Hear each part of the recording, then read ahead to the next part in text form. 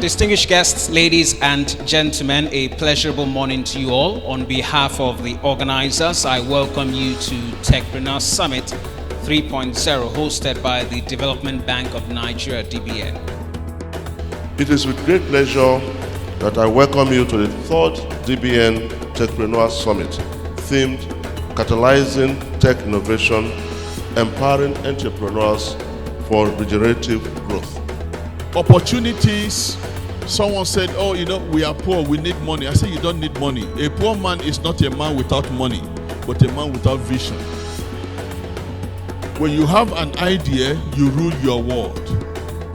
Nigeria is a gold mine. Any day, anytime. Empowering MSMEs is at the center of it.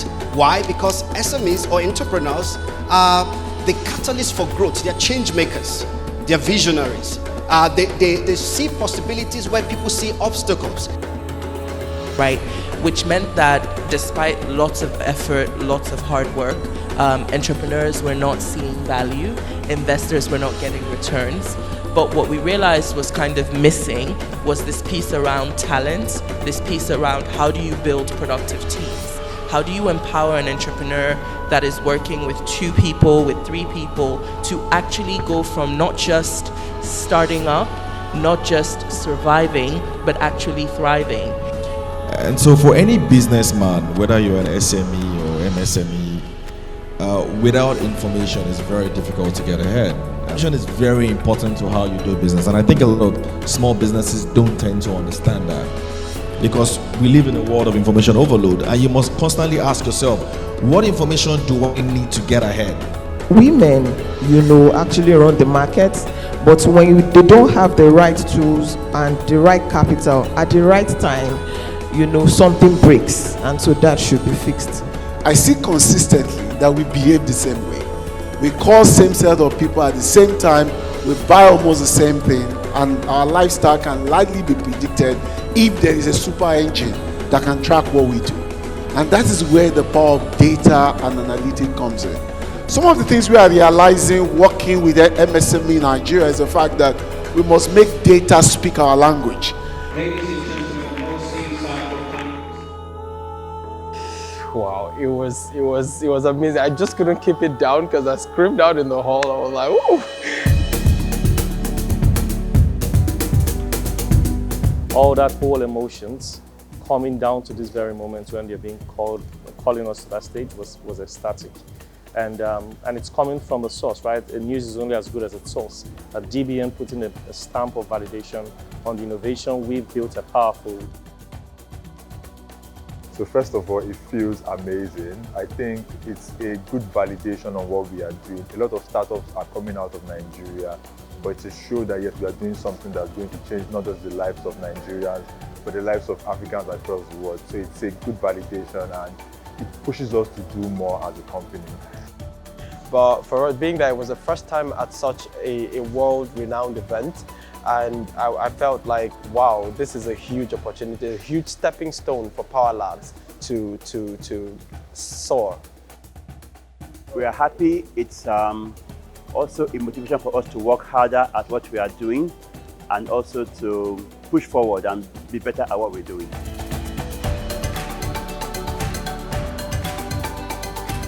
Now we need to move forward into the markets. We need to go heavy on traction. We need to prove that we are worthy of the prize. Now, for DBN, like I said, that stamp of validation on our products is a true testament that what we're doing is big, what we're doing is real. And I just thank them from the bottom of my heart for this opportunity and that validation of what we do. So thank you, DBN, and yeah, thank you. This will give us an opportunity to keep investing in Nigerian businesses, making sure that they get their licenses correctly, make sure the supply chain that we have works, and just connect more businesses. Totally, we have over 5,000 businesses on board. With this, we should be able to go up to 7,000 new businesses. And personally to DBA, I want to say thank you. Our startup will definitely impact more lives through these brands, and will definitely impact more lives through this. I want to say thank you. By the end of the year, hopefully, we're looking to increase our capacity to we should have been able to produce and sell out about 300 units by the end of the year. Fundraising, fundraising, fundraising, because we want to push this project to the ends of Africa. That's just it. And to DBN, I would say thank you so very much. This is a huge opportunity for us. You have no idea. Power Labs will not take this for granted. We're going to ride the waves of DBN and beyond. And I promise DBN, they're going to hear about us in the very near future. Build a formidable team, because I believe with a good team, you can hit the skies. And to DBN, I want to say a big thank you for naming us as one of the winners for this Techpreneur. Thank you. Management and the entire staff of the Techpreneur Summit, I would like to say thank you.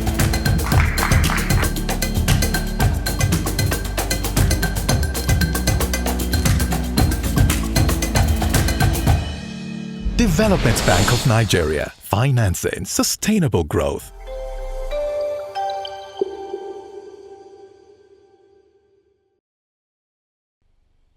Okay.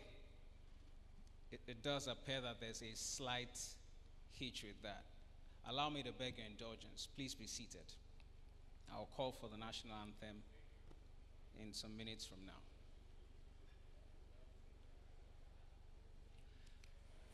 All right, distinguished guests, ladies and gentlemen, a pleasurable morning to you all. On behalf of the organizers, I welcome you to Techpreneur Summit 3.0, hosted by the Development Bank of Nigeria, DBN.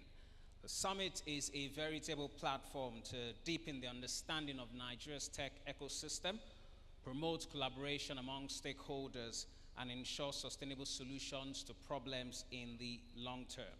The theme for this third edition is catalyzing tech innovation, empowering entrepreneurs for regenerative growth. We have quite a number of activities lined up for today, from the keynote address to the panel discussion peopled by professionals from diverse fields, to the pitches that will be delivered by our 20 techpreneurs. I trust that yes, we'll have a most interesting time today as we examine the theme of this year's summit. We recognize the dedication and demonstrable commitment of the board of the Development Bank of Nigeria to actualizing the mandate of the bank. Thank you very much, ladies and gentlemen. Once again, I welcome you to Techpreneur Summit 3.0, hosted by the Development Bank of Nigeria, DBN. As we proceed with this event, please be advised of the following announcements. As I usually like to say at events of this nature, please ensure that your weapons of mass distraction, your WMDs, are in vibration mode. By that, of course, I refer to your mobile phones. So wherever you are, ladies and gentlemen, please take out your mobile phones and put them in vibration mode. That will help us to reduce or eliminate all forms of distraction as the event progresses. Thank you very much, ladies and gentlemen, as you comply and cooperate. I want to believe that everyone who's seated in here has been duly registered for this event. Just in case you're in the audience and by any chance you've not been registered for the event, we have the registration desk outside just at the main entrance. Once you are registered, you'll be given a small card, and on that card you have a QR code. So you need to scan that QR code to access the summit brochure for today. Thank you very much, ladies and gentlemen. This is the Grand African Ballroom of the Lagos Continental Hotel. And yes, I've not been advised by the management of Lagos Continental that there will be a fire drill today. So in the event of any fire alarm, trust me, that is the real deal. Should that be the case, please do not panic. Just proceed quietly and in an orderly manner to the nearest safety exit and listen to the instructions as we pass across by the security personnel. Please do not use the elevators. All right, the stairs are a much safer option. Thank you very much. And the muster point is outside of the building, just by the gate post. Thank you. It's also very important that you ensure that your personal possessions are always in your line of sight. Your bags, your laptops, iPads, iPods, and whatever else you came here with. Please ensure that your personal possessions are always in your line of sight. It promises to be a long, albeit interesting day. Should you feel the need to answer the call of nature, we have restrooms adequately provided. If you step out of the hall through any of the exits at the back, you'd find the restrooms just across the foyer, one for the gents and another for the ladies. If you look behind you, you find out that you have 4 exits out of the hall. But yes, because of the design at the back and the construction of the hall, the setup and all, one exit will be open all through the duration of this event. When that changes, I will of course make that known. Thank you very much. Ladies and gentlemen, my name is Temiloluwa Anwobiogbon. I am the master of ceremonies at this event. It is my job to ensure that you have a smooth and enjoyable ride at this event. Talk is my business, and talk is what I do.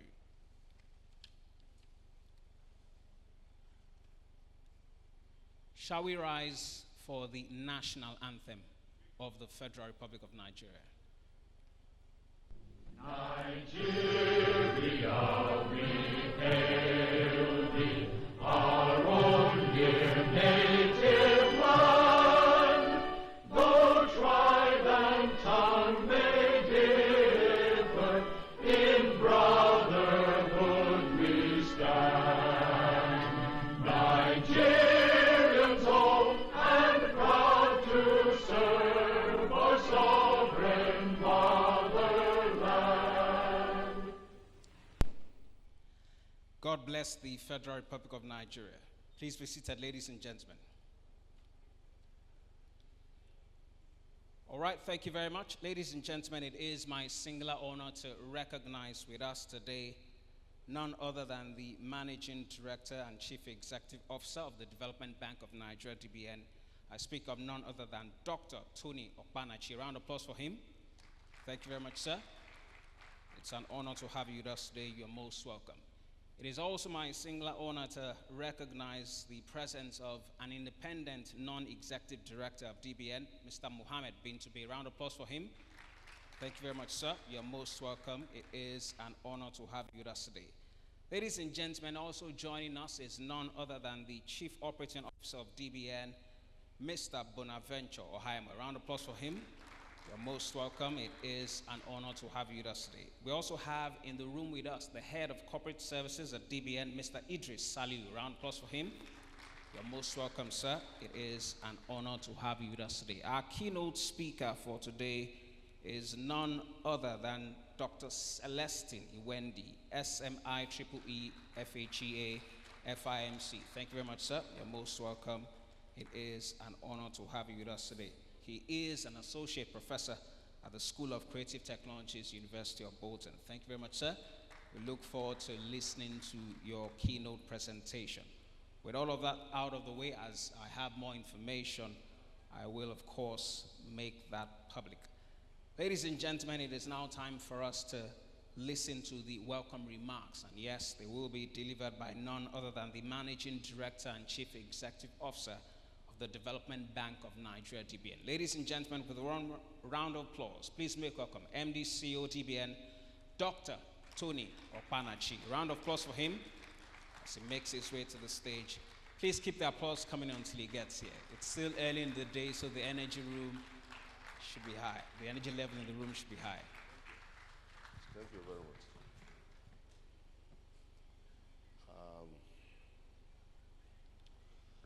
Good morning. Our esteemed guests, our director here present, Mr. Bintubi, thank you for being with us here. Our shareholders, CEOs of different companies here present, our development partners who are always with us at events like this. We have the keynote speaker who has been introduced to us, our panelists who will do justice to the topic,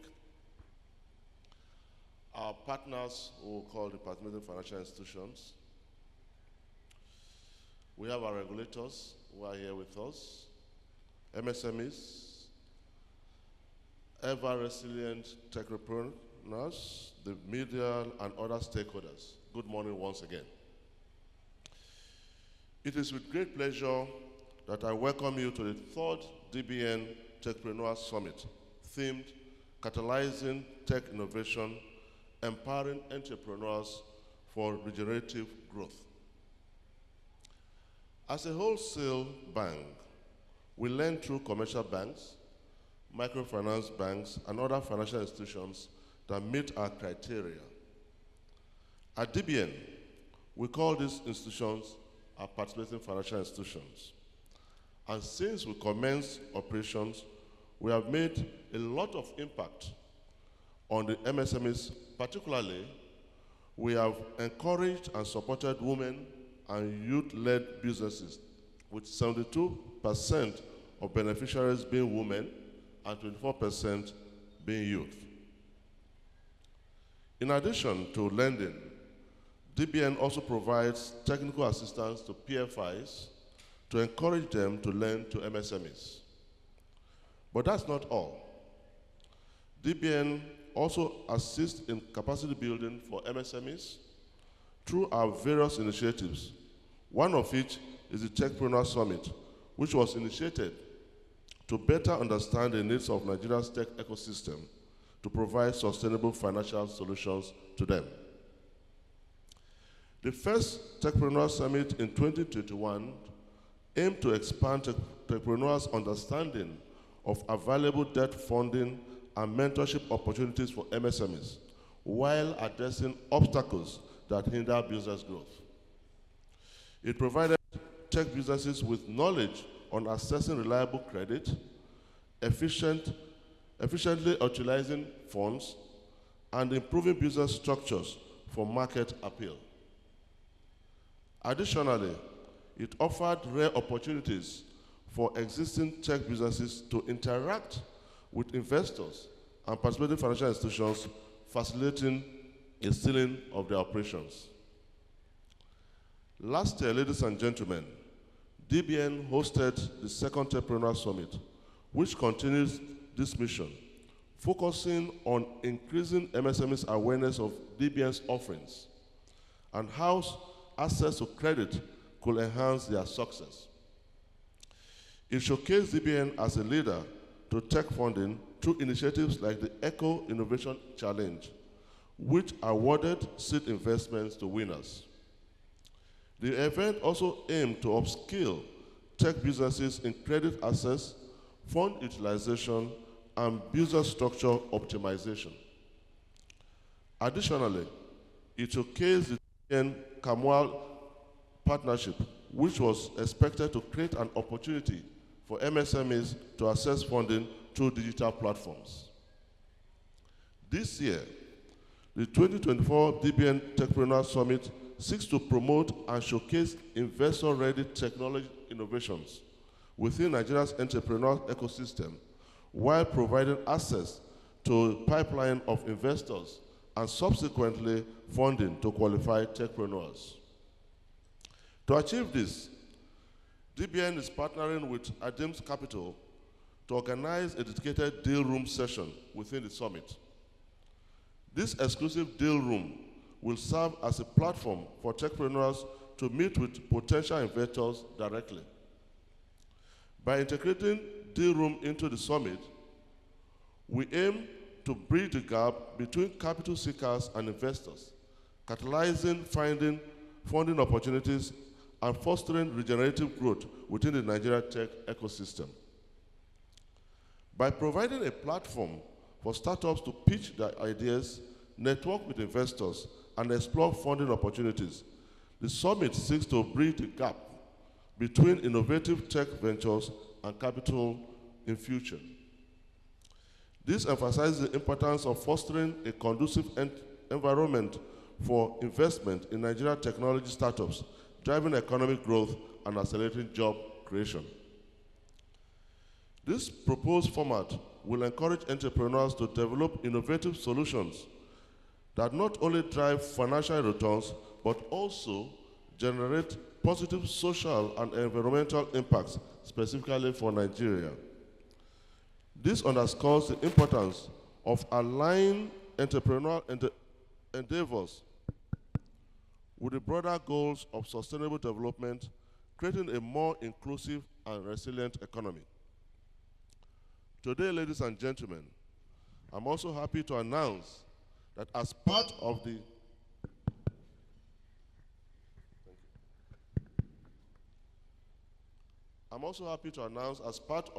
the the activities lined up for this year's Dbn Techpreneur Summit, a pitch session which will be held to showcase innovative ideas around green and renewable energy and other sustainable innovation, and a total prize sum of 20 million has been earmarked for 4 successful winners of the pitch as seed money.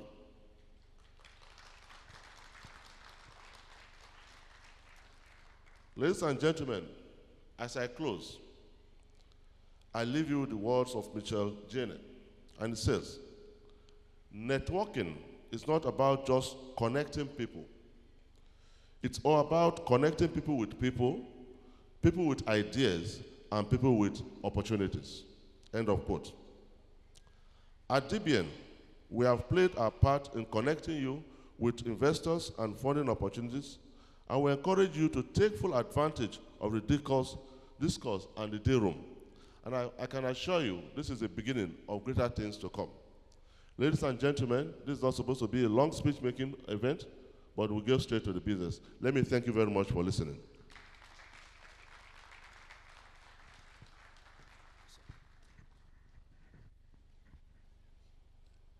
Ladies and gentlemen, you heard it. Technology is an enabler of knowledge-based growth. It is also a tool for job creation and economic prosperity. At today's edition of the Techpreneur Summit, we will be showcasing and promoting tech solutions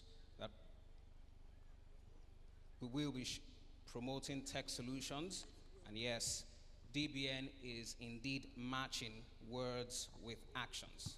That was the Managing Director and Chief Executive Officer of the Development Bank of Nigeria, DBN, Dr. Tony Okpanachi, and with those words, he has indeed set the tone for this event. Please, another round of applause for him. Thank you very much, sir. Thank you for those words. You know how it is when information flows from point A to point B. At some point in that space, it might pick up some chatter along the way. So I've been rightly advised that the independent non-executive director of the Development Bank of Nigeria, DBN, with us is indeed Mr. Mustafa Bintubi. A round of applause for him. Thank you very much, sir. There should be no identity mismatch. Thank you very much, sir. Thank you very much for being here today. All right, ladies and gentlemen, we will indeed switch gears very quickly. And yes, we'll move straight to the keynote address. Ladies and gentlemen, our keynote speaker is ready and raring to go. And yes, we'll be focusing on the theme for this year's summit. Please make welcome our keynote speaker, Associate Professor at the School of Creative Technologies, University of Bolton, Dr. Celestine Iwendi, SMI-EE, FHEA, FIMC, CMC.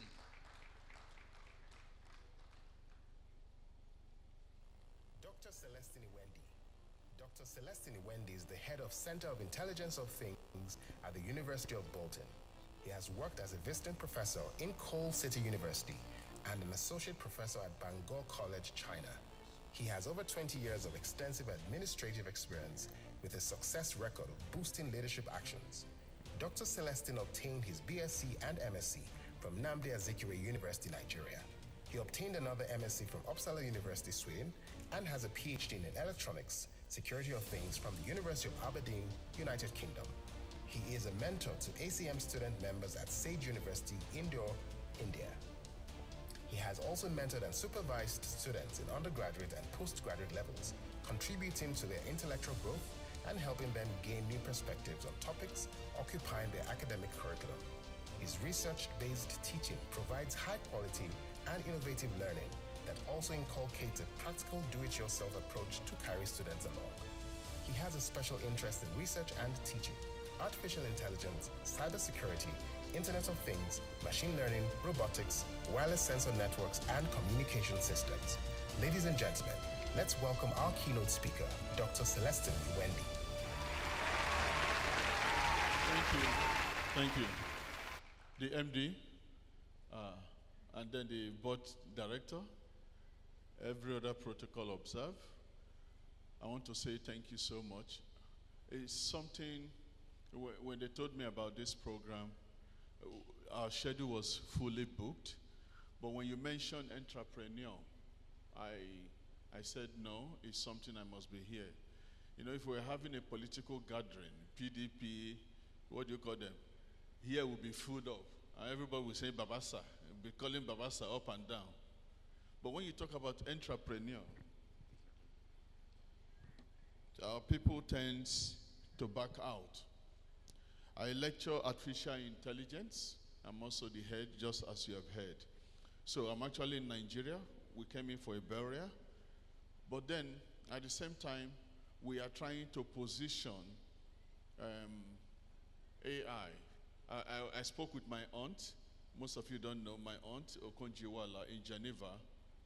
And then we are trying to develop AI with global trade, a certification for the team.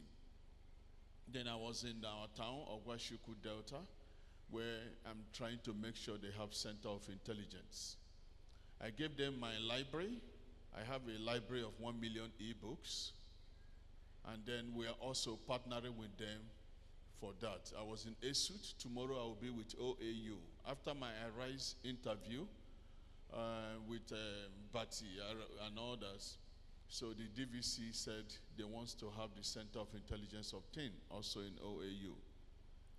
Now, like I told the director earlier, the Nigerian problem is easy. Insecurity is easy. We don't develop AI, you know, because most of you are tech. And then whatever you are doing now is lovely. It's marvelous. I took time to look at most of the startup. It's part of the thing that will be in my slide. But I also looked at it and said, we have developed, the Nigeria, they have developed technology based on what is around, what is visible, what we have here. We do quite a whole lot with artificial intelligence. In fact, when I was in China as a professor 3 years ago, we started in China what we call second generation artificial intelligence. Nigeria, we're still in first.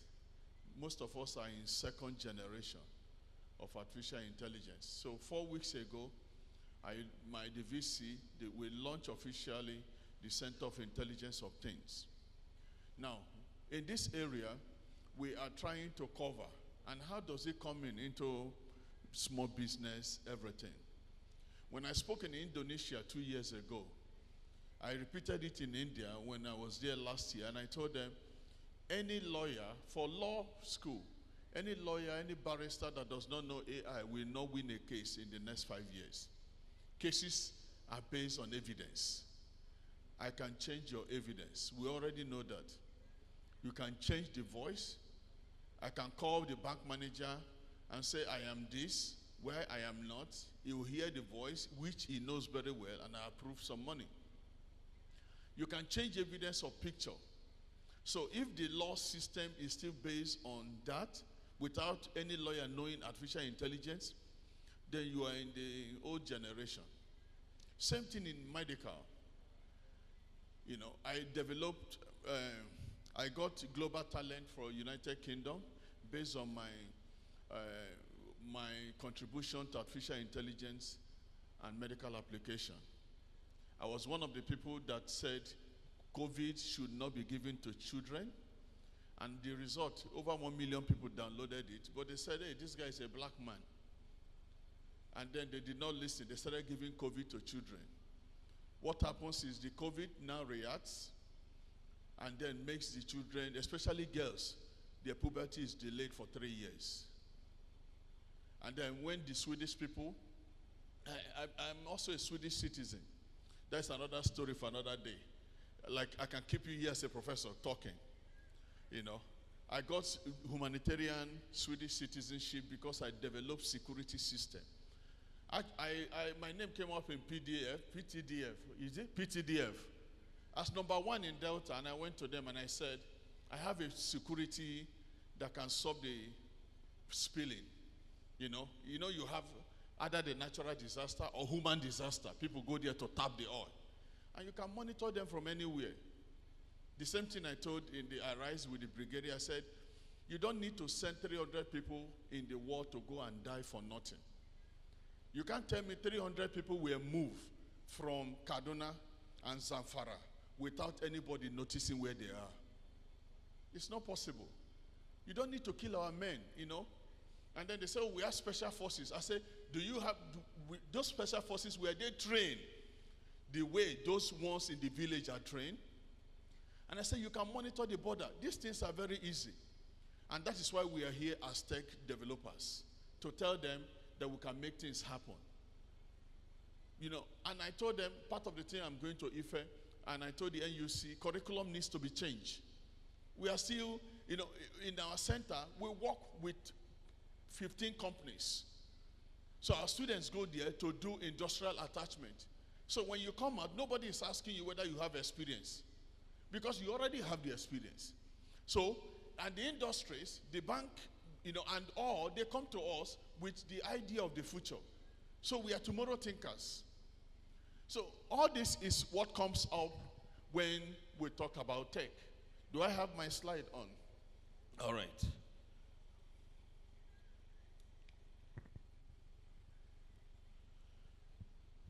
Because if I don't use slide, I will keep everybody here busy. And we have time.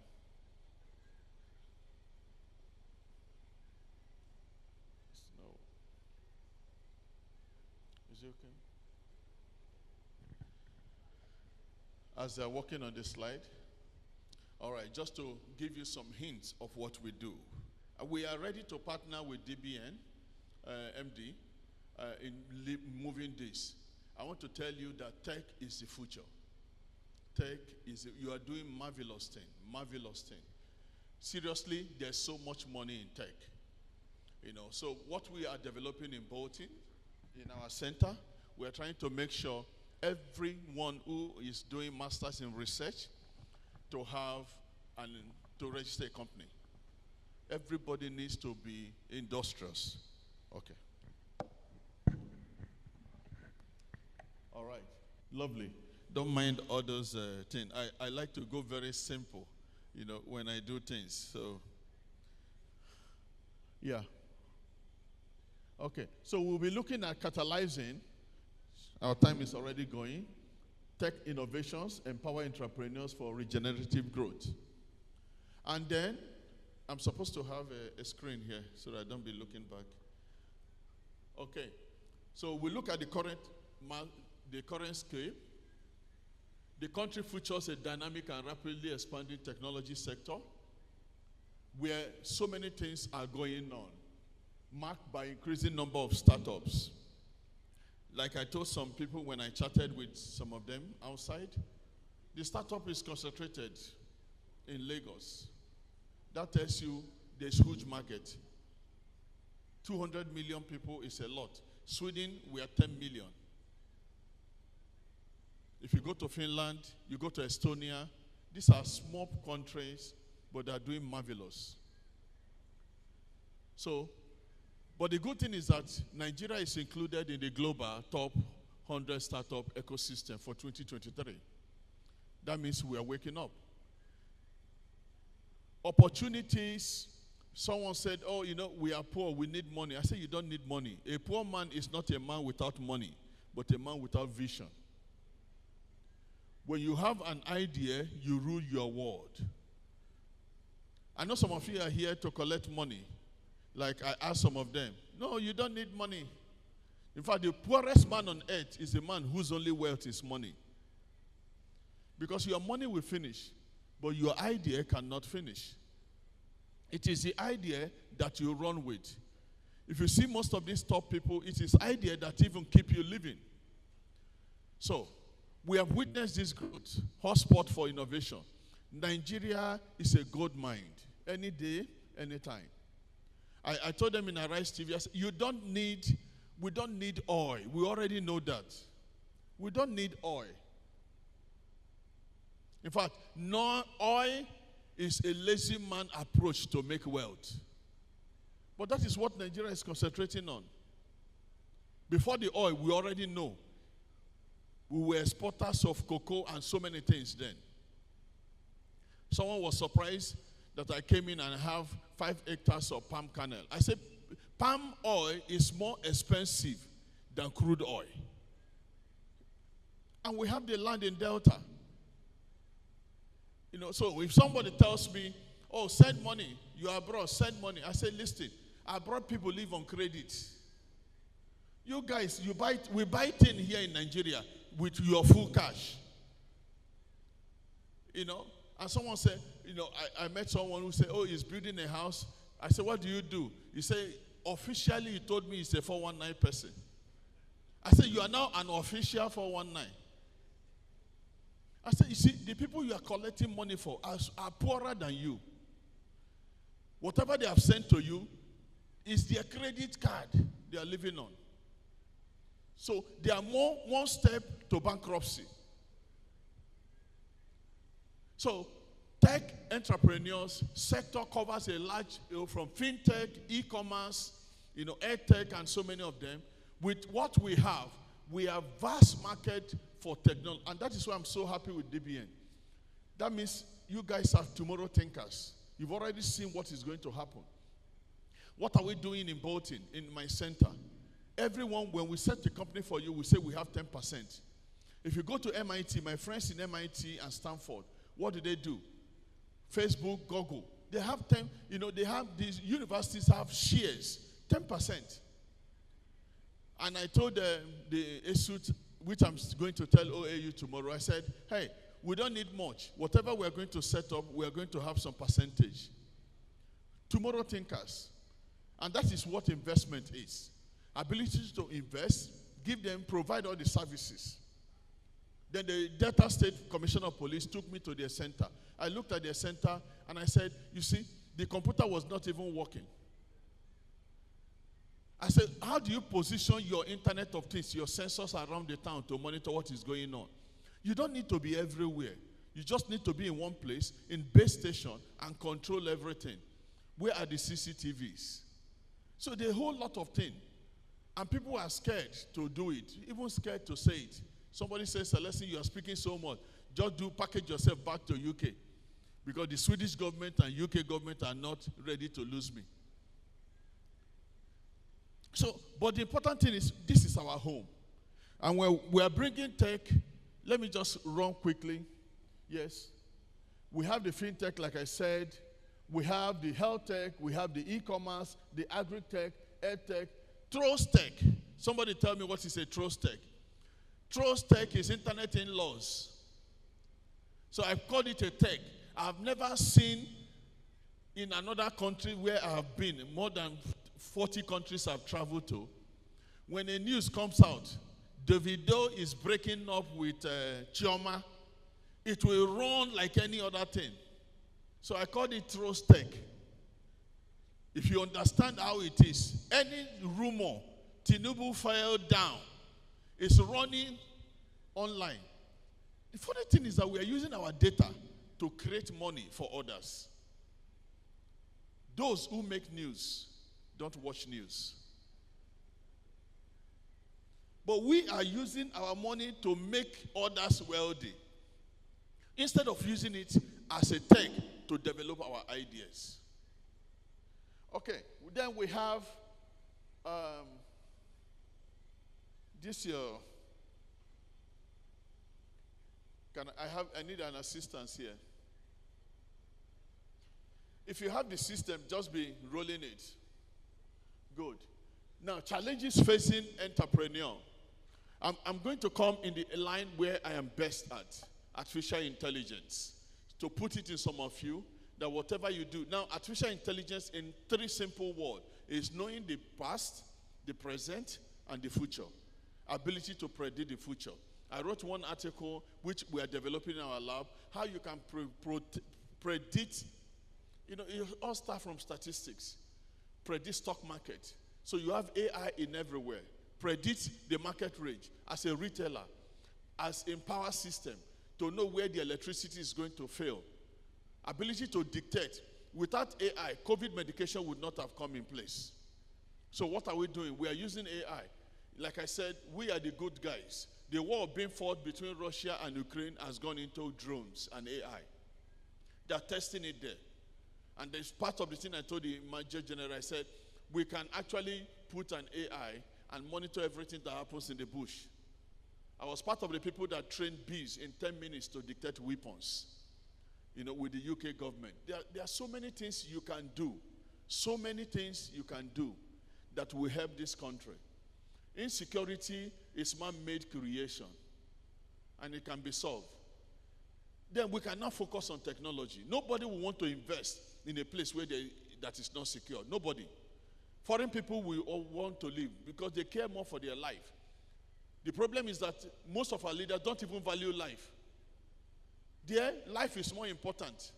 Although in Sweden, it's the woman first. No. It's the child first, the woman second, the dog third, and the man fourth. That's how we run it in Sweden.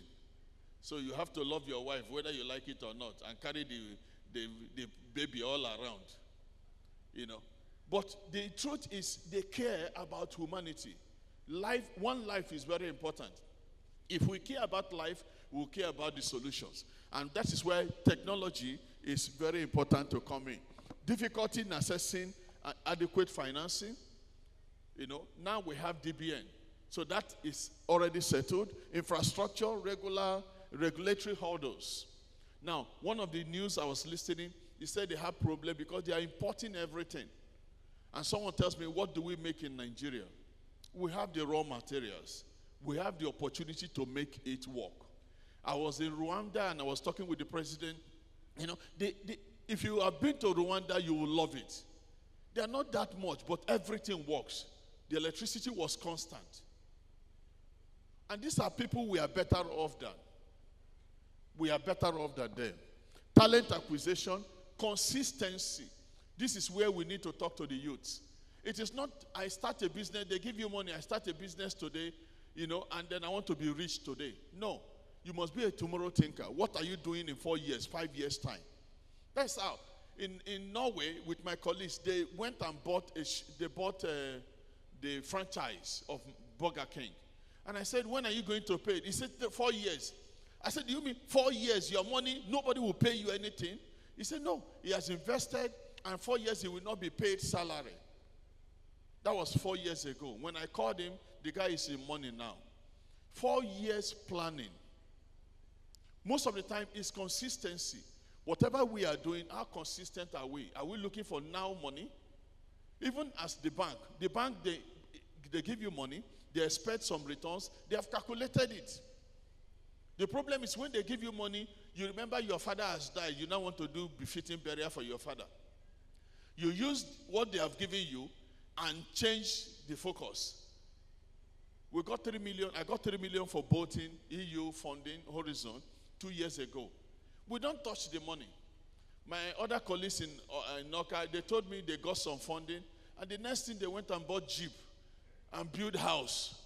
I told them, if you try it abroad, you will go to jail. You use it for what it was meant for to be done. Like I told one of the colleagues, I said, feedback system, accountability, it's not there. So the bank has worked out something to make sure there's a feedback. Who checks what you have invested? If you are not just giving you money, 1 million, and then they go and say in 6 months, bring back the 1 million. No, they put things in place to checkmate that whatever you say you will do, you are doing it. Because human being needs checkmate. If you don't check human being, you give room for corruption. And that is why we have corruption everywhere. Nobody is asking questions. You are going to build the road. Nobody is asking the road they built 2 years ago. Who built it? How long did it take them to build it? Who is giving the money? Who worked on this? How much was left in what they have spent? Did they need extra? There's no feedback. And when there's no feedback, you give room for people to eat the money. Then another government will come. There's no continuity. That's why I say consistency. Everybody wants to do new things so that it will be clear we are doing new things. In abroad, I was in Geneva when I went to see my aunt, Auntie Okonjo. The place has been the way it was. As no new structures, but everything is clean and neat. So it doesn't matter who is in government. There's continuity. Now, UK has just changed government. There's continuity of project. The day the MD is no more MD, there is continuity of project. That is how it is. Nobody is coming to show off to say, now I'm now the new MD. I will sack 20 people here, bring 20 from my town, and move them, and then at the end of the day, they mess everything up. That is a structure set aside.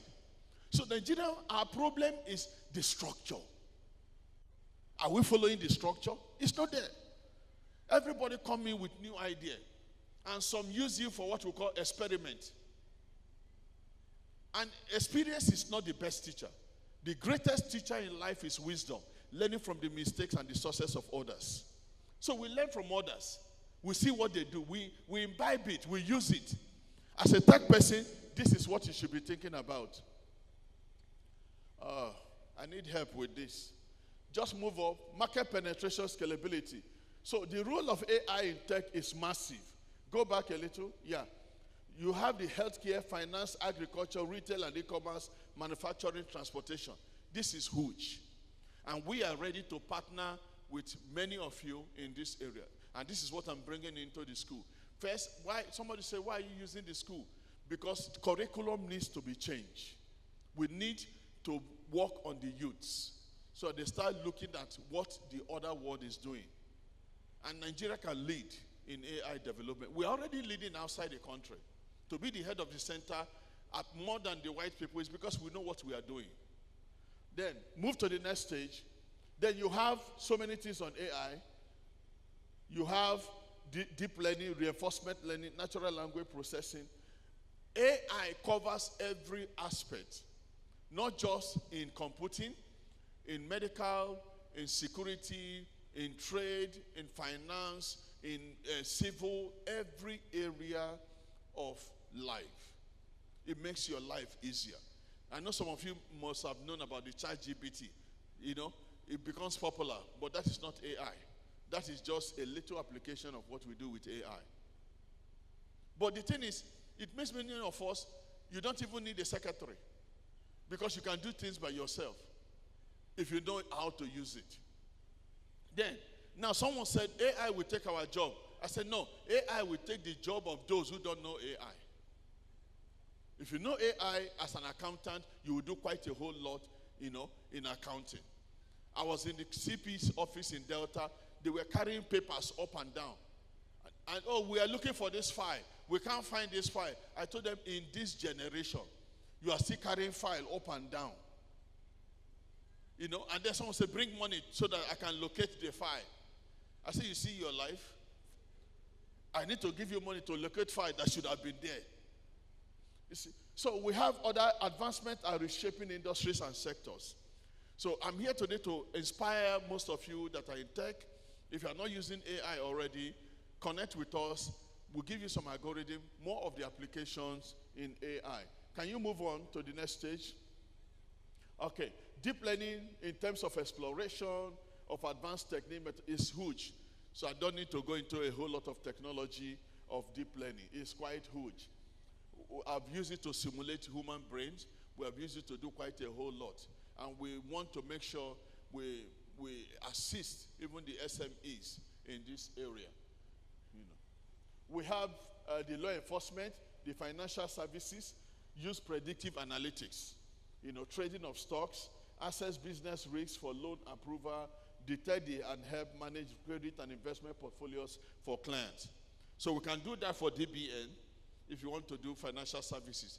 Create your own app with artificial intelligence to make your life easy and expand everywhere in the country.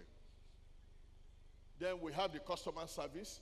You know, we already have the chatbots, and we have sophisticated chatbot solutions. We have the healthcare, which is very important, you know, in health, benefited greatly from deep learning capabilities. These are all the things. I got 2.5 million data sets from Northwest Ambulance Service, because when people call, when husband and wife fight, they call ambulance. When somebody quarrel, they call ambulance. So they said 90% of people who call ambulance don't really need it. So they came to me and they said, how do we stop husband and wife from quarreling and using us to settle? So now I'm working with them with their data set to create, you know, an algorithm using their voice. You know, we have the Indians, we have the Africans, we have the British, when they call and how they do it. So I'm developing that mechanism for them to make their life easier. And we are the first in Bolton to get that access. So Reinforcement learning hailed as the next frontier in AI intelligence, offering a promising approach for machine to learn and adapt. We are teaching ourselves, teaching machines how to reason like human. How to reason like human in terms of robotic analysis and all of them using reinforcement learning. Okay, so the agent of the learner, the environment, and what it could do. This is what I'm trying. I promise myself we must allow, at least let the Nigerians come into the first level of artificial intelligence. So that by the time you get to the next level, because you can't start second level without having the first level. We are already in the second level. So I decided to make sure we are partnering with many of the schools and organizations to get these things done. If not, we'll fall behind. In the next 20 years, Indians will wake up. The economy will become a boom. They are already in machine learning. In fact, it is a national policy. I told President Tinubu, I said, you have to declare emergency in security and education. I said two things. Declare emergency. That means put in all. When we have people educated, including self-defense. My kids, I had to teach them. My late brother has the former CP, first PRO. He taught me karate when I was in primary school. Self-defense. It's not in our curriculum. AI is not in our curriculum. So where are we going to? Are we moving backward? So these are the things why you have this bank helping us out. I expected here to be filled up, like I said, but people don't understand. It's not, brother, send me money, I'm in abroad. Send me dollars, send me pounds. The first question I asked, I said, what are you doing with the pounds? I remember one of my cousins who said, send me iPhone. I said, even the iPhone, latest one, I'm not yet using it. I'm still using 14. You want 15. I said, your problem are cumbersome. So what are we talking about? Elements of that, yes. And then so many applications. So many applications. Natural language processing, test. Now I am trying to make Queen Elizabeth sing in British Museum. Queen Elizabeth that has died, and they brought me in. I'm making her sing in museum. And you can ask her a question, and she will tell you her story. In her voice, using linguistic and natural language processing. Now, it makes museum. People now go to museum to watch, to pay money. So that's why I said we have so many museums. We have all the areas, Olumo Rock, that we can convert into money-making and serious tourist areas. That's why I said we have so much place to invest in, so much thing to do, but we don't yet know it. And we have the numbers. Then, can you move to the next slide? I've mentioned voice identification, some soft-tests in volume, and all that. Yeah, natural language, you can do quite a whole lot in natural language programming. Move on to the next one. Let's come back a little to... Move on to the next slide.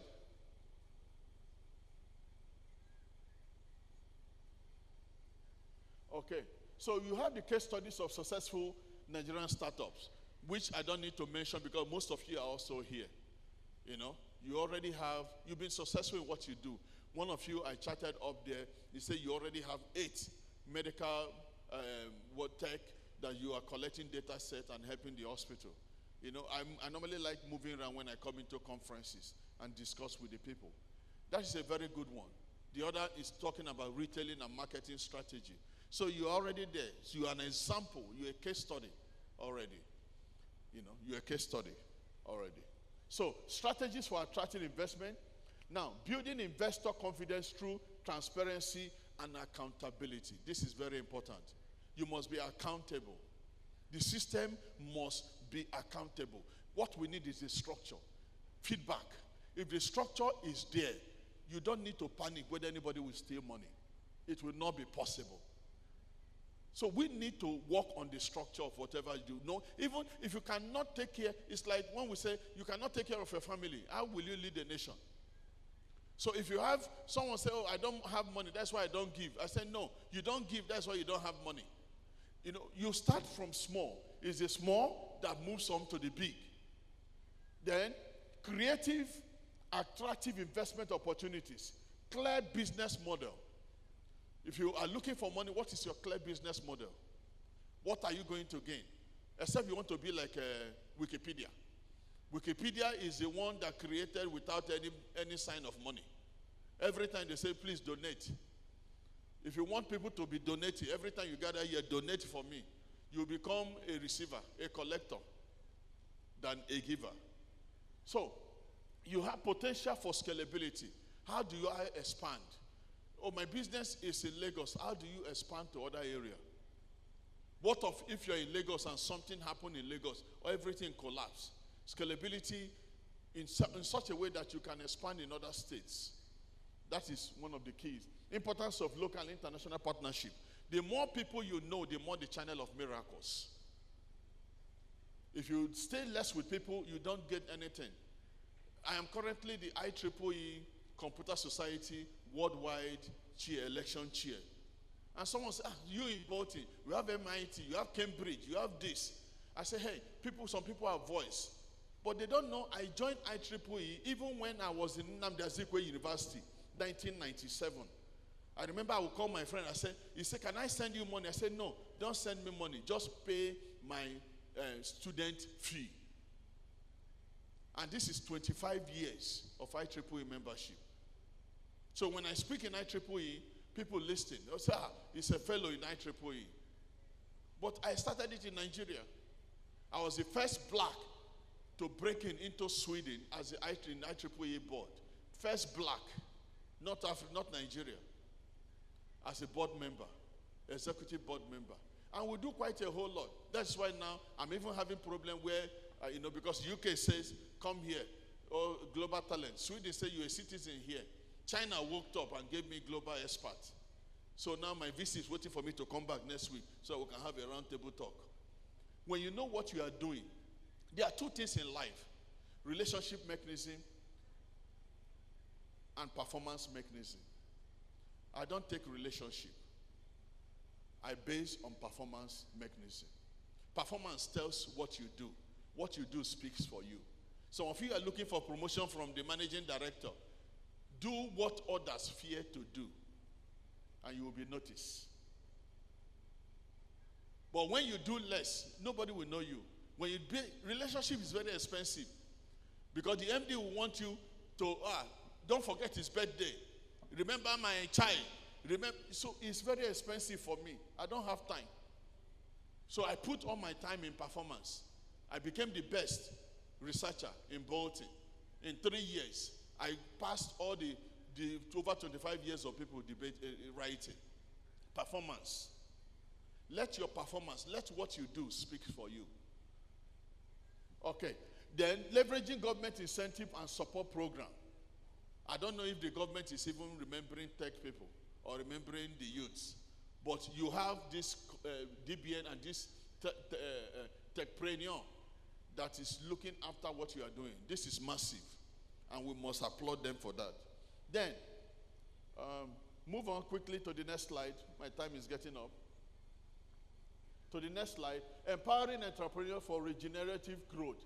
Emphasize the need for sustainable and inclusive growth. Encouraging innovation that addresses social and environmental challenges. I heard the MD mention that. That is the goal. Whatever we do is not to make money, so that it will be good for the society. It will be best for the society. Then we have supporting female entrepreneurs and underrepresented groups. If you're a lady here, the world is open. We are looking for ladies in tech. We don't have them, even in UK.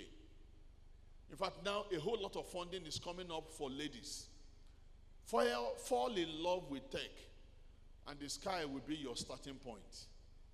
I'm telling you now because I know so many funding, PhD applications, master's scholarship that are, they have set aside for women.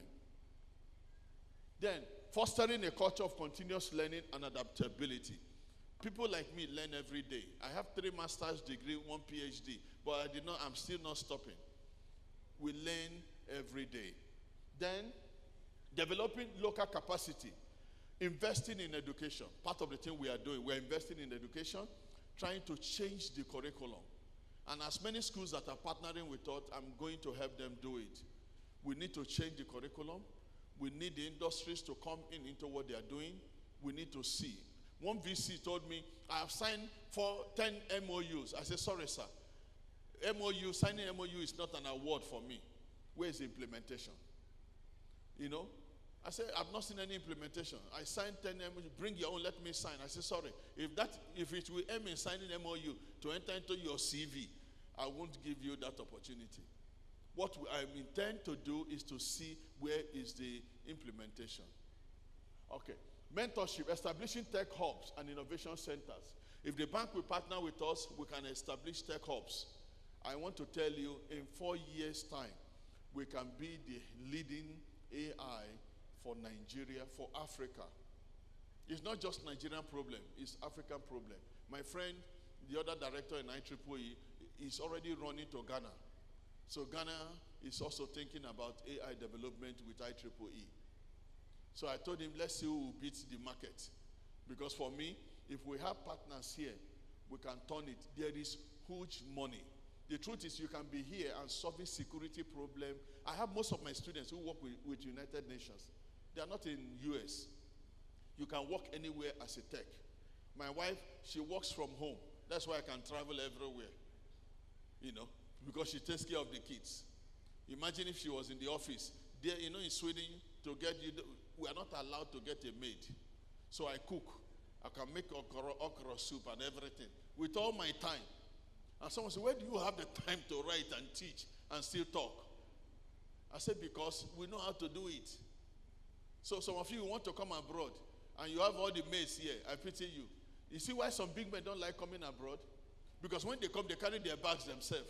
That's the first punishment from the airport. Then you push it in yourself. You now come home, you boil your own water, and you make your, if not, hunger will kill you.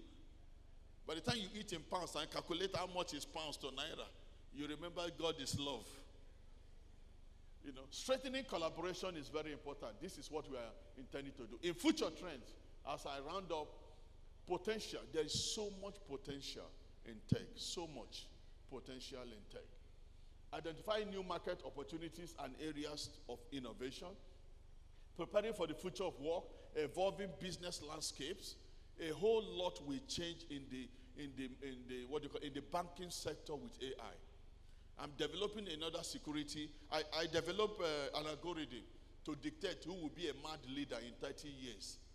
And Botin is going to run it. I call it psycho-intelligence.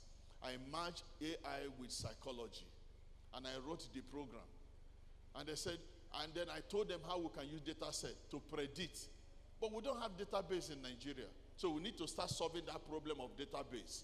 Collection of database. Knowing how many people were sick. When you were born, do you have your data? Can you access your data? Look at the privacy. Based on that, I could be able to predict whether you were crazy when you were a child. What did you listen? What did you watch? Who was your mentor? And based on that, I was able to dictate someone. And you know, the aim was not to dictate bad leader. The aim was to use it to solve mental issue. People who have mental difficulties. But then, it turned out into a security thing that Bolton is running now as a master's course. We have so much idea. I'm someone who went for a local school in Nigeria. You know, we end up, someone said, did you go to federal government college? I said, I did not. You know, I went to a local one, but I understand we have what it takes to change the world. And then we are all making waves abroad. Finally, call to action. Encouraging stakeholders to collaborate, support tech innovation, which is what we're already seeing, and we'd love to partner with this. Then inviting participants to engage in discussion, reiterating the importance of collective effort to regenerate. Action is the foundation key to all success. It's not saying, it's not doing. If you check my profile very well in LinkedIn, it's more active than anybody's profile. You see all that I do in LinkedIn. Check me out there, and then this is my thank you dance. Thank you.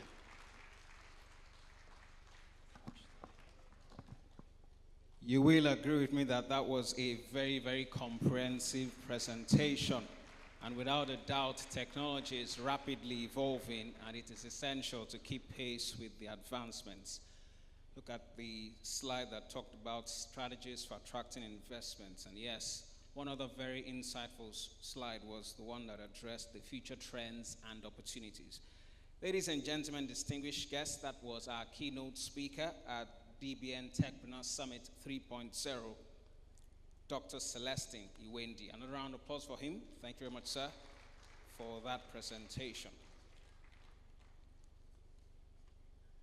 All right, just before we watch a set of videos regarding the Eco Innovation Challenge for last year, I want to recognize the founder and chairman of Nova Merchant Bank, who's also a former director of DBN, Mr. Phillips Oduoza, who's represented by none other than the group head, Digital and Retail Banking Group at Nova Merchant Bank, Mrs. Esther Adino. Thank you very much, ma'am. You're most welcome. We trust that you bring glad tidings from him. I would also like to recognize the Executive Vice Chairman of Verdant Zeal, Dr. Tunji Olubodi. Round of applause for him. Thank you very much, sir. You're most welcome. It is an honor to have you with us today. All right, ladies and gentlemen, the Eco Innovation Challenge is essentially a platform designed to support Nigerian tech entrepreneurs in developing innovative solutions that promote sustainability by focusing on three key areas: sustainable energy, sustainable agriculture, and environment. So last year we had the Eco Innovation Challenge and we had 3 winners. So right now on the screen, we'll watch their videos. Sit back and relax, and we'll be back. Ladies and gentlemen, the Eco Innovation Challenge winners from last year.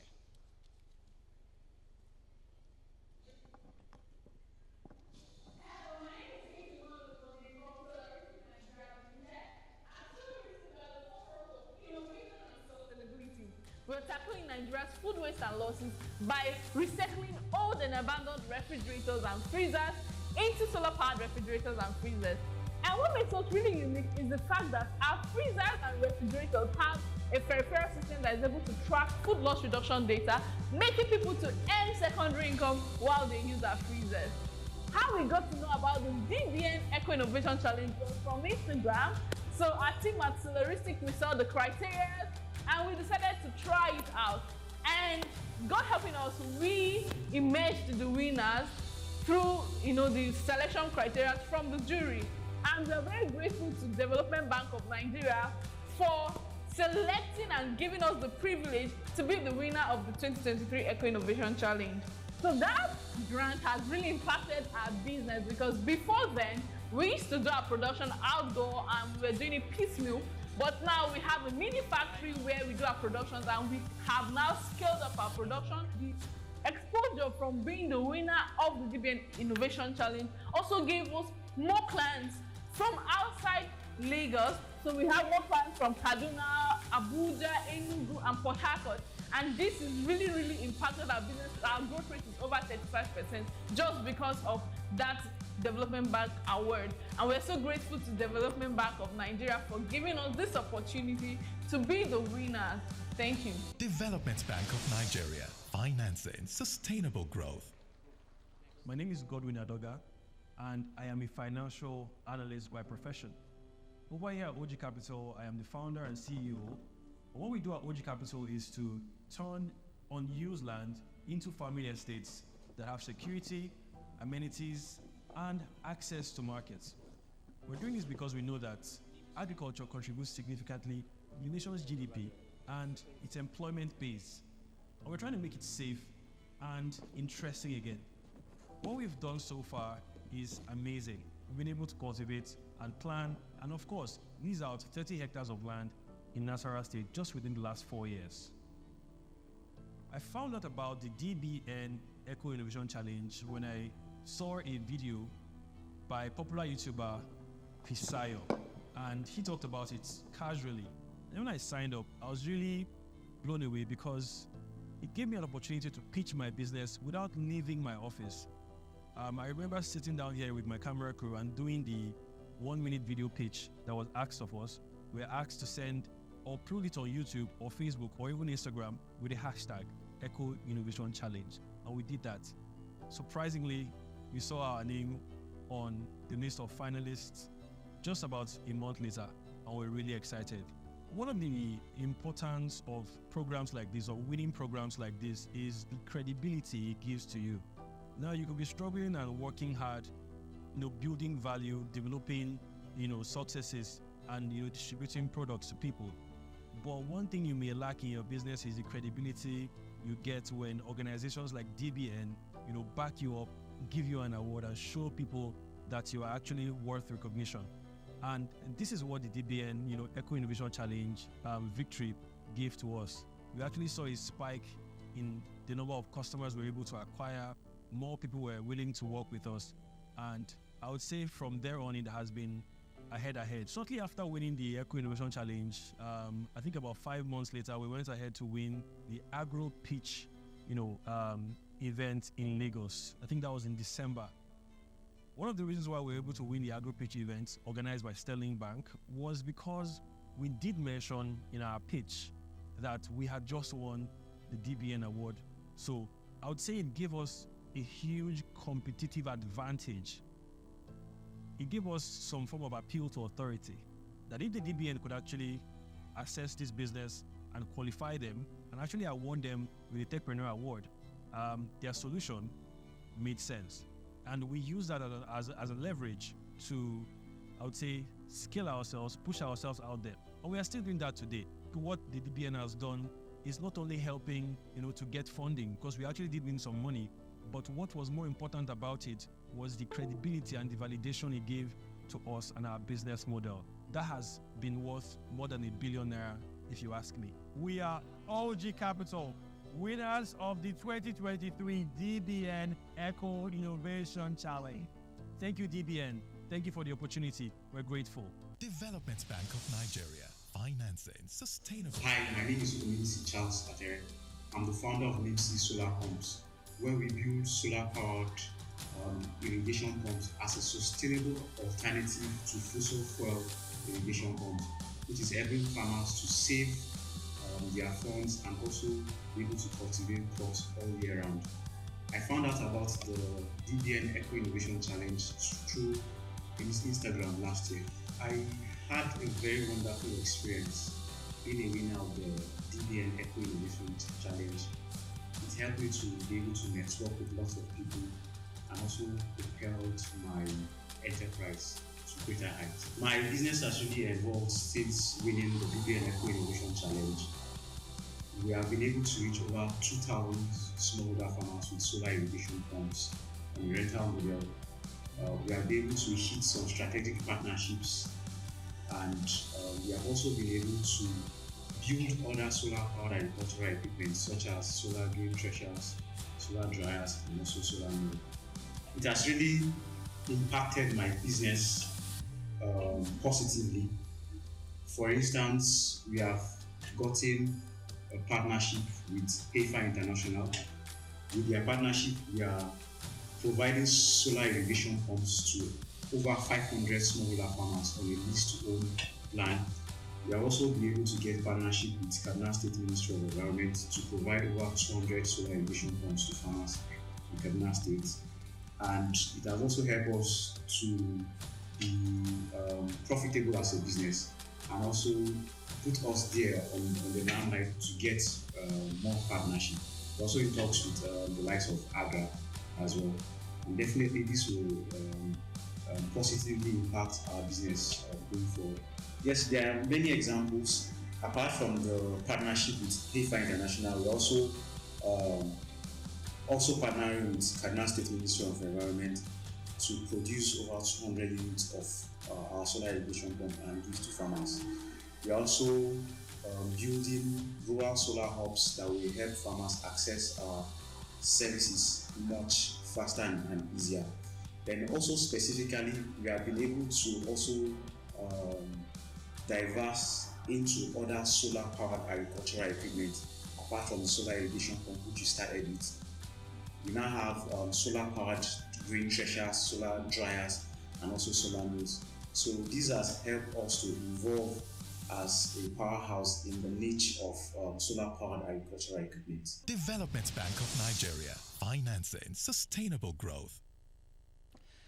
It is indeed heartwarming and refreshing to see that the interventions of DBN are causing real growth. Ladies and gentlemen, we just watched the testimonials from the winners of the Eco Innovation Challenge from last year. All right, very quickly, we'll be moving to the panel discussion. And yes, we have 4 panelists who will be joining us on stage for this panel discussion. Ladies and gentlemen, join me to welcome our first panelist, who's the co-founder and chief strategy officer at Spurt. Make welcome Kristen Wilson. Please be generous with your round of applause. And serves as a chief strategy officer at Spurt, which is a people technology and strategy solutions company, helping ambitious founders and organizations harness data-driven innovation to create prosperity through entrepreneurship. She also serves as a venture partner at We Capital. With a background in education, consulting, and business development, Kristen has a strong track record of leading initiatives and projects in various sectors, including healthcare, education, and technology. Kristen's extensive experience in strategy, innovation, and consulting has made her a valuable asset in driving business growth and social impact. Kristen Wilson is a business optimization strategist focused on human-centered applications of technology, research, and data analytics for growth and resilience. She has a deep passion for and commitment to Africans' entrepreneurship and economic success. Ladies and gentlemen, let's welcome Kristen Wilson. Co-founder, chief strategy officer at Spurt, Kristen Wilson. Our next panelist is the founder of Nairametrics. Please make welcome Ugo Dre. Round of applause for him. Founder, Nairametrics. Ugo Dre. Ugo Dre. Ugo is the founder of Nairametrics. He's a chartered accountant with over 18 years of experience in financial management, corporate finance, and change management. As a financial literacy and retail investor advocate, his expertise and opinions are often shared on radio and TV shows where he appears as an in-house expert on matters of the economy, the stock market, corporate Nigeria, and personal finance. He's also the co-host of the Everyday Money Matters show on Lagos Talks 91.3 FM. In 2013, he founded Nairametrics.com, dropping Ugo for Naira as he sought a site where those new to investing can read financial news and information in a simple and descriptive manner. Ladies and gentlemen, let's welcome Ugo Dre. Our second panelist, founder Nairametrics, Ugo Dre. Thank you very much, sir. Our third panelist is the convener, Data Science Nigeria, Dr. Bayo Adekombi. Round of applause for him as he takes the stage. Dr. Bayo Adekombi. Bayo Adekombi is a transformational leader with a strong passion to add value to the next generation and build a sustainable platform for shared value creation. He is an award-winning expert in strategy, marketing, and analytics, and combines 7 years of cognate industry experience from 2 largest economies in Africa, Nigeria and South Africa. He is involved in the Nigeria tech ecosystem, using his tripartite expertise as an innovative and transformation executive in a multinational doctoral research experience, as well as being a hands-on data scientist. Bayo is the convener of Data Science Nigeria, a non-profit that is equipping young Nigerians to build world-class capacity in machine learning, big data, and artificial intelligence for sustainable socio-economic development. He is also leading PhD for Innovation Hub, where he mentors PhD students to turn their academic research into innovative social enterprises, aligned to Millennial Development Goals with interest in solving local problems in health, education, agriculture, and financial inclusion. He was also recognized as one of the most influential people of African descent, business and entrepreneurship category, class of 2018. Ladies and gentlemen, let's welcome Dr. Bayo Adekombi.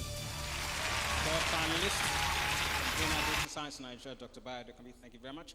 Our fourth panelist is the CEO and co-founder, Hervest, Sholakwe Akinpelu. Round of applause for her. Sholakwe Akinpelu. Sholakwe is a highly accomplished business leader and gender finance expert. She serves as the CEO and co-founder of Hervest, a fintech company that provides inclusive finance to African women. Sholakwe serves as a global co-chair of marketing for the Women in Tech Global Movement and as a country manager for Nigeria. She is also the chairperson of technology at the Nigeria British Chamber of Commerce. In addition, she is a member of the Presidential High-Level Advisory Committee to the President of Nigeria on Women's Economic Empowerment and Gender. Sholakwe is a certified financial education instructor and a member of the Personal Finance Speakers Association USA and the Chartered Institute of Marketing. Sholakwe is also the author of the best-selling book, Stripped, an African woman's guide to building generational wealth. Ladies and gentlemen, let's welcome Sholakwe Akinpelu. And now we have the full complement of our panel. Ladies and gentlemen, to drive the conversation, please join me to welcome our moderator, the head strategy, policy, and innovation at DBN, Jeremy Dan Okai. Round of applause for him as he takes the stage. Jeremy Dan Okai. Jeremy Dan Okai is an associate vice president and head strategy, policy, and innovation at Development Bank of Nigeria. He is saddled with the responsibility of developing and implementing viable impact strategies to drive the corporate aspirations. He has over 15 years extensive business experience spanning across key industries such as development finance, financial services, and management consulting. Ladies and gentlemen, let's welcome our moderator, Jeremy Dan Okai.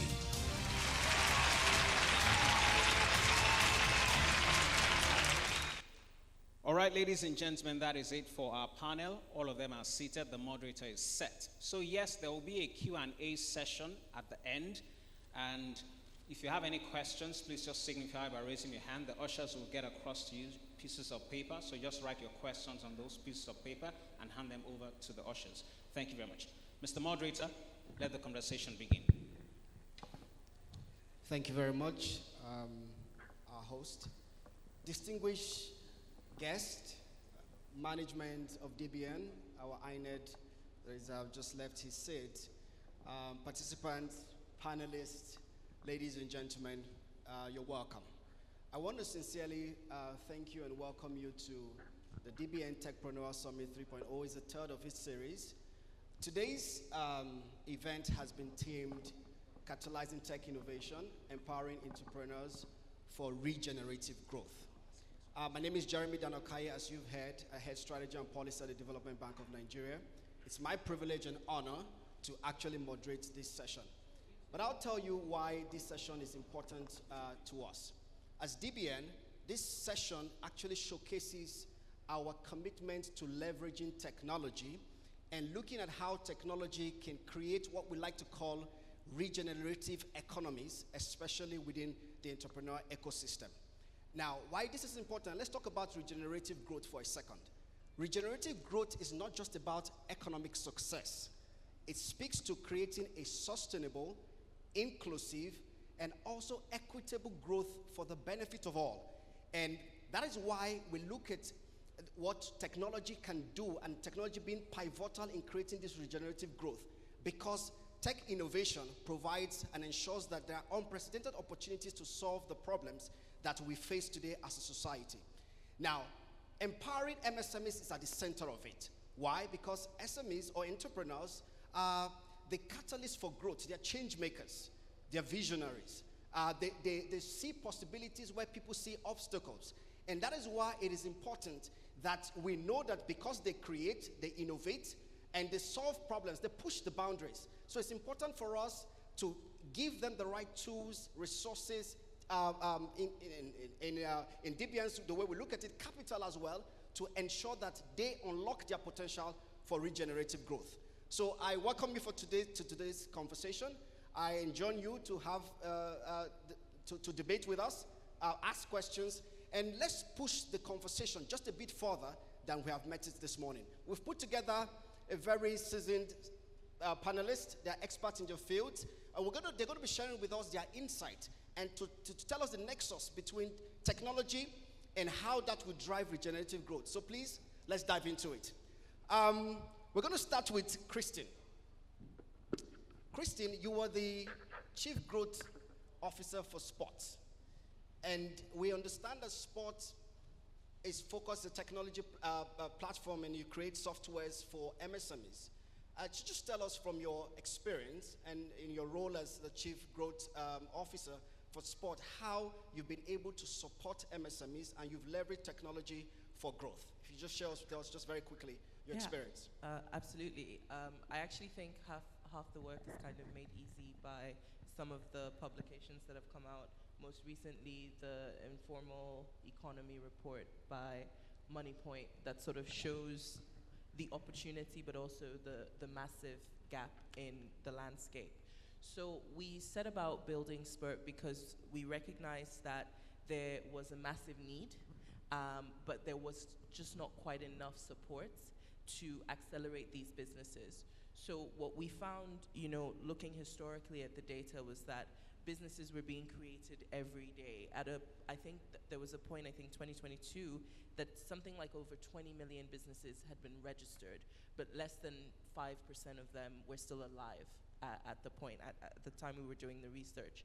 And what we saw was a pattern of stagnation, right? And then across the continent, you see a lot of activity, but then very, very low productivity, right? Which meant that despite lots of effort, lots of hard work, entrepreneurs were not seeing value, investors were not getting returns, and our products are designed to be an intervention.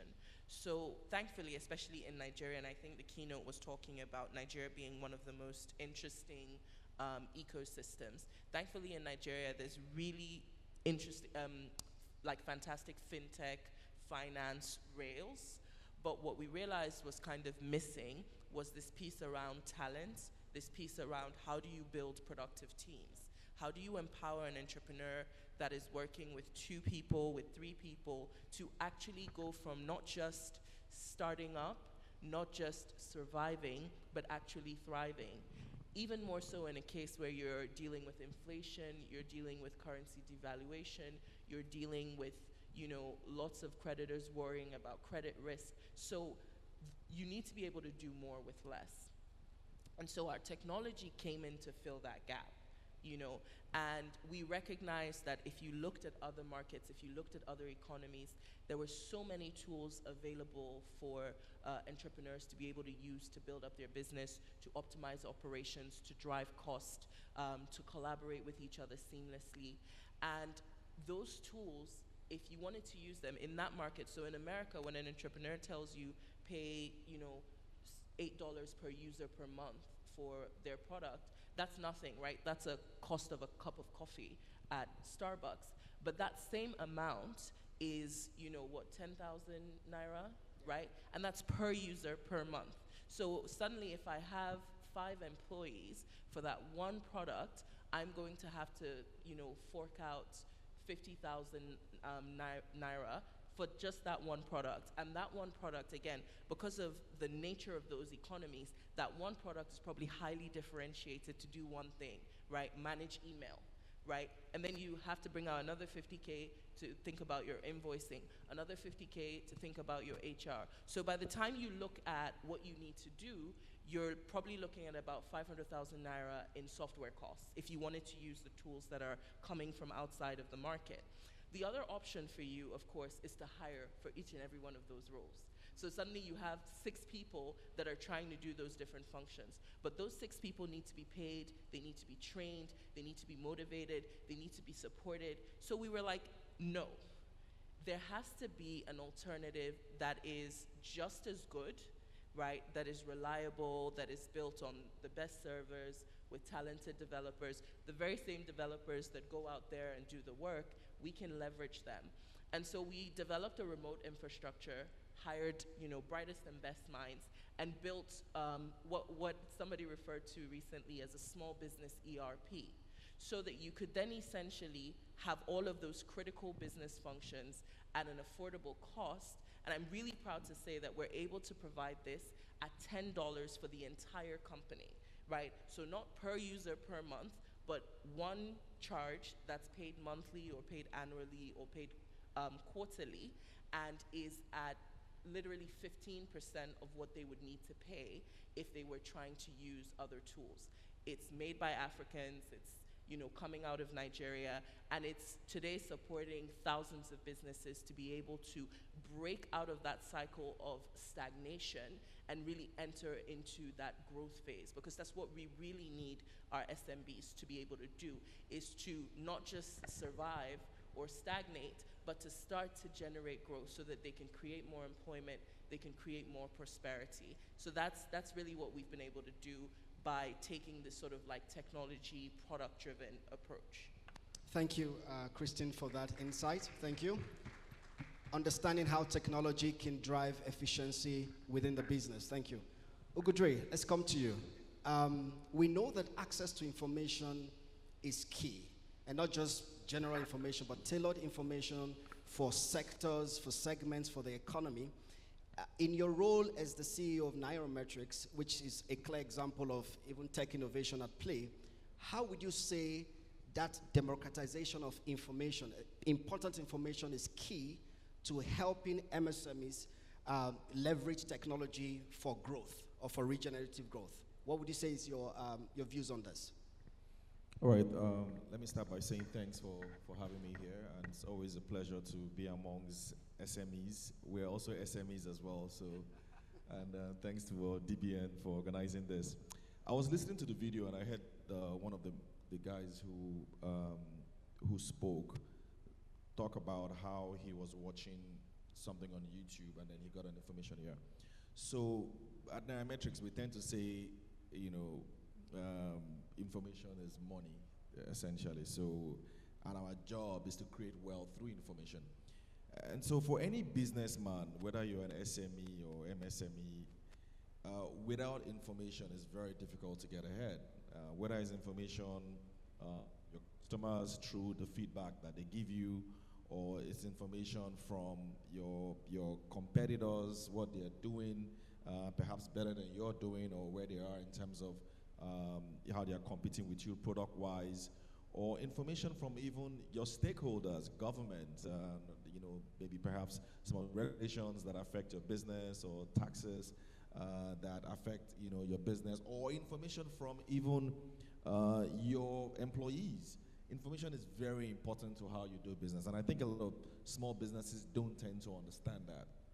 And so for us at Nairametrics, we thought that if you look at any country that is ahead of the curve today, whether it's a developing economy like the keynote speaker was talking about, Sweden and a lot of European countries, you find out that they all have very solid financial information platforms. If it's in the US, you see there's CNN, there's Bloomberg. If you go to Europe, there's Financial Times. If you go to Germany, there's Bild. Even in China, they all have their platforms that their job is to essentially provide information that everyone uses. And what is even interesting is that these guys have even gone far.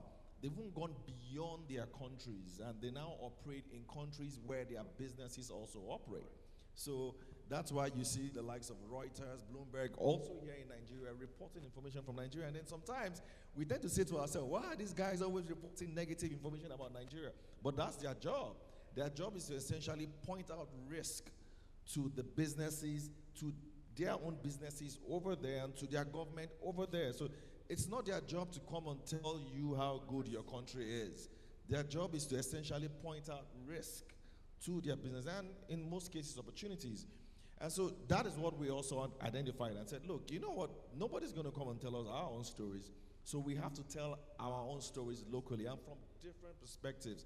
So it's either you're probably telling people how or where the money is in the stock market, or where opportunities are in terms of government incentives or government policies and how that affects your business, or where their opportunities are in terms of how to, you know, get funding, like what DBN is doing and what most other, you know, organizations that provide funding to SMEs are doing, and how to also use those fundings and through things like financial literacy.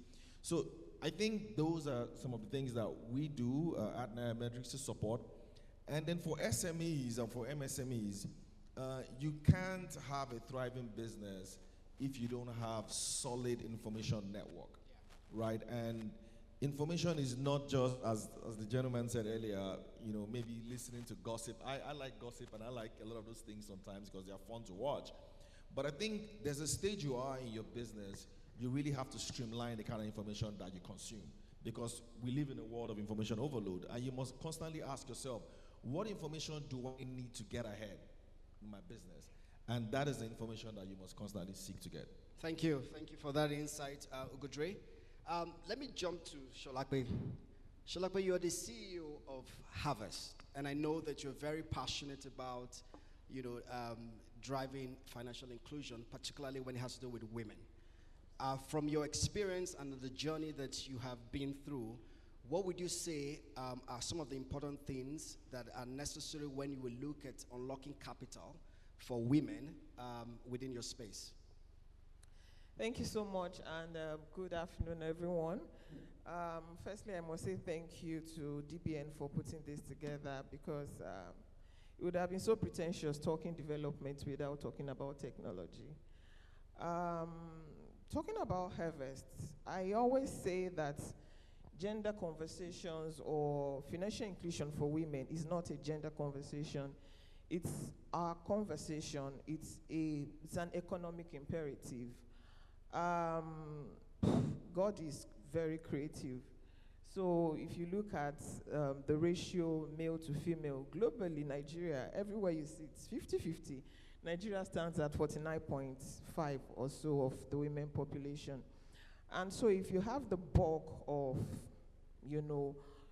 the overall population held back in so many challenges, economic challenges rooted in custom, culture, tradition, what happens then is that economies will be running at, half mileage, and then it would be less beneficial to us globally.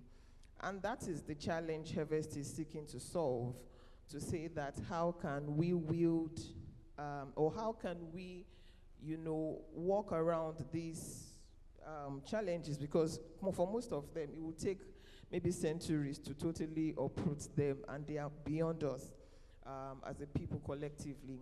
To say, how can we build custom solutions to unlock capital, to unlock access, to unlock opportunities, financial opportunities for women?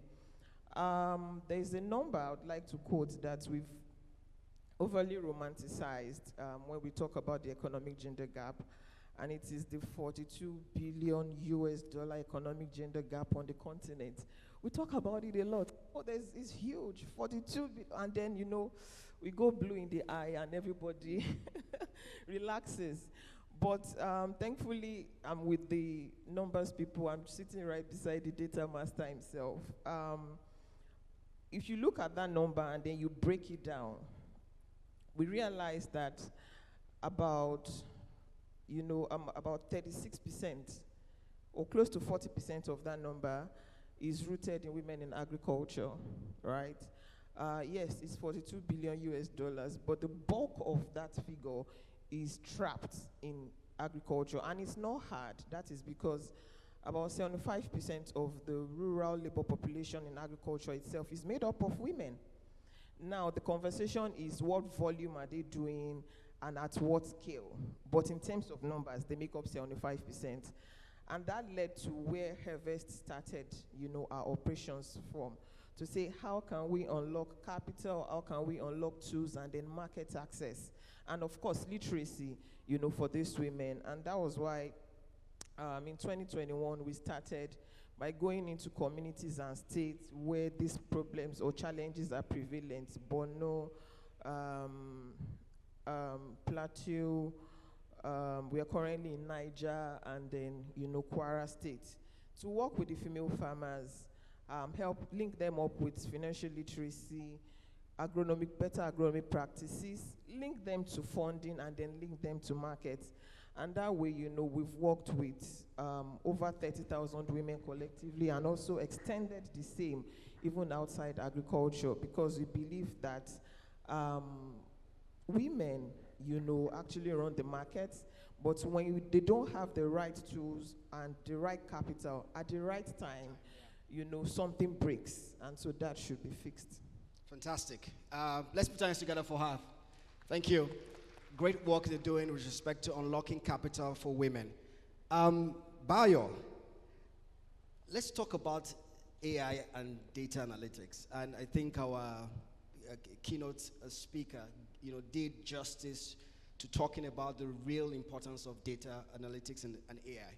And you are the CEO of Data Science Nigeria. Just simply tell us, why is AI and data analytics important, especially for MSMEs and entrepreneurs today? Thank you very much. I will sit on existing protocol. So thanks to the leadership of DBN for facilitating such a session like this to engage, to share best practices. It's a common saying, data is the new oil. Knowing what others don't know will give you an advantage. And most of the time, we always say that more people are more predictable than we think. I spent over 20 years in telecoms, getting to C-level roles in MTN and Airtel, leading the largest data set on the continent as Chief Analytics and Innovation Officer.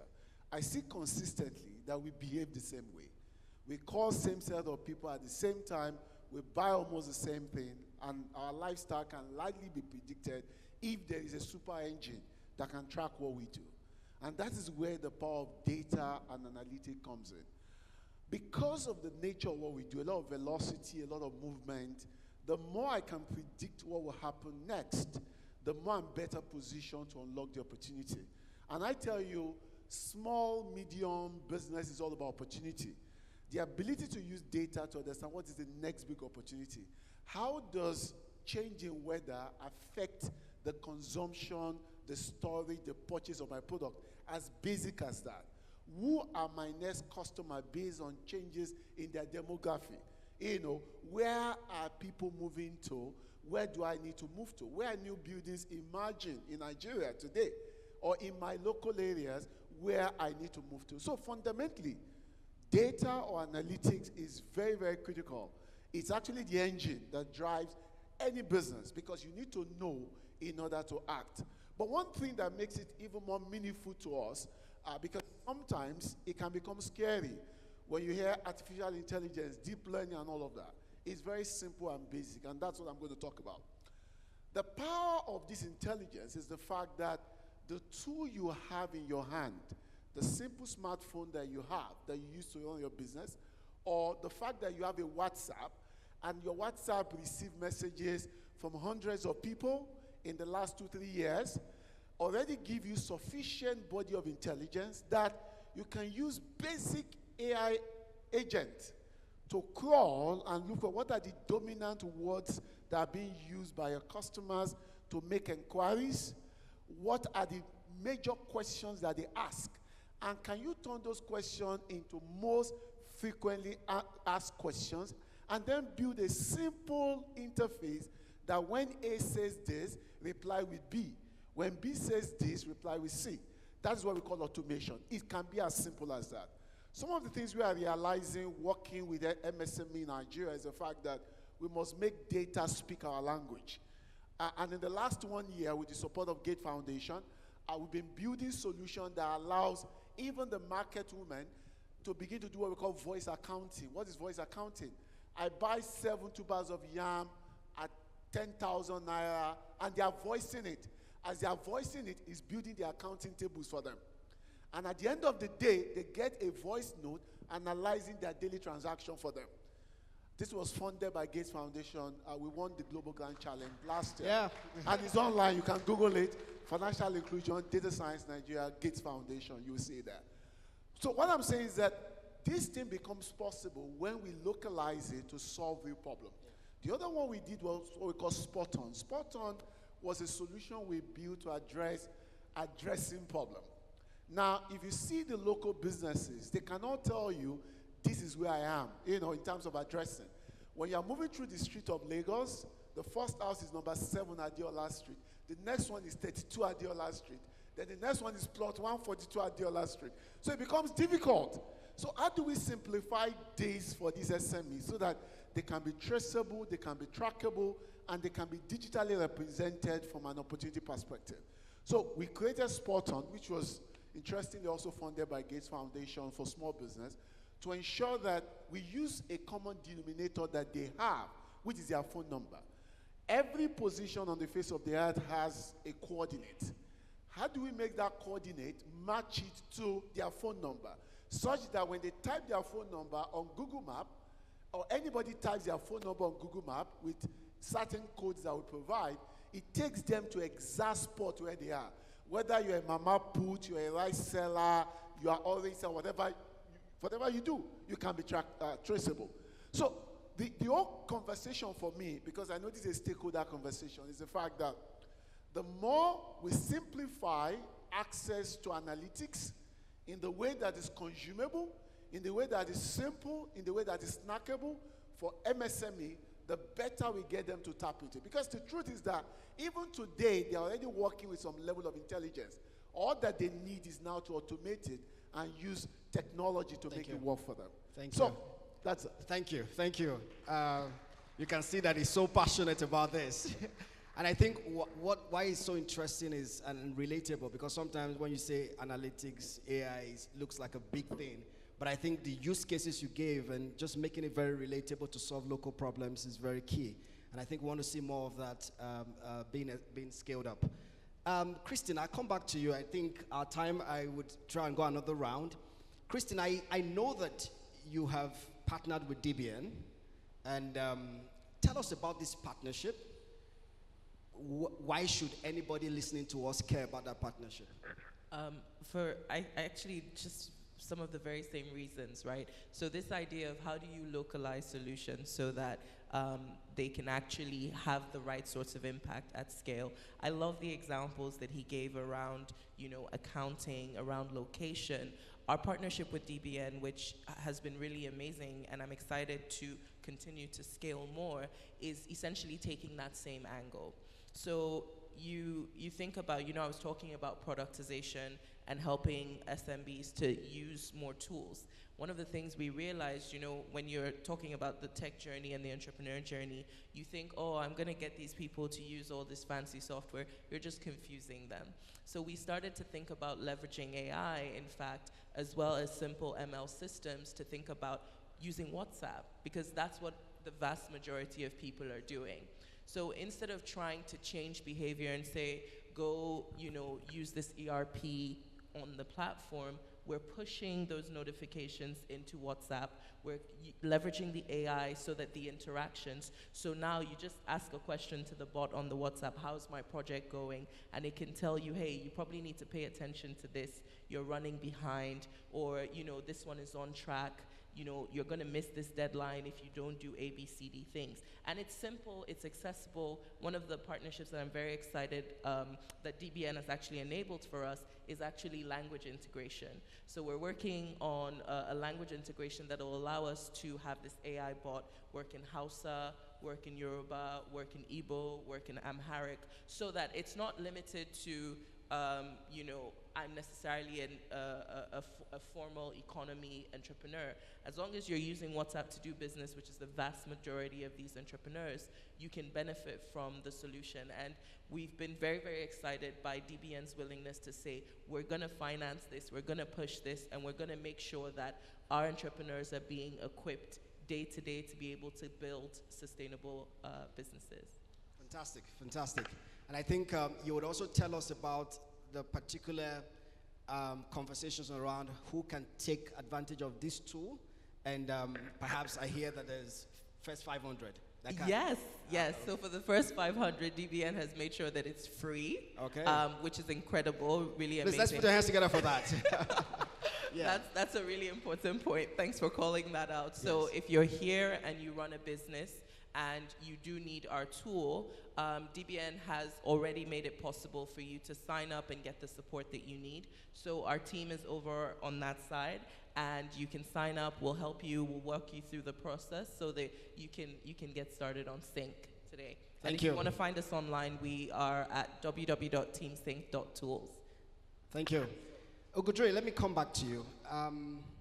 So we've been talking about tech innovation, and Nairametrics being one of those models, and how these tech innovations are disrupting traditional models. And the keynote speaker spoke about, things like examples like edutech, regtech, agritech, fintech, like we all know.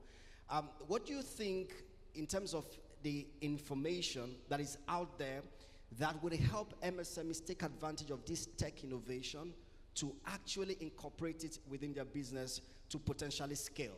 Is there any insight you can share with us on that? All right, thanks very much for that question. I'm listening to, to the amazing products that they've both just mentioned, and I'm saying to myself now, why have I been spending, if I'm going to call my accountant and ask, why am I spending over $5,000 on a monthly basis on technology just to keep Nairametrics going? But then that also speaks to maybe how we are also communicating a lot of the products that absolutely. we have, right? So there's just so much amazing products that are done locally in Nigeria, and I really doubt some of these MSMEs know about them. So maybe we're not spending a lot of efforts on publicity and making it well known to a lot of people. So it's one thing to invest a lot in product development, but in business, product development is just one aspect. So you've got product development, you've got storage, that's inventory, you've got pricing, you've got brand, you've got marketing, you've got publicity. So these are all the aspects that go into actually generating sales. And if you don't have sales, you don't have a business.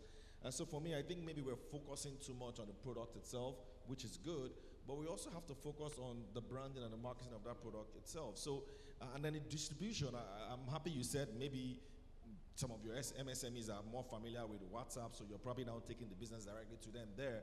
But I think we've got to really leverage on the platforms that a lot of MSMEs typically use, where they get their information from, and then push those products there. So I think that's what we have to do. I recall when I started, I said off the bat that I was never going to do print. I was never, ever, ever going to do anything print or anything brick and mortar. I didn't want any of that. So it was always going to be online, because I knew about 9 years ago when I started Nairametrics that information was always going to be consumed online. Everybody was always going to go mobile anyway. And so what's the point going print when people are going mobile? Yes, also important to, and this is for MSMEs as well, it's also important to understand where the money is, right? Because traditionally, this is me speaking in my own industry now, there's still a lot of money in print, by the way, because for a lot of newspapers, because I'm sure you're wondering, why do we still have newspapers? Yes, you still have newspapers because some of our laws still allow that some form of advertising go on print, or some form of information communication go on print. So you still need to have print. And then there are still people who like to still read physical books or physical papers, right? But then, if you understand your demographic and your market, my demographic is young Nigerians, then you play in that space. And so for me, online technology was always important for how we do our own business. And so from then on, the focus was technological tools. And so it's really hurting me that I was spending this much money, and then there are actually local tools that can help push out this sort of content that we provide. So I think that's where we need to leverage a lot on making sure that a lot of the technology that we have, or the products that we have, people know about them more than. In fact, Ogojo, you have to forgive me because I'm going to put you on the spot. I understand that one of your revenue model, because Nairametrics is widely read, we all know this. How many of us do not know about Nairametrics? Okay, maybe just one. All right, but that's a good number. So 99.9% know about Nairametrics. All right, so widely read. Now I'm going to put you on the spot. You just talked about the brand and visibility of product, and I know part of your revenue model is advertisement. So people would put stuff there, and you make some money. So could you commit to a number of SMEs here who can put their products on your site at a discount and potentially maybe for free? Can you commit to it? I mean, so without you even asking, we already have discounts for MSMEs. Okay. Right, and please let's put us together for him. We do have discounts for MSMEs. So typically, if you're going to put a product and you're an MSME, we give as much as 25 to 50% discount. So I'm even going to give further discounts as well. So if you're coming through DBN or any of the platforms, and you're coming through or to do any advertisement or whatever on Nairametrics, you're going to get an extra 20% discount. Woo! Come on! Thank you. Fantastic. Don't worry, it's recorded, and there are a multitude of witnesses. So thank you. Bayo, let me come back to you. Is there a nexus between data, AI, and capital? For a lot of SMEs here, raising capital is important. And in your experience, how have you seen, or if you have any use case to share, where people have leveraged data analytics, AI potentially to actually go to market and raise capital, whether it's for investors? Is there a nexus there, and can you share us some information? Of course, there is a convergence and there's a meeting point. investors want to be assured of return on investment. And the way you prove that this is a viable business is that you provide facts and figures. You demonstrate the fact that for every kobo you put into this business today, this is the, this is the LTV, of this, and this is what it will be today. And that inspires the investor to say this makes a lot of sense. What is the market size? What is the demand structure? What is the competitive landscape? What is the consumption pattern? What does the future say about this? So there is no way you are going to convince an investor today if you cannot come and tell me that the value of your business today is this, and in the next 10 years is going to be worth this. And that is why each of us must be very keen about becoming custodians of data in our own little way. And I think there's anything I believe that DBN wants to use this event to trigger in our mind is the fact that begin to have the fundamental metrics of your business. What are the fundamental metrics? I've met business owners and I ask them questions, what is the dominant conversation about your category today? What are customers talking about as far as snail farming is concerned today? I don't know. Who else is doing what you are doing? I don't know. What is the likely market size of your, I don't know. How then can you convince an investor to put money in a category where you don't even have fundamental knowledge? Retail business, e-commerce, all those areas where we play so strong, it is high time we began to intentionally seek for data. And then there is another caveat. And now I'll come to Nairametrics. I know Nairametrics also provide data as well. Making data consumable for SMEs in their local language is also something we need to start looking at. How can I listen to Nairametrics rather than read Nairametrics? How can I listen to Nairametrics in Igbo, Yoruba, Hausa, Pidgin, so that I can make sense of those accessible to people? I think we have the responsibility to do so that indeed capital can find nexus and relevance to MSMEs. Thank you, Bayo. Fantastic. Sholakbe, let me come to you now. The keynote speaker actually, I think it's like he had a peep into our conversation when he was also talking about encouraging women to come into tech, and that being a very important opportunity for women. You've been there, you've done it, you have a t-shirt.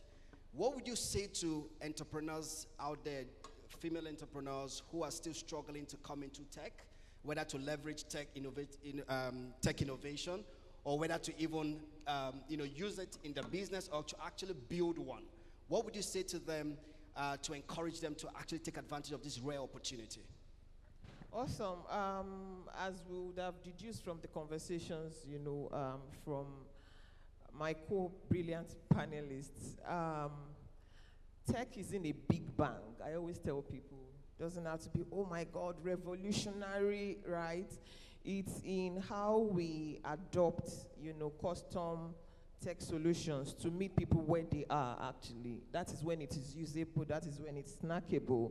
And so when a lot of people hear technology, they think, oh, it's not for me, because it has to be, deep tech, it has to be, some cybersecurity, AI coding, and all of that.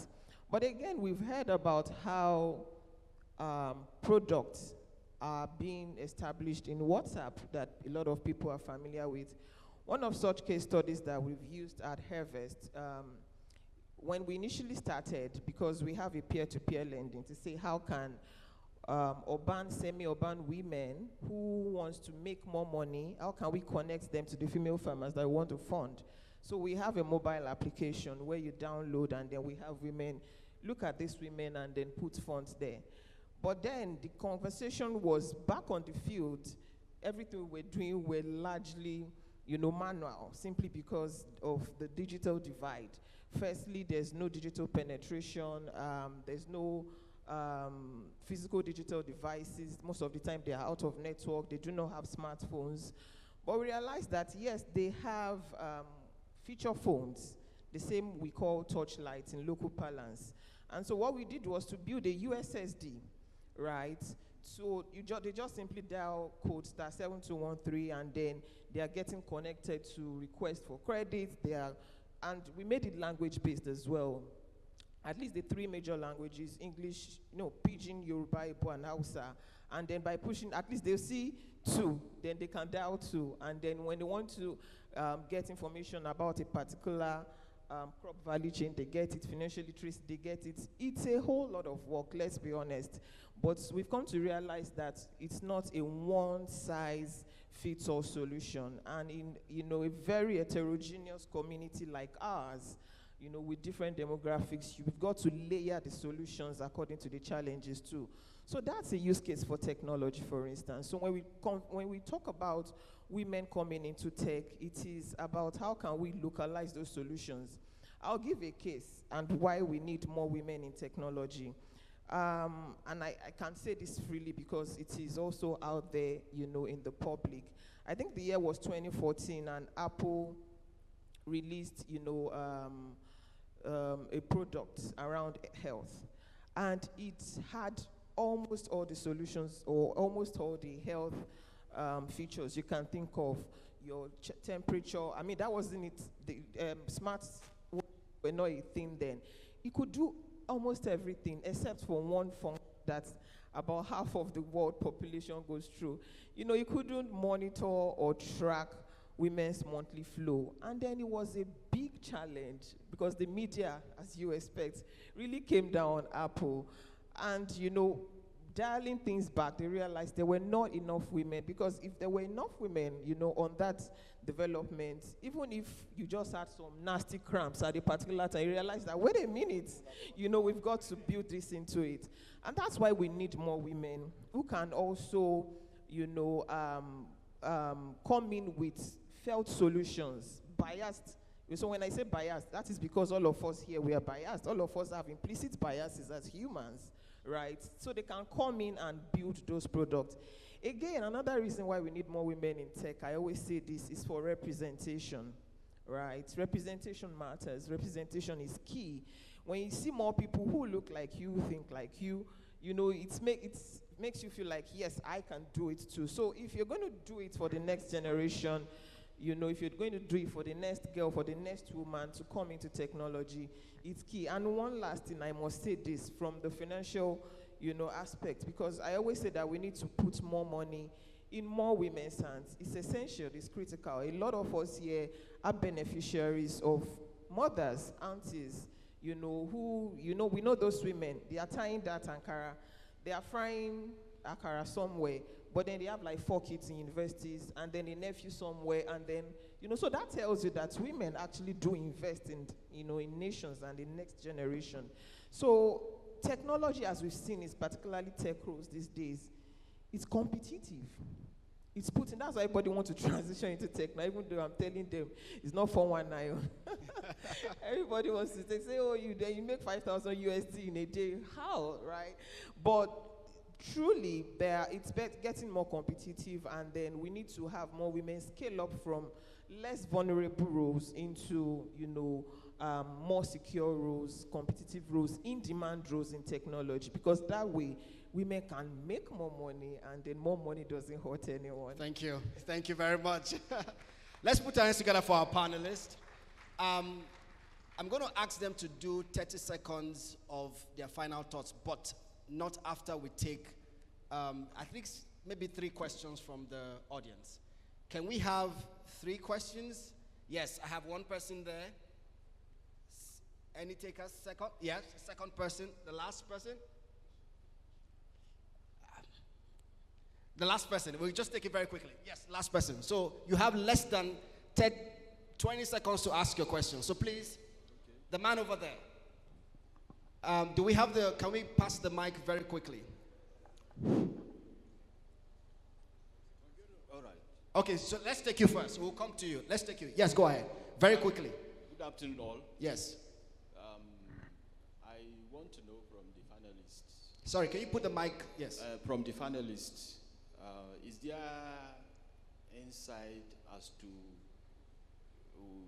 harness the vast potential in the marine sector? In the? Marine sector. Marine sector, okay. Looking at the transition to blue economy. Okay. Is there any insight so as to facilitate the transition to that sector?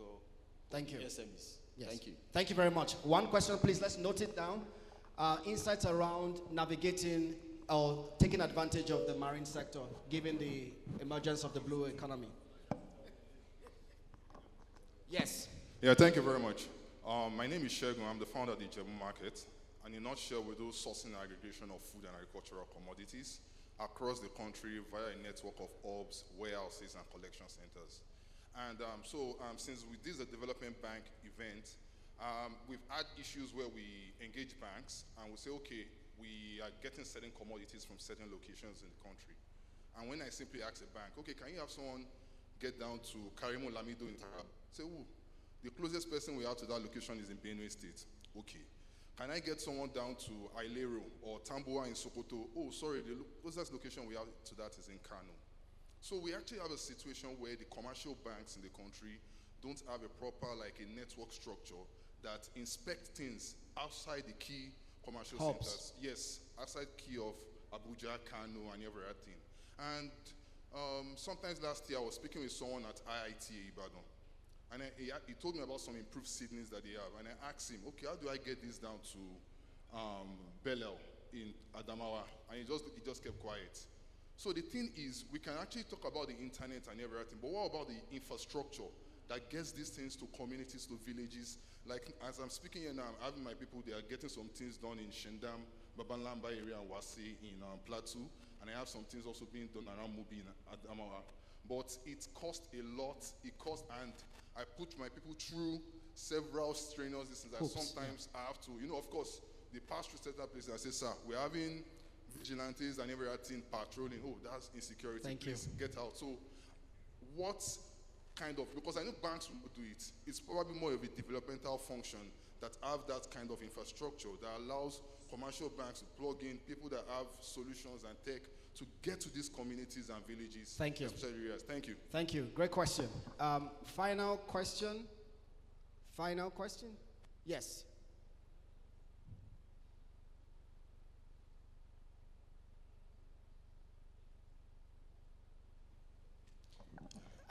I know you have a book, but please just make it very short. To be very brief. Yes, please don't read from the book, just very short. Thank you. Good afternoon, everyone. Yes. My name is Idorin Esiet, CEO Ideyu Express, and the entrepreneur's entrepreneur.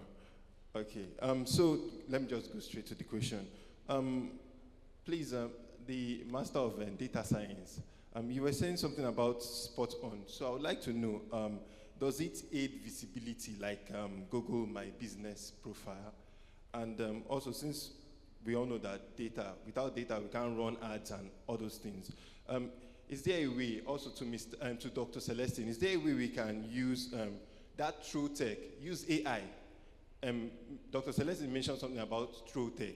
Use AI to understand how true tech, how this virality, because the way post goes viral and all those things. Use AI to understand what makes this post go viral, and also using it to aid businesses, entrepreneurs, push their market. Thank you. Thank you. Thank you very much. 3 quick questions. I know, Bayo, one was directed to you. Ugodrek, there's a conversation around information and the blue economy, if that's if something we can discuss. And there was a big question around infrastructure, logistic issues, perhaps how we could close that gap. Any thoughts? Bayo, can I start with you? Thank you very much. So on Spot On today is actually used by large corporates to manage their retail network. So a Guinness may want to understand where, for example, where all my retailers are. A Unilever may wants to know all the roadside mom and pop shops, where are they located, so that distribution can be effectively done. So essentially it's Google My Business, but it's customized and personalized. But it has capacity to scale, and I think the point that Naira Metric, he's a businessman, so we are lab guys. So we now need to begin to give it that visibility as he has advised, so that it can support more people beyond the B2B use cases that we currently have. Thank you. Thank you. All right, let me try and respond. I mean, you want your products to get viral. I think you focus a lot on your products. One thing I've learned about virality is it's not like there's a particular science to getting things viral. You can splash $1 million on something and it's never going to go viral. But what I've learned with things that go viral, it's usually a number of things. So it's content or product, right? It's a huge follower or someone with a huge following. It takes someone with a huge following to just share it once, and that just gets into a network of people. And then thirdly, timing. Timing sometimes, the time that thing just goes out. Sometimes it determines how viral it can be. That's why sometimes you can see someone put a post and nobody actually checks it, and then somebody else just puts the same post but at a different time, and then it just goes viral. So that's what I think kind of works. There's a book that I read that also would teach you. Remind me later, I'll share that book with you. Then for the marine content, we just started the marine economy in Nigeria. At least I know at Nairametrics we're working towards creating a desk for that. It's not a lot of content at the moment, but we need to see some kind of level of content before we now create a full desk. But we're working on that. I'm not sure there's a lot of local content out there yet for marine. What you mostly see is foreign content around the marine economy. So a lot of those things are inside people's houses. You know, it's not like out there where we can start to pull. But we're working on it, and hopefully we get a lot of marine content on our side. And if I can also aid the chap that talked about distribution. You know, one thing that I've learned, right, because I've spoken to a lot of, startup guys, is one, the government is not going to do that for you. Yeah. Trust me. Nobody's going to go. Because typically you would say it should be the job of the state government or the local government. They're not going to do that for you. And then I also doubt that the banks have the capacity to do that as well, because it's just too much investment for them to do. I mean, how many people are they going to keep creating local distribution hubs for? Now, what I do know is that there are companies that operate within these value chains. I know some guy, his job essentially is to go and locate unused spaces in different states in the country. Whether it's small warehouses or shops that are not used, that's his job. That's his own. He's a tech guy as well, but that's his job. So he does it on behalf of big companies, and I'm just not going to mention some of their names. So what he does is that those guys just give him a contract. They say, look, we want to roll out, go to Northwest. We're looking for like 30 storage locations. And then he moves with his men, goes in there. They all have local insights, and they look for 30 locations, and they rent it out for like maybe 6 months or 1 year. And then now on rent, what do they call it? They rent, sublease to those organizations. Yeah. So there are a lot of companies like that exist. So I think that's probably what you need to do if you want to expand really fast. But if you're waiting for government and banks to do that, it's going to be very difficult. Even banks don't want to expand like that anymore. They're also trying to cut back on brick and mortar and trying to focus a lot more on online banking. So I doubt you're going to find banks that are going to want to do that. So just look for the value chains within your business that can support that. Thank you. I'm going to, please let's put our hands together for the panelists, okay? I'm going to ask us for 30 seconds for our final thoughts as we round this up. But Bayo, unfortunately, your 30 seconds, you're going to use this to answer this question, all right? So there's a question here that has to do with startups. So an upcoming startup, she says, or he or she says, how do I leverage the use of AI and data in predicting the viability and scalability of the business that is locally applicable to kickstart? More or less, I want to start this business. How can I use data to predict the viability of the business? Wow, that's a lot to say within 30 seconds. Yes, try. But the first thing is look for the data that defines the category where you play, and then look for a lot of open source tools to experiment with. Okay. Don't invest quickly in technology without understanding the problem you want to solve, your current stage in business, because I'm also worried when you are just starting and you are telling me, oh, I've spent 50 million naira investing in one infrastructure. What you can actually do in the cloud and just pay as you use. Be very careful to learn, ask questions, get all the details, and then you get it right. But let me add one thing as a takeaway. Artificial intelligence is very great, but native intelligence is greater. Thank you. Wonderful. Christine, final thoughts, 30 seconds. Yeah, I think the main thing I would say, because there's been so much valuable content here, is to start with the data and have a problem-solving mindset. I totally understand the problem that he framed, and it's a big problem. But you know, like Ugo said, if you look at what is the market opportunity in that gap that is not being solved, and then you identify those value chain stakeholders, then you can actually bring a product to market that has an already sort of set demand for the solution. Yeah. Thank you. Ugo Dre. Yeah, so I'll just leave you guys with a few nuggets. One is technology is not cheap. It's not cheap. And it's not fancy. So if you're ever going to use technology for your business, make sure that you're using technology to, one, increase your revenue. Once that technology is not increasing your revenue, drop it. Don't drop it. Don't even waste time, or else it's fancy. If that technology is not reducing your cost, drop it. There's no point using it. And if that technology is not making you more efficient, don't even bother with it. Because there's just so much technology out there that they always throw in your faces. So you gotta always remember those three things: revenue, cost, efficiency. And then lastly, if there's anything you take away here, guys, see all your guys here, ask them. Information is power. Information is money. It is people who have information that succeed in life. The fact that you know that this event is happening, there are millions out there who don't know that there's anything called DBN, that there's somewhere out there that if you apply to, they can give you money, or they can fund your business, or they can educate you. That is information. So don't mess with it. And information doesn't stop today. You learn information every day of your life. Never stop learning. Thank you. The last nugget that Godre forgot to add is that there's a 12 to 15% discount on additional discount. Oh, it's 50%. I thought you had forgotten. So I have to add that nugget if you come through DBN, all right? Thank you very much, Ugodre. Sholakwe, please. All right, quickly. Ugodre actually took those words out of my mouth.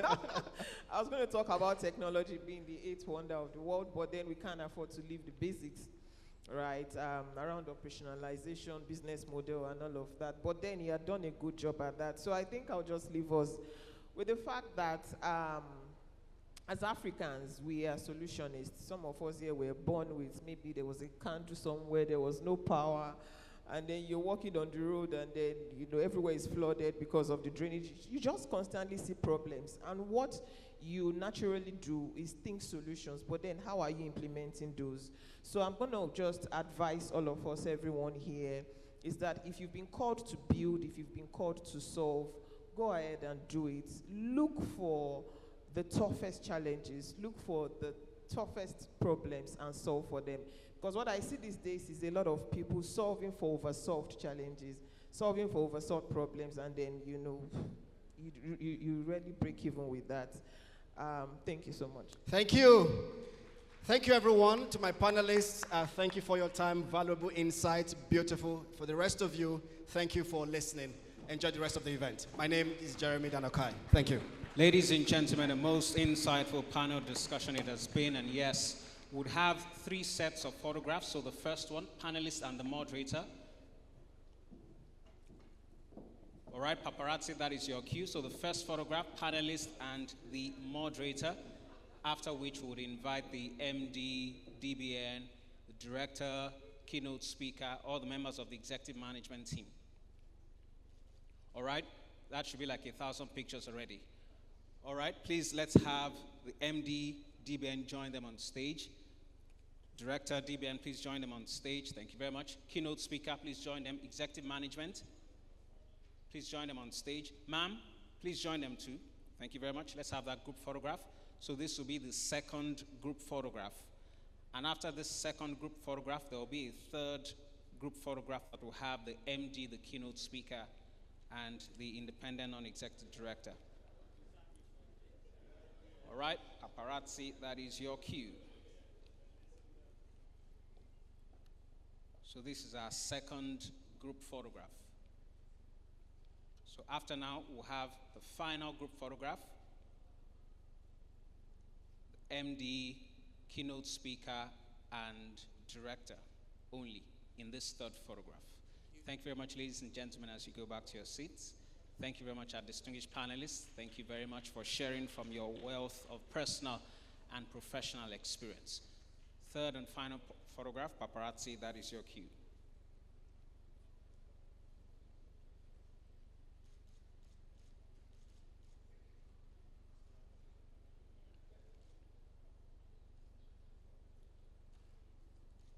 All right, ladies and gentlemen, that is the final activity in that set. We will move straight to the pitch session. I'm sure that our pitch presenters are ready and raring to go. And yes, I can literally feel the excitement in the room. So for this pitch session, we'll have a representative of the technical partners of DBN that managed this process from end to end. And yes, the technical partner for this case is Adium Capital. So we'll have a representative of Adium Capital come to speak to us about the pitch process. That representative will also invite our judges to take their seats right here in front.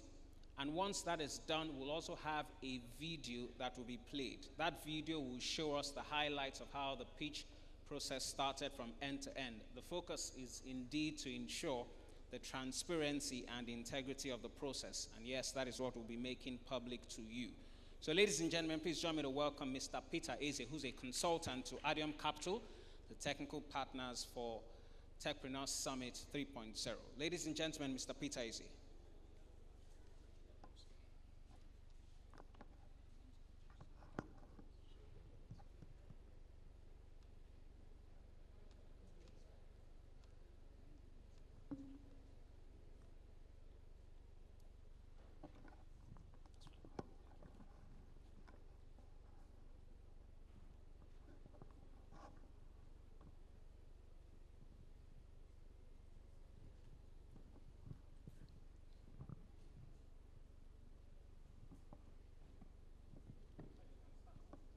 Adium Capital, and then I'll give a brief description of what the D room segment will look like, and then I'll introduce us to the Pitchathon event and call on the judges who will take over that section.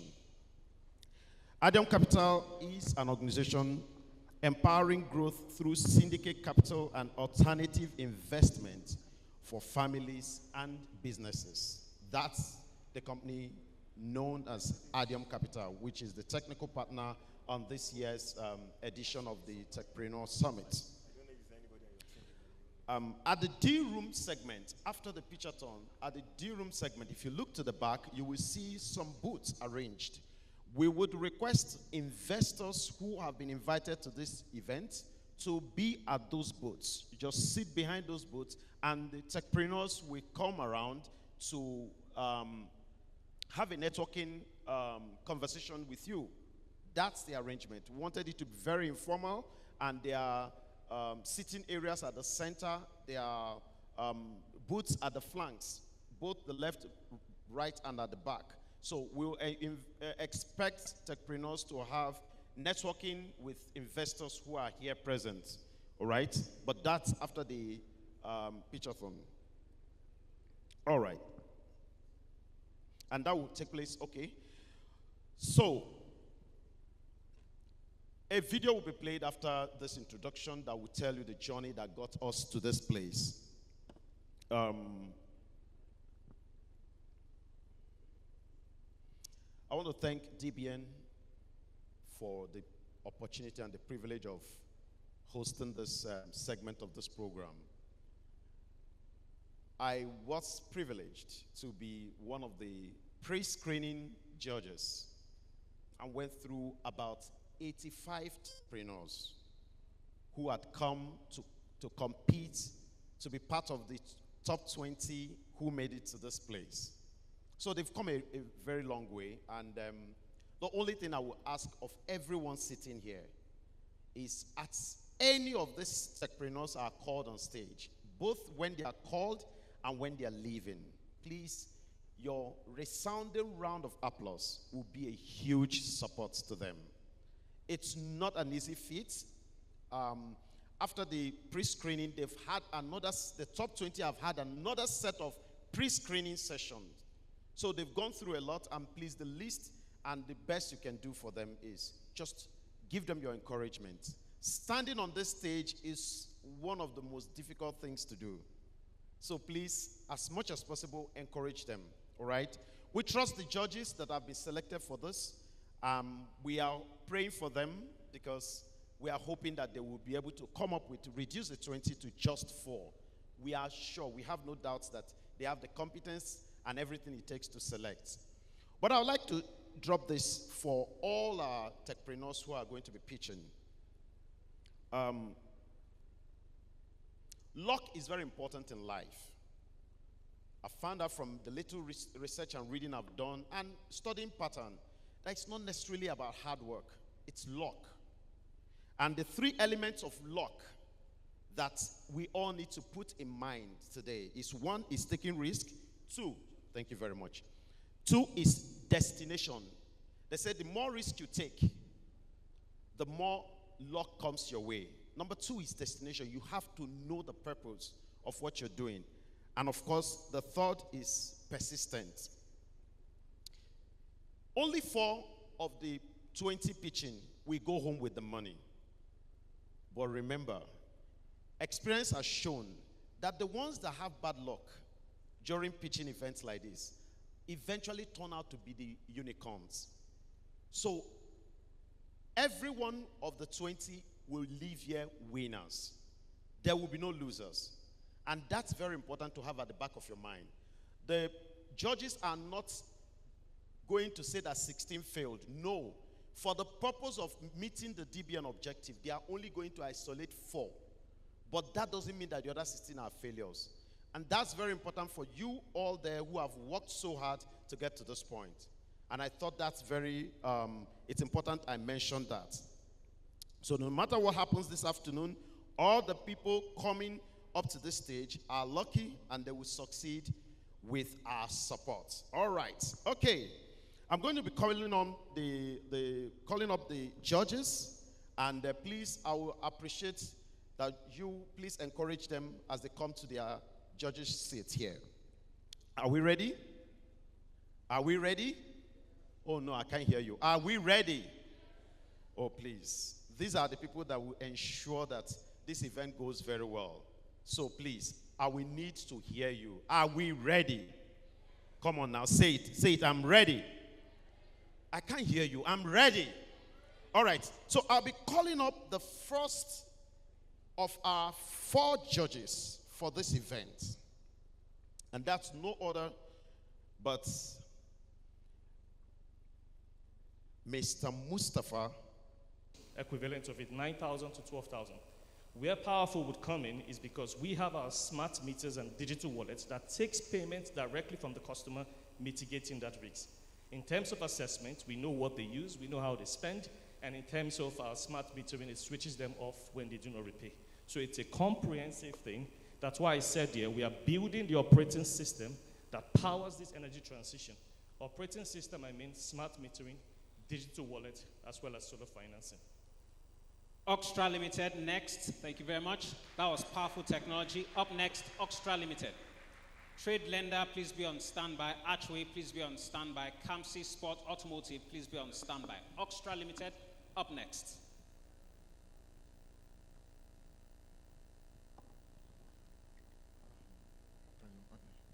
Good afternoon, everyone. I have a quick question. On getting here today, I'm sure that we experienced people trying to find their way around Lagos, people stuck in traffic, people looking for buses. As for those that use ride-hailing services to get here, they had problems with getting cheap rides. You probably saw some outrageous prices because you were looking for rides at peak periods. That's just one of the problems. Another problem is that Lagos is growing at a rate of 3.2% per year. And in the last 5 years, we've grown over 2.6 million people have migrated to Lagos. And this means that there's an increase in traffic, increase in people looking for vehicles to move about, and increase in air pollution. The World Health Organization says that Nigeria currently, the average person currently inhales 14 times more of particulate matter in the air than the average, than their required standards. Now, that's where we come in. My name is Samuel Umoro. I'm a co-founder of Oxtra, and we are trying to, at the moment, we have had 200 drivers that have declared interest. Judges? Financing CNG vehicles or carpooling, help understand. So it's going to be, we have a ride-hailing, carpooling, and car rental services, and they are all going to be powered by electric vehicles and CNG vehicles. We are going to be helping drivers finance the conversion of their vehicles from combustion engines to CNG-powered engines, because the cost is about 1.2 million, and it's not really something that people would easily shell out to be able to get that. Yeah. So, sorry, quickly on top of that, can a customer just convert to CNG and not be part of your carpooling process and all of that, or it's an end-to-end thing? Do you mean like potential customers for us or just the general public? I'm saying, can a customer just come use your service to convert to CNG and not be part of your carpooling process? No, it's part of the arrangement with us. We are not the ones that are converting the vehicles. There are companies converting the vehicles. We are just going to be helping with the financing for the drivers that are willing to partner with us to run our ride-hailing, carpooling, and car rental services. Yeah, just two questions. You said the opportunity is about $17 billion. I wanted to get which of the opportunity, is it the energy powering the cars, or is it the conversion itself, or is it the transport? And then the next question, you said there are about 200 individuals who have signified interest. I just wanted to get a sense, how exactly were they able to engage you? Just give me an idea. Okay, so first off, we launched with our car rental service.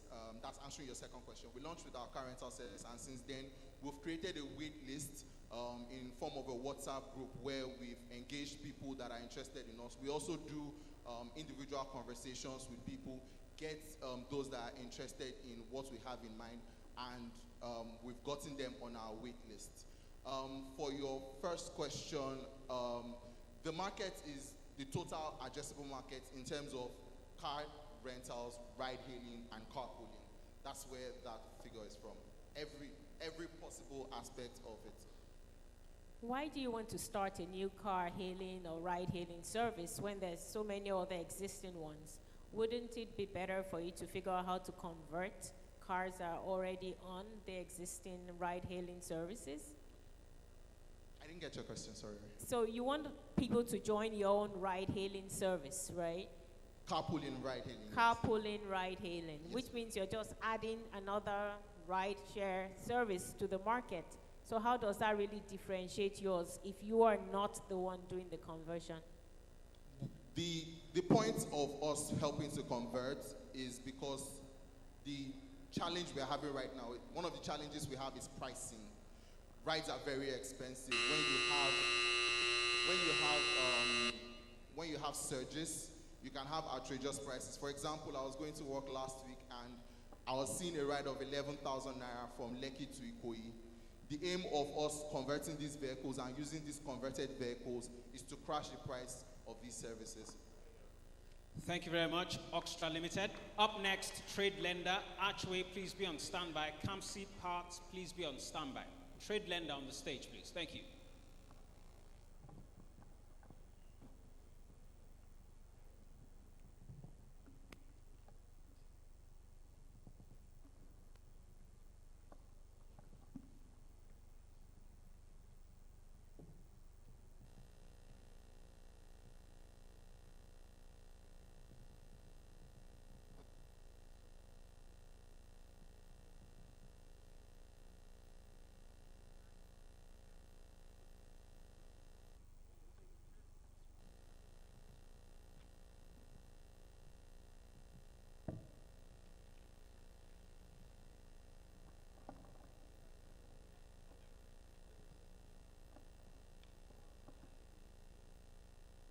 Can they reset the time, please?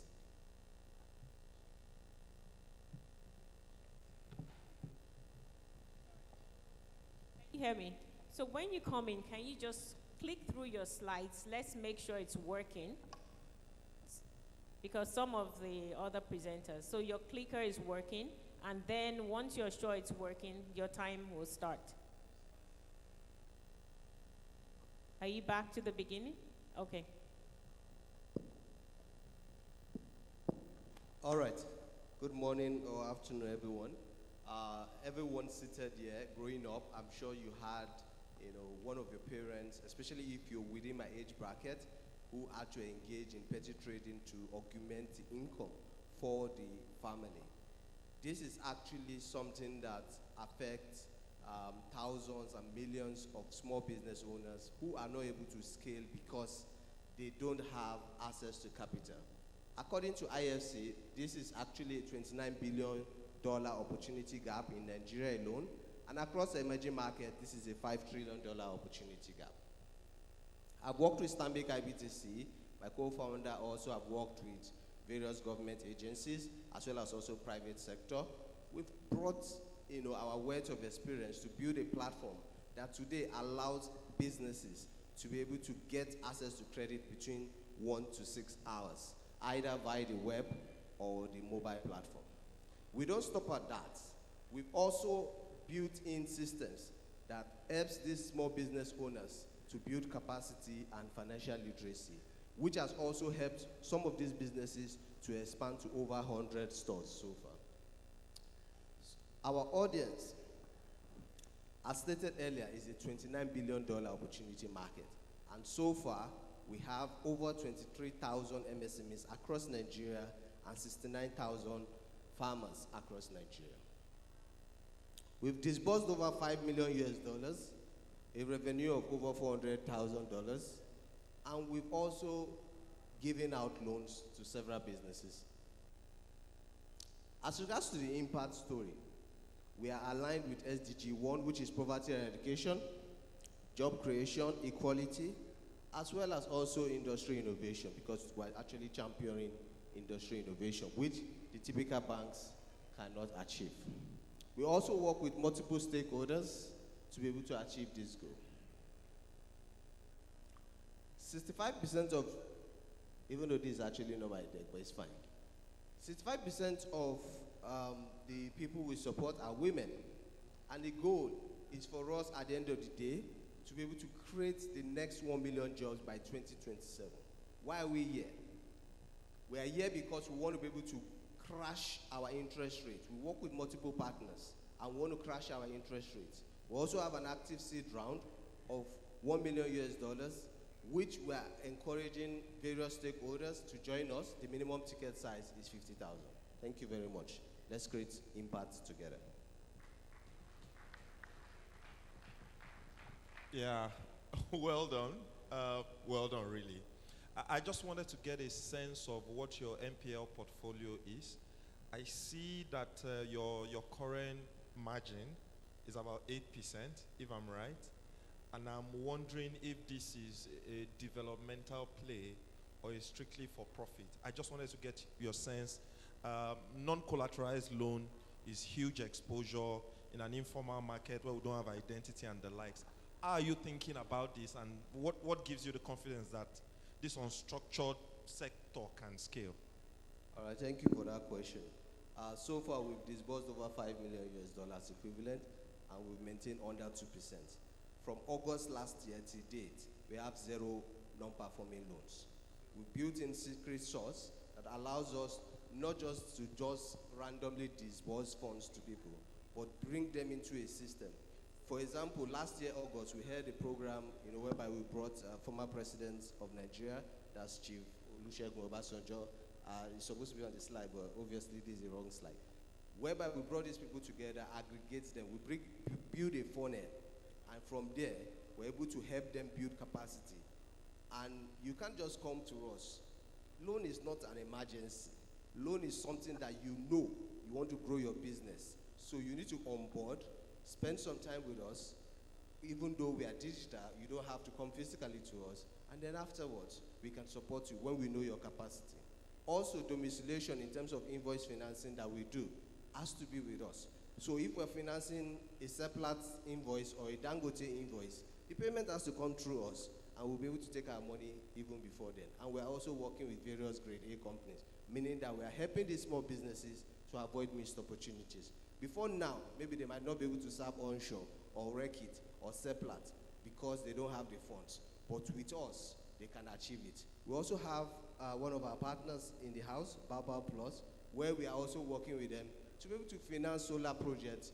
And the main goal again, while we are here, we want to work with DBN to be able to get interest loans that are actually very, very suitable for these businesses. Thank you.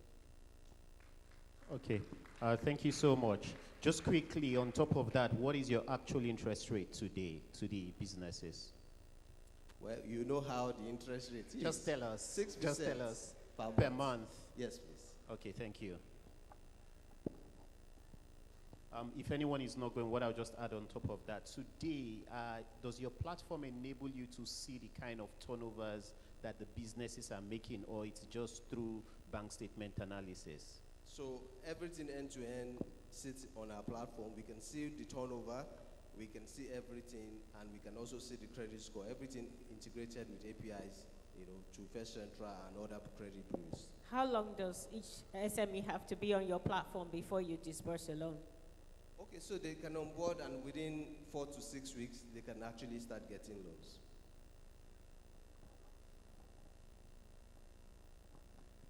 Thank you very much, Trade Lender. Thank you very much. Up next, Archway. Kamsi Parts Automotive, please be on standby. Thank you.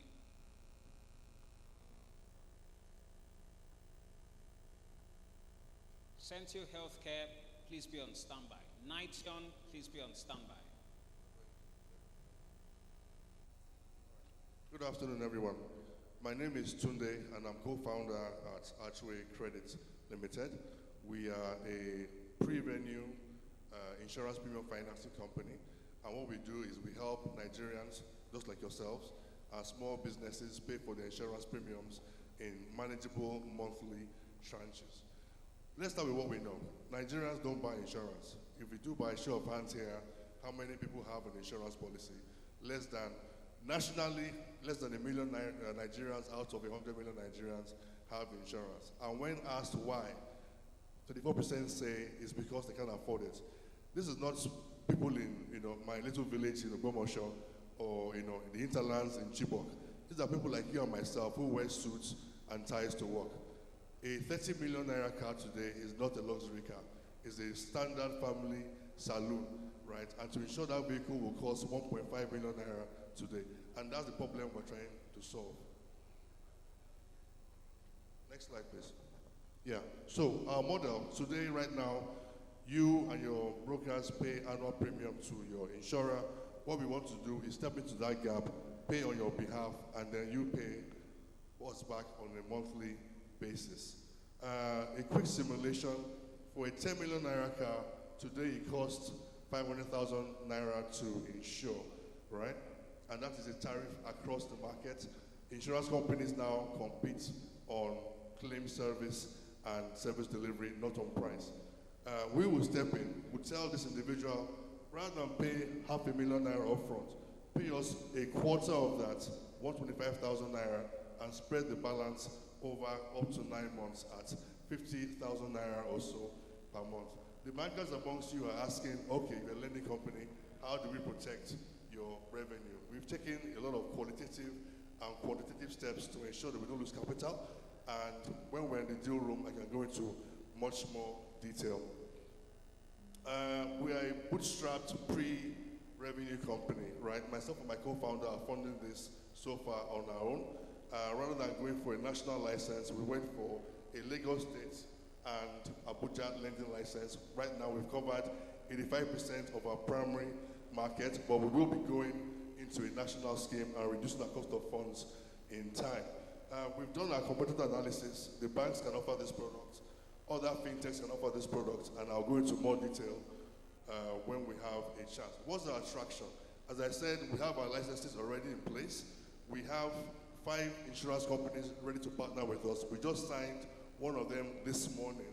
I'll be beginning integration with them today. Our integration with the AI platforms and the bank statement analysis is already done. What is our ask? We're looking for $700,000 hopefully not in one tranche after meeting a number of deadlines.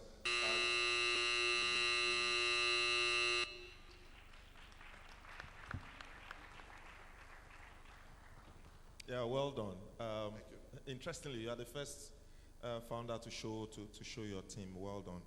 There was a statement you made that you've covered about 85% of your primary market. What do you mean by that when you are still pre-revenue? What exactly do you mean? And the second one is just a hunch that I have. I'm not particularly sure that premium financing for high-end products like car vehicles, that the main gap is on affordability. I mean, you said so with data, but I just wanted to know, how did you strike this? Because if I could buy a car of 10, 20 million, why am I not buying insurance? I wonder if it is not something else, but you can just speak to the first one, and if you've got the time, but if not, you want to use your time well for other quality questions. Thank you. Your first question was about the markets, coverage of the market. I was speaking very fast, so maybe you didn't get that very clearly. Our license is a Lagos State and Abuja lending license, right? The question you may have asked is why not federal? Well, most of the market is within Lagos, Abuja, and Port Harcourt City. So we believe that with those two licenses, we've covered about 85% of the potential market in Nigeria. Ultimately, we'll be scaling towards the national license. And your second question was about affordability.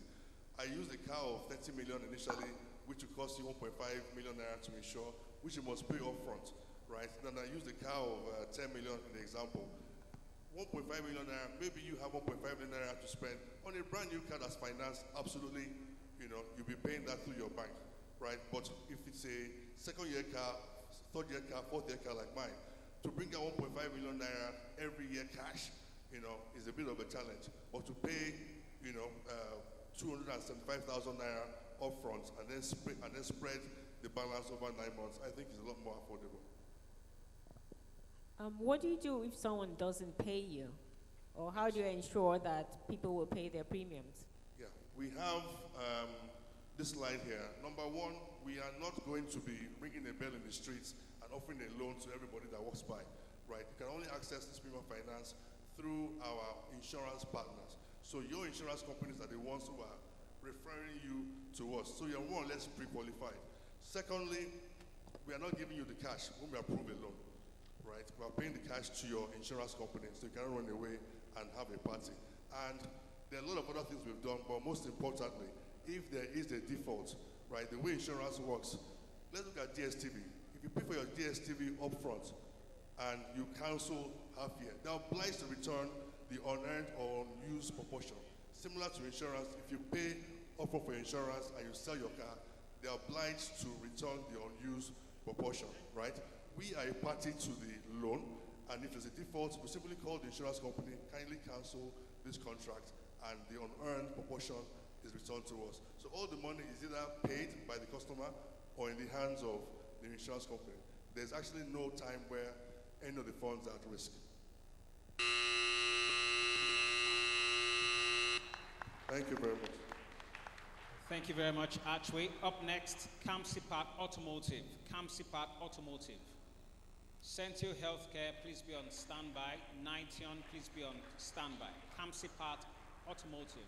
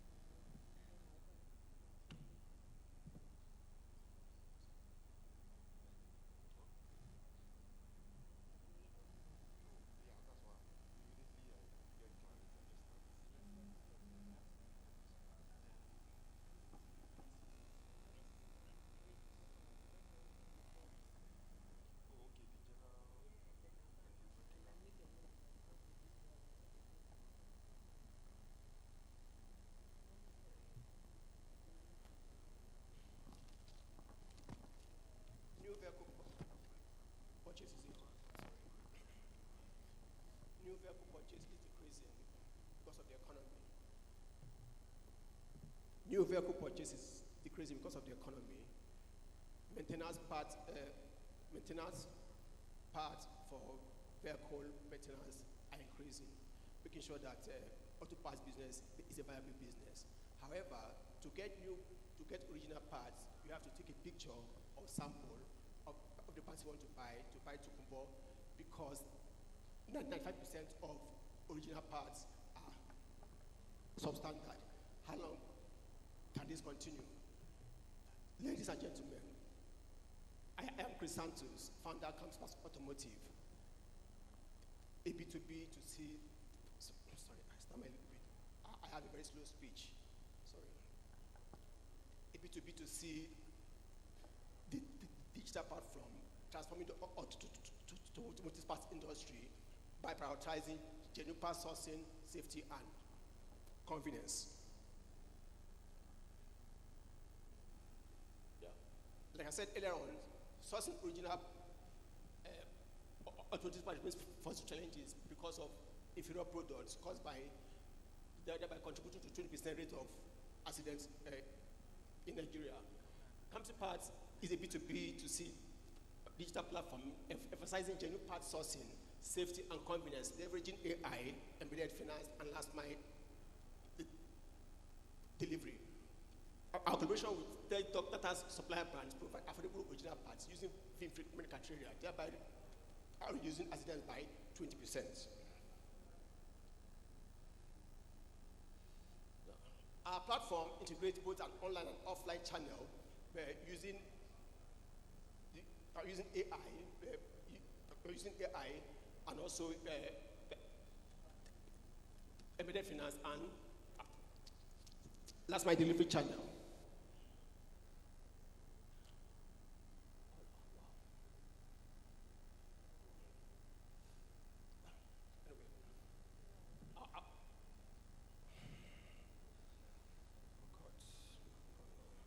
Our revenue model has to involves part sales from our platform, also logistics delivery services, and these also have a different pricing model. We are asking for, we have an award. Basically, we were constantly grown our revenue base and also our customer processes. Presently, we have a roadmap, and we have a market size of about $5 million. Sorry. Thank you very much. Hello, we're giving you 1 extra minute because you seem to be having some problems moving your slides. So before you start, can you please just check, are your slides moving the way you want them to move? Okay, so now you have 1 minute extra. Just follow the slides.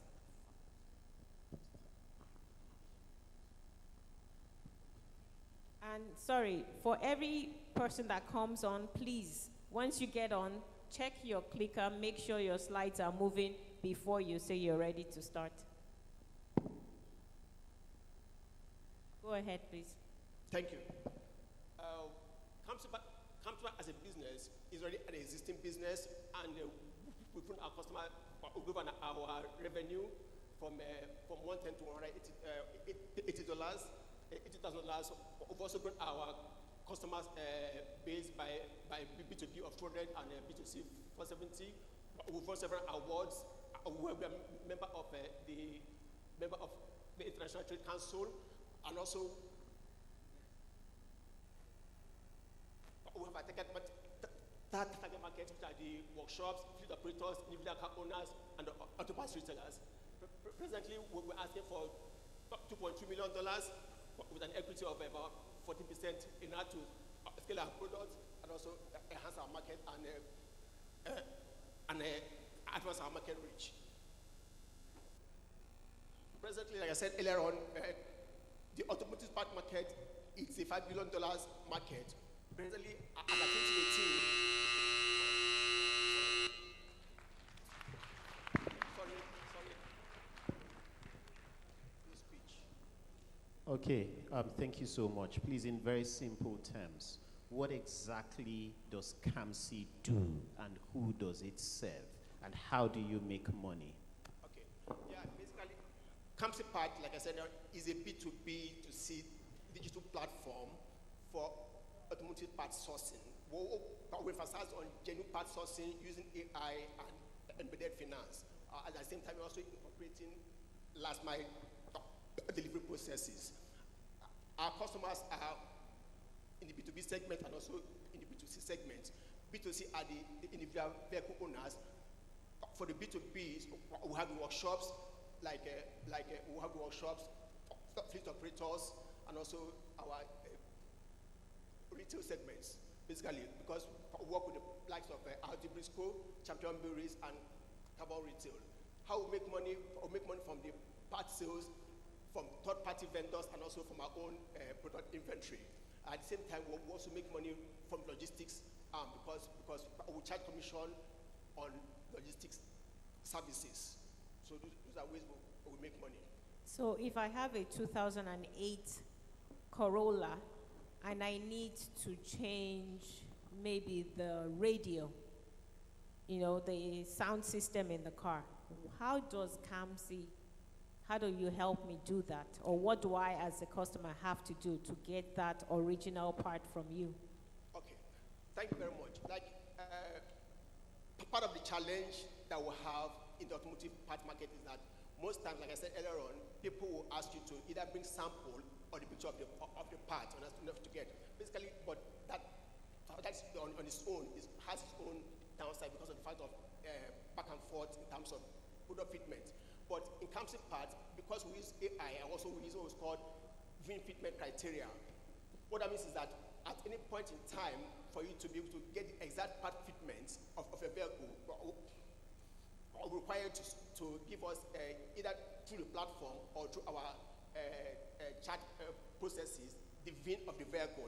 The VIN is same as the chassis number, so that way it gives you the exact part fitment for the vehicle in order to avoid issue of or return of parts based on non-fitment. So that the most important thing is that for every part supplied through CAMC parts, apart from being original with warranty, you must provide your VIN or what we call the chassis number, because that way, because every part has a part number, and it's through the VIN or chassis number that. So how much more expensive is your system rather than me getting somebody to just send me one from Ladipo? So come again, please. How much more expensive will I pay? How much more will I pay to get from your system than buying from Ladipo? Okay, basically, Ladipo is more like a used part.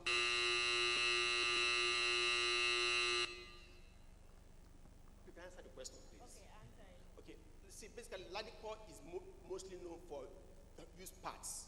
Understand? CAMC part doesn't deal on used parts. We deal on only original parts. However, because of the fact that we are able to take data supplier brands, all these that represent brands in Nigeria, original brands that are certified to have the original product. So basically, because we represent brands, we get the prices at reasonable price, because our focus is three: product, pricing, and warranty. So that way, because we know that Nigerians are price sensitive, so we try to make sure that even though our products are original, at the same time it has to be affordable as well. Thank you very much, CAMC Parts Automotive. And also, please, apologies for my slow speech. I stammer a little bit, so please, harder. Centio Healthcare, you're next. Nition, please be on standby. Crumps, Nigeria Limited, please be on standby. Top Fan Africa, please be on standby. Centio Healthcare, up next on stage.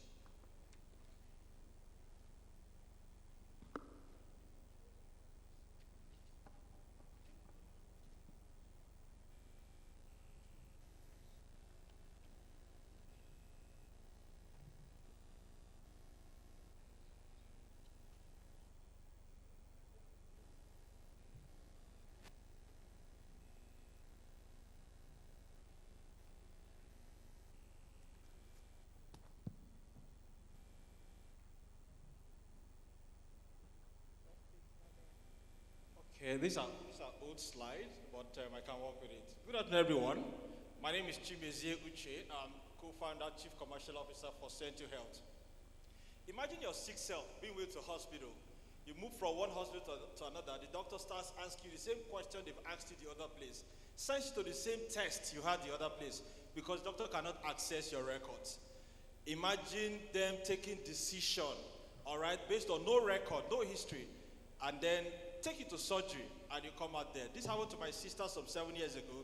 So I took a step back from clinical practice and said, let's build what can help this kind of problem. So we built this. So we looked at other problems also. Most hospitals have inefficiency in putting records right. You go to hospital today, go there next week, you can't find your papers. Doctors also have issues with writing on tablets because some of them have EMR existing already. But then we looked at voice to text. We looked at it holistically and built what we call the Centra. Now the Centra is an end-to-end HMIS, all right, that adds EMR and workflow together to bring a robust solution for you. The product also has a telemedicine built in it, a telemedicine that can function even out of the system, it can stand alone. This can help you wherever you are, access a doctor, access a lab, or a pharmacy closest to you within 50-meter radius. Market opportunity is huge. In Africa alone, it's going to hit about $1 billion by 2030, and it's serviceable obtaining market of about $150 million. So we're looking at plugging into this. Our revenue model is simple. We're looking at $7 per user per month. However, right now, we are allowing hospitals buy the solution and pay once. We've done about,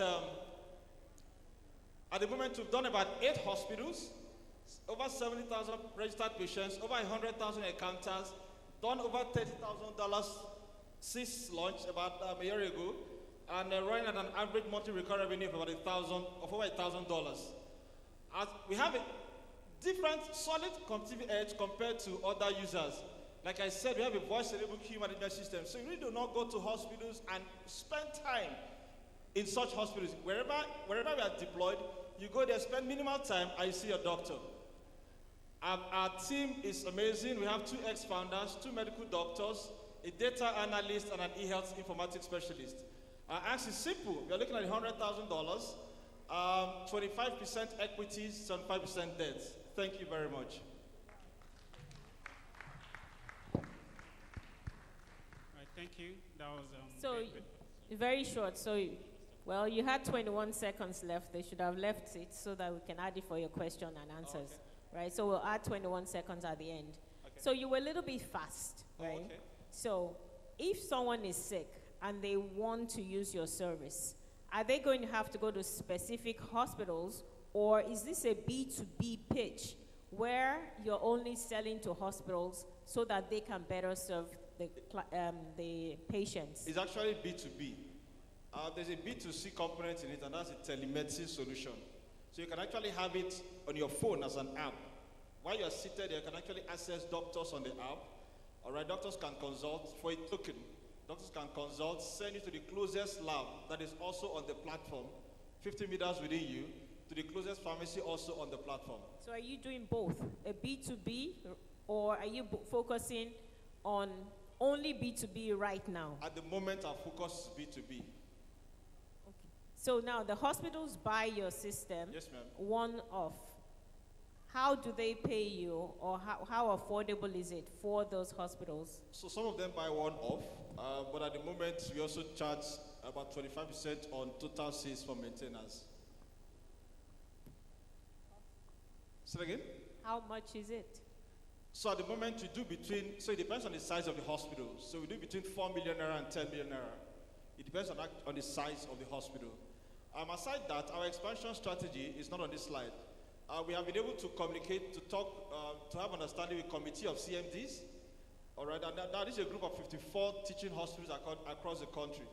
We're also in talks with Association of Nigerian Medical Practitioners. All right, these are private hospital owners across the country. We have understanding with them to build them into networks. So for example, all the hospitals in Lagos will be on the network. At the moment, you are starting with Lagos. The national body said, let's go and test run with Lagos. So we are starting with Lagos and we will have to deploy the solution across their facilities. Now with that, they don't pay ab initio. users pay. All right, so their users, their workers, and the patients who also come to the hospital, they charge them with such as 1,000 naira per every visit. Okay, thank you. Thank you. So some hospitals already have medical record systems in place. So do you expect them to jettison theirs and then? So interestingly, the hospitals we've actually deployed, they have existing EMR, but have a lot of challenges. Their doctors don't want to write or type on the system. All right, they don't have a queue management system. They don't even have real-time data insights. So these three and some other features make them to even call us to change their EMR. And for what is what, they have just EMR. What we are bringing is an end-to-end HMIS, Health Management Information System.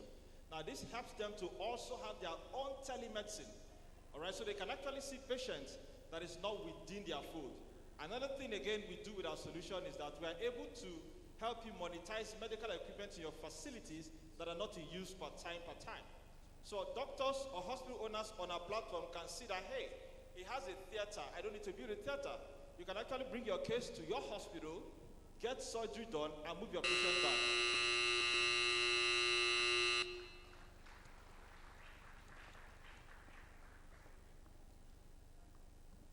Thank you very much, Centio Healthcare. Up next, ladies and gentlemen, please make welcome Nition. Cramps Nigeria Limited, please be on standby. Top Fan Africa, please be on standby. Up next on stage, Nition.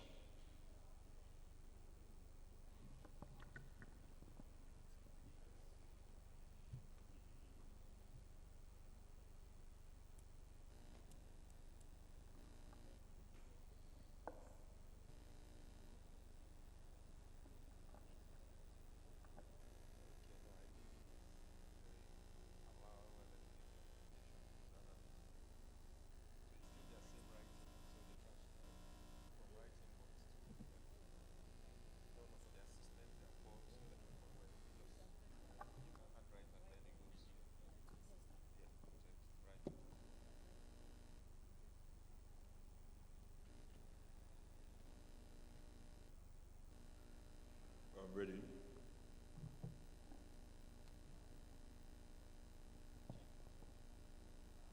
Yeah, it's okay. Good afternoon, everyone. So I'm Tony Wose, founder and CEO of Niton, and rather than pitch, I will tell a story. So basically, in 2021, the international market lost over $21 billion trying to buy African products. Now, that same year, African manufacturers lost over $37 billion in confiscated products or products that could not be exportable. And I can tell you firsthand that my grandfather used to be one of Nigeria's leading exporters of cocoa to the UK. And I saw firsthand some of the problems he went through. Documentation, access to capital, even supply chain and payment, which led to business loss, and he lost his life. Now, we can see that over 6 million businesses go through this problem every year. But what exactly is the problem? There's a problem of trust. The international market lacks trust for our quality, our delivery, and our payment. Now, what we've done is we've built the first AI-powered B2B marketplace, connecting and verifying African manufacturers to the international market. Think of us like the Alibaba of Africa, but we've gone further to build personalized shopping experience, which is the first of its kind on the continent. So we are currently the third largest B2B marketplace in Nigeria. We have a neobank solution embedded and also a supply chain management solution, which is first of its kind. It's a $275 billion market, but we're targeting a $5 billion market, which is Nigerian food, fashion, arts, and commodity products. So our target markets are the US, UK, Europe, and as well as other African countries. This is where we are targeting, the international market, basically. So the unit economics is simple. If we're able to attract 250 large-scale businesses to a range of $120,000 quarterly, it means we are making $30 million quarterly in transaction, basically. Now, our competitors are usually large institutions like Amazon and Alibaba, but there are also small players in Nigeria who just focus on the local market. Now, with that being said, I'm Tony, founder and CEO of Niton. I did my master's at Oxford in business administration, and I worked at Google for a year plus. My co-founder and CTO is Daniel, who understands the international market basically. These are our advisors, and our team has spread across Nigeria, US, and the UK. We've generated a lot of traffic, and we've grown 330% in the last 1 year. Our GMV is $1.1 million as of last year. So basically, we are raising $300,000 round. We've raised 150, and we're closing our round at 150 pending. So this is how we change the continent of Africa by providing value. Thank you very much.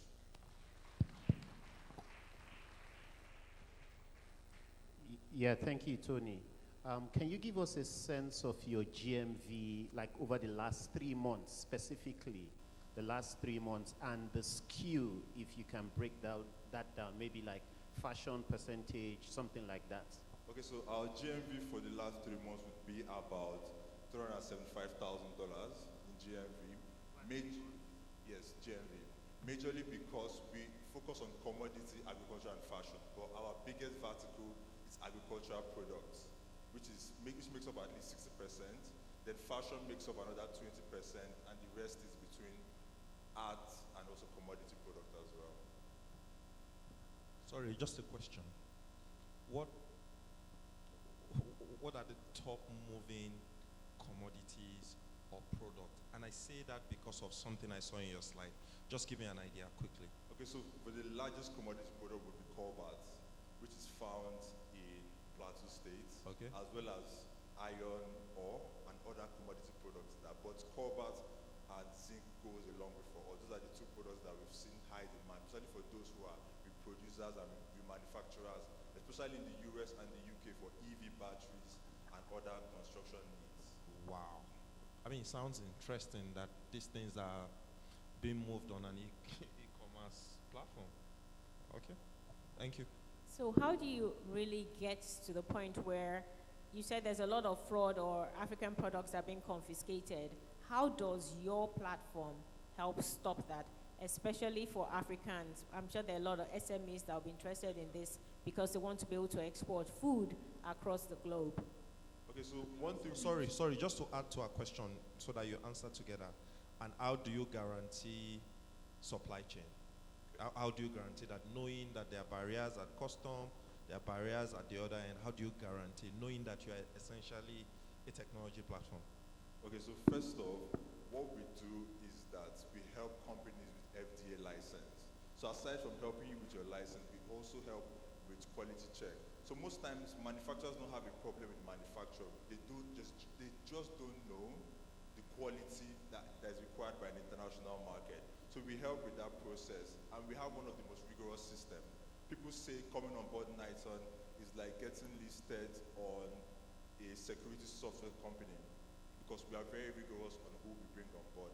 Now, when it comes to supply chain, we work with a company called Truck for inbound, and then we have partnership with UPS, an exclusive 3-year partnership with UPS for outbound to anywhere in the world.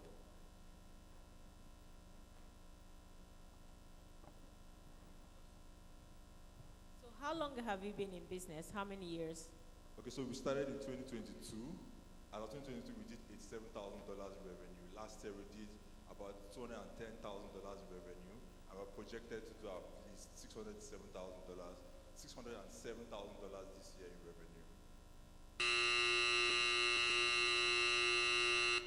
Thank you very much. Thank you very much, Niton. Up next, ladies and gentlemen, please make welcome Crumps Nigeria Limited. Crumps Nigeria Limited.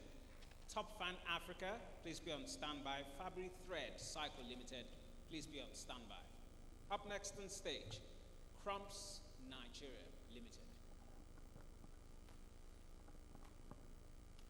If you can move your presentation 1 slide forward and 1 slide backward, it means you're good to go. Good afternoon, everyone. My name is Chidima Okafo, and I'm from Chomps Nigeria Limited. So when my dad was young, he suffered from severe hunger. And so when he was able to pay his bills, he ate everything he enjoyed without caring about their nutritional contents. And he was also very busy, so he loved food that were easy to make and he didn't have to worry about storage. Unfortunately, 10 years ago, he went down with severe illness. And after so much analysis, we realized that that situation could have been controlled if he ate the right food. So as we journey through life, what we eat matters a lot. So we're able to identify solutions of make sure you have foods that are healthy, nutritious, and easy to prepare amongst other features. Okay, we looked at the market size of 53%. We noticed that we have 21 million as our target consumers in Nigeria. And Chomps Nigeria Limited was able to develop products that could help Nigerians achieve their sustainable zero hunger by producing healthy foods. And this was achieved with the help of AI. We're able to develop products that have high protein contents and which are very healthy to mitigate the protein, energy, malnutrition challenge in Nigeria that we're currently facing. And this is the Chomps Custard 3-in-1. So with that, we have other products which are targeted to different health conditions. We've also been able to, this is the market size, this is our sales channels, and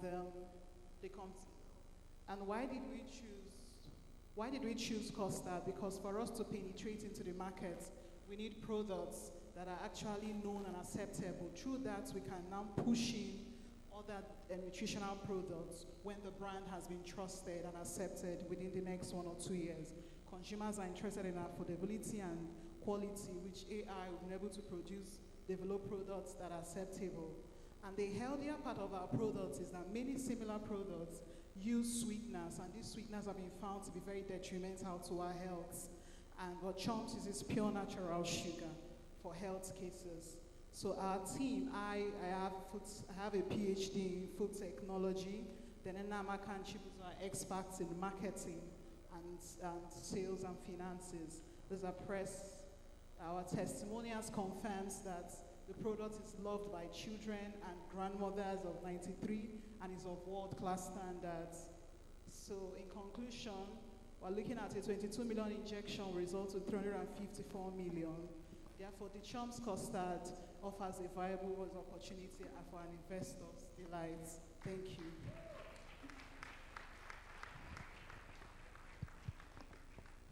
Yeah, thank you, Chidima. A quick check. Why today, if somebody walks into a supermarket and sees Chomps, why would they go for Chomps over others? That's one. Have there been any specific tests done to show that Chomps is actually more nutritional or for the claims you've made than other products in the market today? Yes, SON and NAFDAC have certified the nutritional composition. And also in the supermarket, because it is tastefully packaged and designed, when people walk into the supermarket, they pick it up. Like we've experienced that with ShopRite nationwide. They've done repeated businesses because of its rate of sales. Can you go back to that shows your product and its constituents? Okay, sorry, I can't access this. Okay, slide. so you had where you had about 10% protein. Yes. In your custard. What is the normal protein content in most custard? And you still mentioned that it's used natural sugar. So if somebody has diabetes, how do they deal with your product? Because you said it's more healthy. Okay. But if you still have high sugar content like most other cocoa and stuff. Right, this one, yes. Yes. Okay, so most other products, we notice that they have about 3 to 4% protein. Currently, we're offering over 10% protein. And also, that's why we developed other products like the cocoa powder to take care of those. And we also have the plain custards without sugar. Those are in the pipeline, waiting for NAFDAC approval for those who have sugar challenge. Yeah, I mean, this is feedback, it's not a question. Okay. I think you have a compelling proposition. I think your pitch should be completely different. I don't think you are solving the hunger problem. I think it is more around the elder food and affordability question. And I think that if you slightly adapted your pitch, it will make you stronger. You know, when you started and say you were going to solve the hunger problem and you mentioned about 21 million, I'm like, all of us are hungry. Where do you get 21 million from? Okay, so I think that you actually have a compelling proposition for Nigerian indigenous processed food like this. I think if you adapted your pitch will be much stronger, believability would increase, and then you can stay in a niche where not many people will compete with you. Well, thank you. Thank you so much. Another comment that there's nothing on your packaging that tells me that it's healthier, right? Your packaging does not tell me you have higher protein or 3 times the protein as other products. Okay, it's stated this is a product. The nutritional content gives you more than the required So daily intake. look on the front. Eh? Most Nigerians look at your product. They'll check the front cover. Sorry, most people look at the front cover of your product before they now look at the back.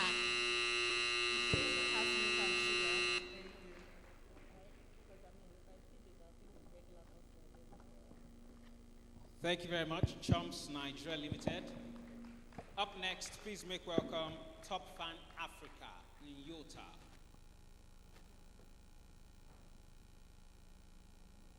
Fabric Thread Cycle Limited, please be on standby. Friend and Pal, please be on standby. Incubella, please be on standby.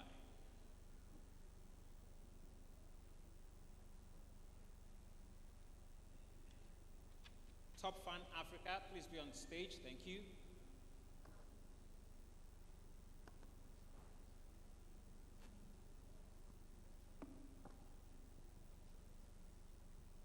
Fabric Thread Cycle Limited, please be on stage.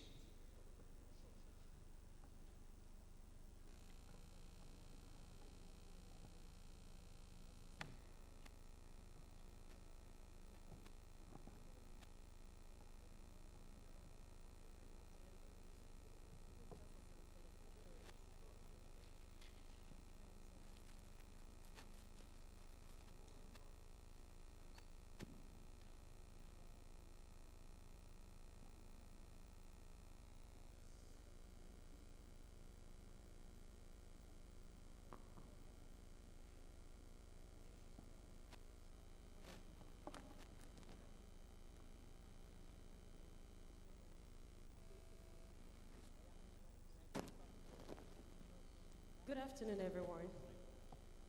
My name is Adebukola Diogo.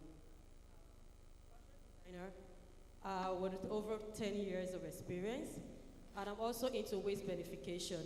What you have in front of you is a raw material made from fabric waste. At Fabric Thread Cycle, we're trying to solve the problem of converting waste, fabric and garment waste into raw materials. Our target are constructors, people in the building industry. Presently, there is a large gap in the fabric and garment waste disposal accumulation and environmental pollution.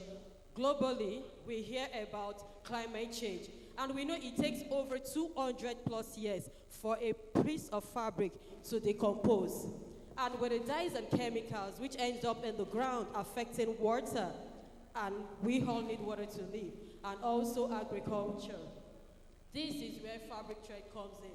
Our solution, collection and recycling, product innovation, like what you have in front of you, distribution diversion, secondary recycling of thread workers, then job creation and empowerment. Based on my experience of 5 years in the recycling industry, because I'm also a PET bottle recycler, I tend to see that the value chain of which we use in operating in the PET recycling.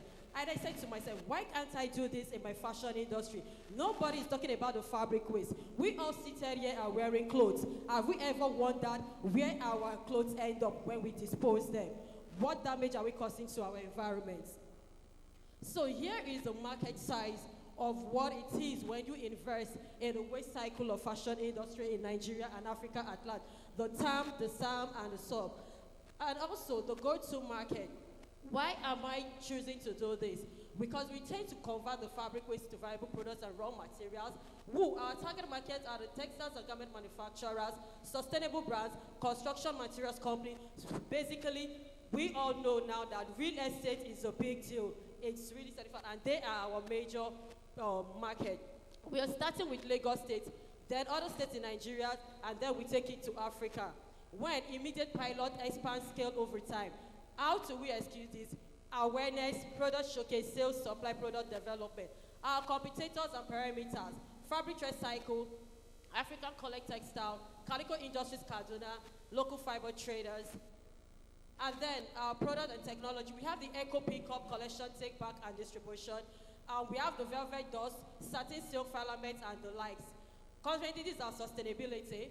We reduce waste by 25 to 50% in the next 5 years. Empowerment through sustainable employment, and the likes of it. We are asking for a 20 million grant to help us scale our current product of concrete, which is made from velvet dust, and everything you see there is from fabric. Please, can you repeat what exactly is your ask and what is your final product? So our ask is a 20 million. 20 million. 20 million naira. Yes. So our final product is what we call the concrete. We have the fiber mixed concrete. Things we can use these things for: the fiber mixed concrete, the tiles, POP, sandproofing. These are things we've worked on. This is a project. We recently won the Global Clean Tech Innovation for female startup leads just in April. And in June, we won the best gender business innovation in Vienna, Austria, based on our research and technology. We are currently still expanding and working on our R&D to bring this product to reality. This is a social enterprise, right? Pardon? This is a social enterprise. It's not completely a social enterprise, but it's a social enterprise is a key factor integrated into it. Okay, that's a good one. Yes. I mean, I really want to know to what extent, because when you made your ask, the reason why we're asking is you made a ask for 20 million naira grant, and I just wanted to know if your play is a social enterprise. I mean, there's a whole world of sustainability inbuilt. Is it a business or a social enterprise? It's both inclusive. Okay, thank you. Please, if you look at the entire value chain, what do you collect? I mean, what waste materials do you, just hold on. What waste materials do you collect? What do you convert it into? And what do you sell? And who are your customers? So 4 things, just go through those. Okay, we collect fabrics and garment textile waste from manufacturers. I don't know if you've ever been to Yaba. Let me just pick Yaba for instance. Then, okay, so we convert them into raw materials. These are raw materials made from fabric waste. They have different types. Every fabric textures have their peculiarity. You can see different samples there. Okay, so the product, end product, we deal with, based on the samples we've worked with people who are into POP for installation, that is filaments. We've also worked with people who do tiles.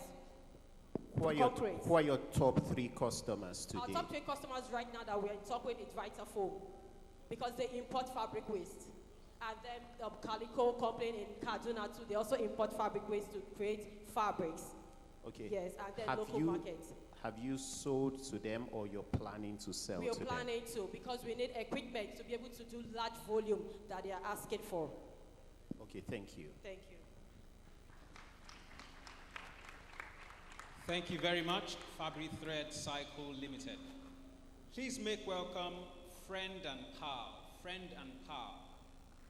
Incubella, please get ready. Please be on standby. Agrified Technology Limited, please be on standby. Feed Freak, please be on standby. Fast Clean, please be on standby. Ladies and gentlemen, please make welcome Friend and Pal. Remember, if you can move your presentation by 1 slide back and 1 slide forward, you're good to go.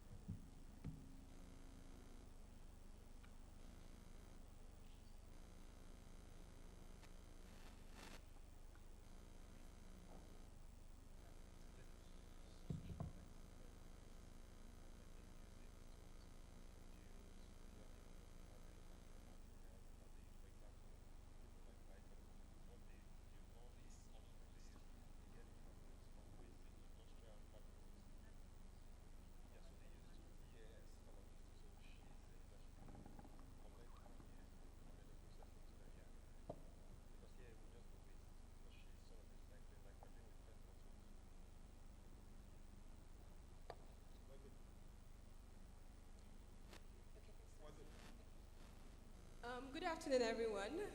Right on the stage, and I'm having anxiety attacks, right? It's quite weird. And I'm shivering, I'm like, okay. So my journey from grief to innovation is changing lives across Africa, which started with a personal tragedy, having lost my mother to depression, a battle she faced alone in silence, having a brother with disability, as well as an average African father who never believed in mental health. That's the funny thing. My name is Esther Eruche, and I'm the founder of Friend Empower, the first AI mental health app in Africa with multilingual support. Now, in a continent like Africa with over 1 billion people, where over 60% of these people go through mental health issues like stress, anxiety, even domestic violence. And the problem is these problems or these issues go unreported or untreated. And the reason because of this is due to the cultural stigmatization attached to mental health in Africa. Sometimes when you tell your friend that, hey, guy, man, today get us a bill, and I feel like things are not going so well with me. And sometimes they look at you and like, okay, you're having depression. And there's this taboo attached to mental health. Now, what Friend Empower is doing is to be able to leverage artificial intelligence, AI, to be able to provide accessible, personalized mental health support, even in your local dialect. And the amazing thing about what we do is the anonymity factor. The fact that you can get help without having to reveal your identity to anybody. Now, what makes it exciting is, aside from the conversational AI, which leverages the potential of conversational AI to a recommendation system down to human interaction, you have access to communities where your identities are also hidden. You get to meet people like yourself who are going through the same stigma, the same troubles, from rape victims to traffic survivors, to new moms, to PTSD, and a whole lot of amazing people. Then we also have the data-driven check-ins, where you get to log in your daily moods each day. Also, our market is worth over $50 billion at the moment, and our business model comprises of the B2B as well as the B2C. Currently, we have over 10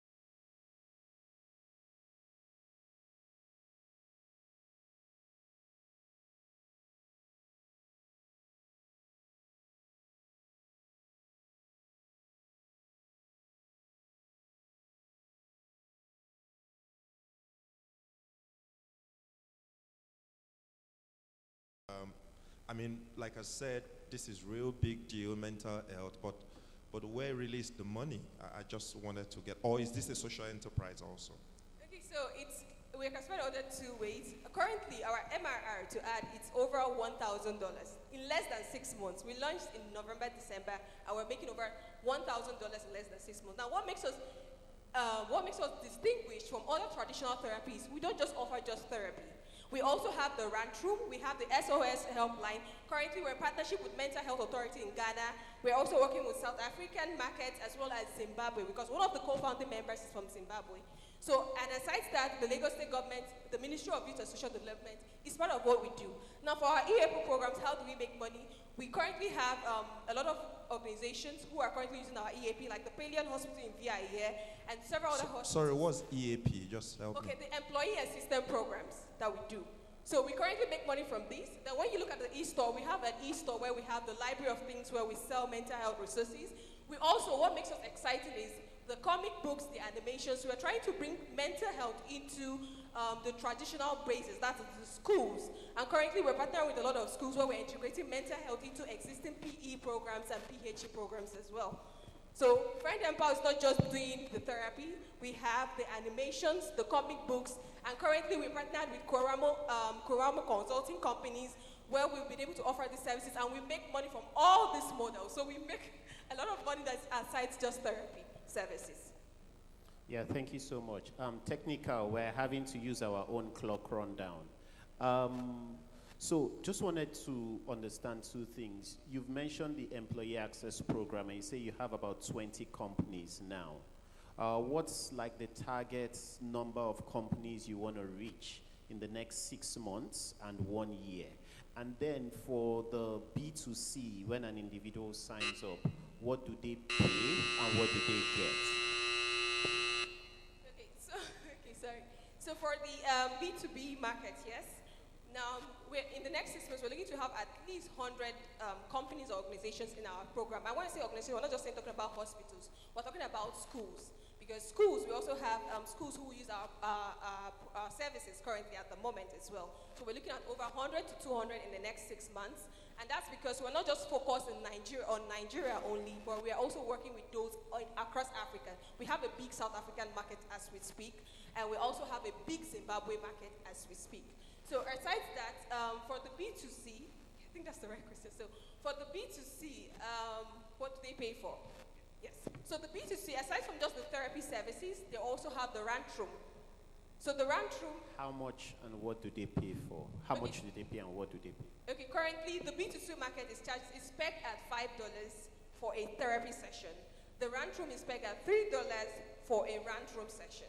Now, aside this, we also have mental health resources which we sell out virtually. We have the e-store which we sell out virtually every week as well. So, but the majority of our income comes from the big players. That is the EAP programs. Like the programs we had, like with Lagos State Ministry of Youth and Social Development, like the programs we're currently having with Mental Health Authority, like the Zimbabwe market alone gave us $10,000 in just one sitting. So this money comes from the bigger markets, the EAP programs. And I think the most exciting fact about what Friend Empower does is the anonymity.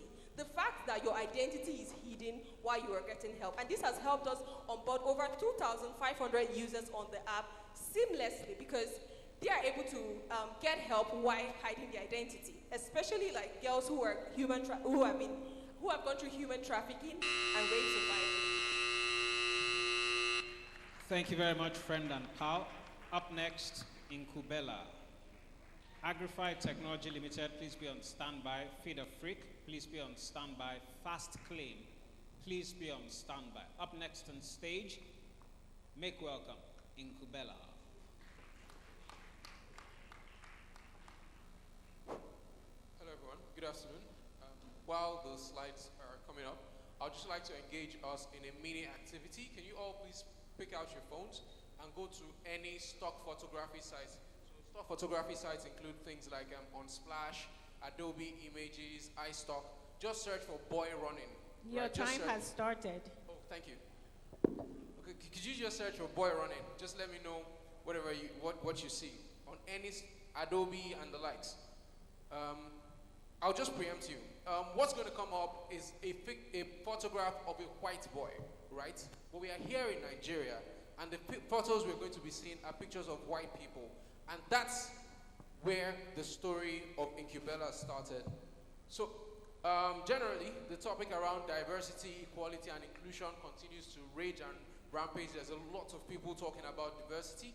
But the main topic, the main vehicle, which is visual communication, does not have that tool that's showing actual Africans in some of these materials. So introducing Incubella, what we have decided to do is to come up with Africa's first stock image platform, where you would see real representations of Africa in many of the online, right? You go to these sites and you see African images. And the essence of doing this is because it's typically very distressing. My name's Abdul. I've worked in marketing for about for more than half a decade, and many times when I have to do designs for brands, right, I most likely would have to manipulate a photograph to get a black person, or sometimes when I try to get these pictures, they are behind paywalls. That's like, it's a very major concern for me. I'm like, pictures of my own Africa behind a paywall. I have to pay a white man before I can get pictures of Africa, so that Mungo Park can tell me he found River Niger. No. So that's why we've set up Incubella, and then Incubella will be a solution for the visual communications industry. It would be a story of Africa told by Africans, and it will be made available to the creative industry for downloadable assets, and also a rich tapestry of Africa. So to make a case for the idea, like I had said before, okay. Generally, there's a whole lot of talk that we could do, but we're looking to raise 100 million naira, which will be used to develop the website, and then would also be used for the photography and across different parts of Africa. But generally, what we are saying is, you will go to this site and you will see pictures of Oka, you will see pictures of places in Ekulobia, and we'll be able to use them in our designs. And that way, people can connect more because you can see pictures of Africans in your designs. So generally, how we intend to make money is through subscriptions. People who subscribe to our project, advert revenues on the site. And then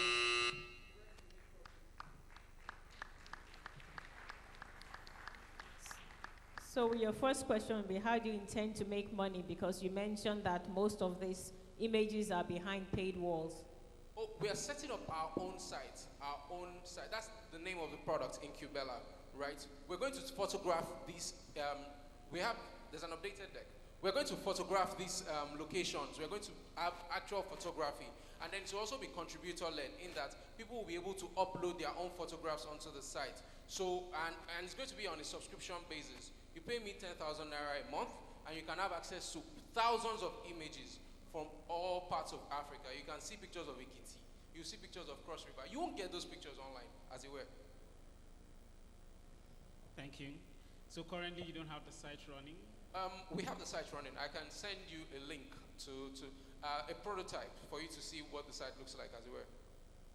So when you say prototype, that means it's not running. Is it live? Can I go online and? It's not live, as it were. We're looking to raise funds. We're pre-seed. We're looking to raise funds and deploy the site, and then also roll out. Okay, so is the content entirely user-driven, or is it, because you said we are going to have to take pictures and put on the site as well. So we are going to combine, and the plan is to actually phase it. For the first phase, it would be 70-30, where we would produce 70% of the content. That's why we're looking to raise 100 million. We'll go round different parts of Nigeria. We'll take the photographs and upload, and then the other 30 would be from collaborators, after which we would move to 50-50, where we'll be doing 50%, and then collaborators will also onboard for 50%. The plan is that these collaborators will also be getting paid. So it's not like you have your products, your photographs, and they're just wasted. After which we can then move to an 80-20. That's like afterwards. Abdul, right? Yes. Well done, thank you. Thank you very much. I mean, the first question is, you're going to go around Nigeria photographing. How do you know what people want? How do you know? So there's a great deal of research behind this, right? And that's also, to put context, I work in advertising. So I know exactly, because I have designers that I create, I manage some of their designs, and I know exactly what we have to search online. And then if you go to the first page of my presentation, that image took so much time to find, right? But we know what people need. We know the desires. We know what you want for your designs. Okay, so this is a comment. Yeah. I would suggest that you want to let your approach be more data-led. I'm speaking from a standpoint of knowledge myself. Okay. I've done marketing for some time. Okay. I think that there may be a lot of assumptions, with respect to where exactly, and there's a world out there, just Niger State alone, you can be there for almost 2 years, not even finishing. Just Niger is like maybe 5 times bigger than Lagos, you know. So I want you to maybe have that in mind. Because of the time, I can't throw out all my suggestions. All right. Well done, sir. Thank you very much.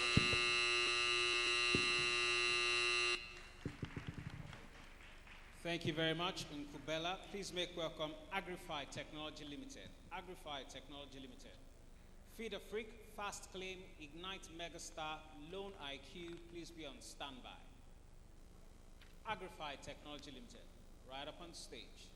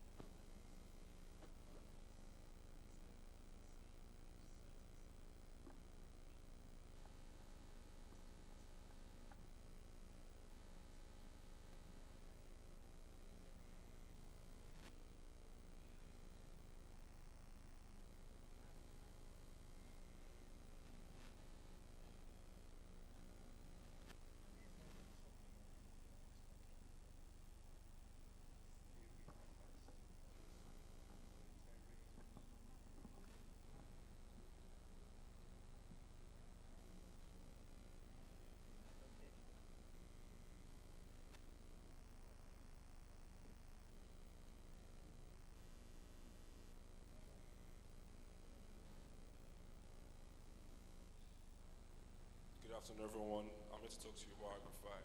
And Agrify is an AI-powered app where we help farmers to increase their soil organic carbon and help corporate decarbonize the value chain. And the problem is that African farmers lose $30 billion annually due to climate change. And with 60% of the world's arable land, we ask ourselves, how do we utilize these resources and help African farmers move to an age of prosperity? And through research, we found out that low-cost agriculture techniques like cover cropping and agroforestry help farmers to actually fight climate change. And that's why we're building Agrify, which is an AI-powered app that helps farmers increase their organic soil carbon and help corporates decarbonize their supply chain. And how do we do that? We use satellite technology to monitor the farms and give them insights on how to farm better and improve their soil organic nutrients. One of those nutrients is carbon, which we then sell to businesses and corporates who are looking to offset their carbon emission. Then we also connect them to buyers who are looking to buy these products from them for very high quality since they followed our coaching techniques. In terms of our competitors, we believe we are in a class of our own because we focus on smallholder farmers. Smallholder farmers take 70% of the farmers in Africa, so there's a large market for us to serve. And this is just kind of like under the hood of our methodology on how we certify the credits that have been sold on our platform. This methodology came first at the DLT Climate Hackathon. We believe carbon credits could be Africa's next export. With $300 billion following to nature-based offsets, there's a large market for us to tap in. We make money in 3 phases. So we currently have a phase where we charge a farmer subscription for our product. Then we also take a 20% of the carbon credit sales.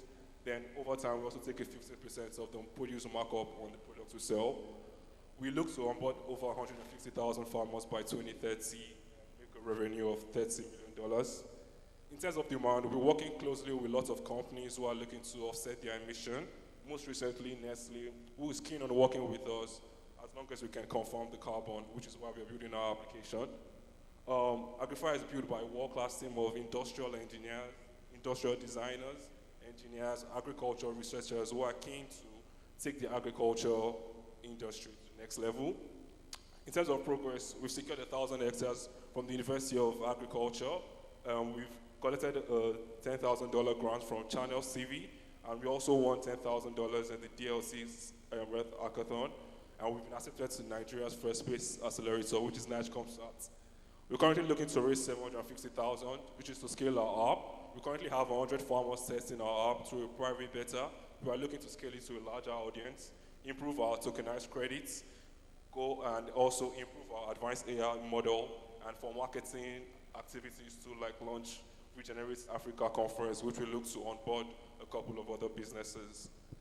And yeah, thank you. Yeah, I mean, well done. I don't want to sound like an idiot, but you need to explain this to me like a 5-year-old. I really didn't understand. And I've not even marked anything because I really didn't, just like a small child, help me understand what carbon credit is and how it matters so much to smallholder farmers. I really don't understand. So, in simple terms, we coach farmers on how to store carbon in their soil. Then we sell those carbon as offsets to businesses who are under strict regulation to buy those carbon to offset their emission. So we help farmers farm better, store more nutrients, and one of those nutrients is carbon. Then we connect them to businesses who are looking to buy those carbon. Then also from our coaching, they grow better products which are now at higher standards for the markets and can be sold. So we also connect them to businesses who are looking to buy those products of them. Did you say you store carbon in the soil in order to grow the products? No, so it's kind of like photosynthesis. The plant stores carbon and gives us oxygen. So we coach farmers on the adequate way to store proper carbon. So we monitor their soil and give them tips on like, okay, today use this fertilizer or tomorrow use this. That way you could increase the carbon that's stored in your soil. Then you can also sell this carbon to businesses who are like destroying the earth and all that. Then what are we looking at here? This biogas. Oh, yeah, so this is more of like a future project where we take the waste on the farm and convert them to biochar, which is also a source of clean energy and fertilizer for the farmers. Sorry, please. Okay. How do you measure the carbon? How do we measure the carbon? That's our proprietary technology. And just a little bit under the hood, we use satellite technology to monitor the farm. And over like a few months, we can actually see the amount of not just carbon, but nitrogen, phosphorus, and other nutrients in the soil. So that's kind of like our proprietary technology on how we actually quantify the carbon. Okay, so do you have clients that have already bought carbon credit through What do you say? Do you have clients that have already bought carbon credit through you? No, we are working with a few companies. So we are currently working with Nestle to understand like their strategy on how they want to sequester carbon. So we're working with a couple of businesses on understanding how well they want to buy this carbon of farmers. So nobody has bought carbon credit yet?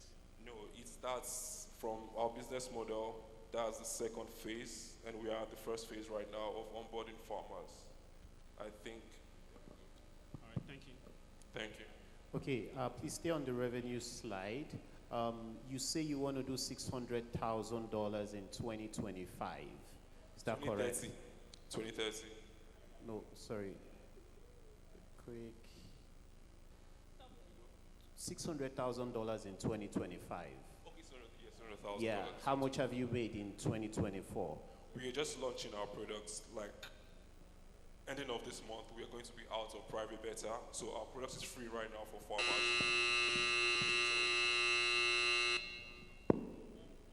Thank you. Thank you very much, Agrify Technology Limited. Feed a Freak, up next on stage. Please make welcome Feed a Freak.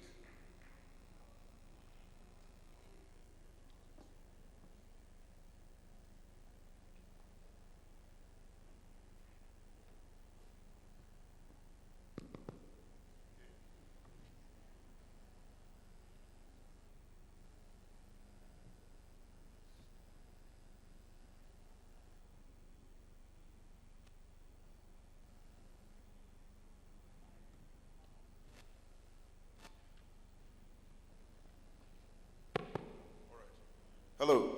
Do you know that 100 Nigerian children die every hour due to malnutrition?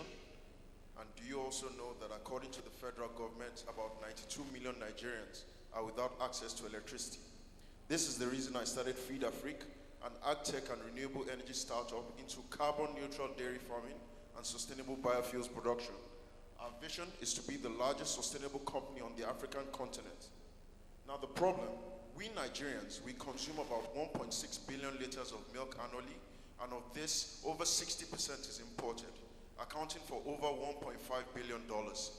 According to the federal government, the National Bureau of Statistics, Nigerians spent about $11 billion on petrol, diesel, and generators in 2023. And the worst part of it all, Nigeria only generates 5,000 megawatts of power, when in an industrialized country, you need 1,000 megawatts of power per 1 million people, meaning we need over 200,000 megawatts of power to industrialize. The market opportunity. Nigeria has a market population of over 220 million people with an average consumption of 8 liters of milk per year. The dairy market is valued at $5.9 billion. The AFCT agreement also gives the opportunity to export products to other African countries. Now, our solution. Our solution is to build the largest dairy and biomethane plant in Nigeria to reduce importation, boost local milk production, improve nutrition, and also provide energy for homes, transport, and industry. We're doing this now. You might ask, what's the technology component? We're using biotechnology to reduce carbon and methane emissions on dairy farms and produce renewable energy. Now, our dairy products, you can see our dairy products and our energy product. Our team is filled with diverse individuals, 1 male and 3 females. We believe in female inclusion. We have about 70 years of combined experience, and obviously about 9 years of on-farm experience. Our traction, we've partnered with Ökobit GmbH, a leading biogas developer from Germany. We're also in talks with Hemskek BV Global from Netherlands and Volta Green Tech from Sweden. We're also in talk with the National Council of Climate Change, the Manufacturers Association of Nigeria, and major markets in Nigeria. We've also secured letters of intent from intending customers to purchase our energy solution and have more customers in the pipeline. Our go-to-market strategy is to leverage on existing distributor channels to sell our dairy products, while our energy solution will be sold through networks to businesses and governments. Competition are mainly with multinationals, but as you know, these companies run out of Nigeria at the easiest change or in government policies. We are a Nigerian company building for Nigeria, asking for $40 million to build the plants and the dairy farm, which will be used to also acquire cows that can give us a revenue of over $4 million annually.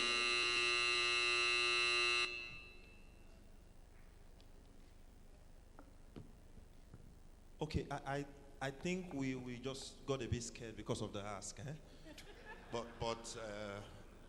I mean, so it sounds to me like your idea from a conceptual perspective is such a winner, okay?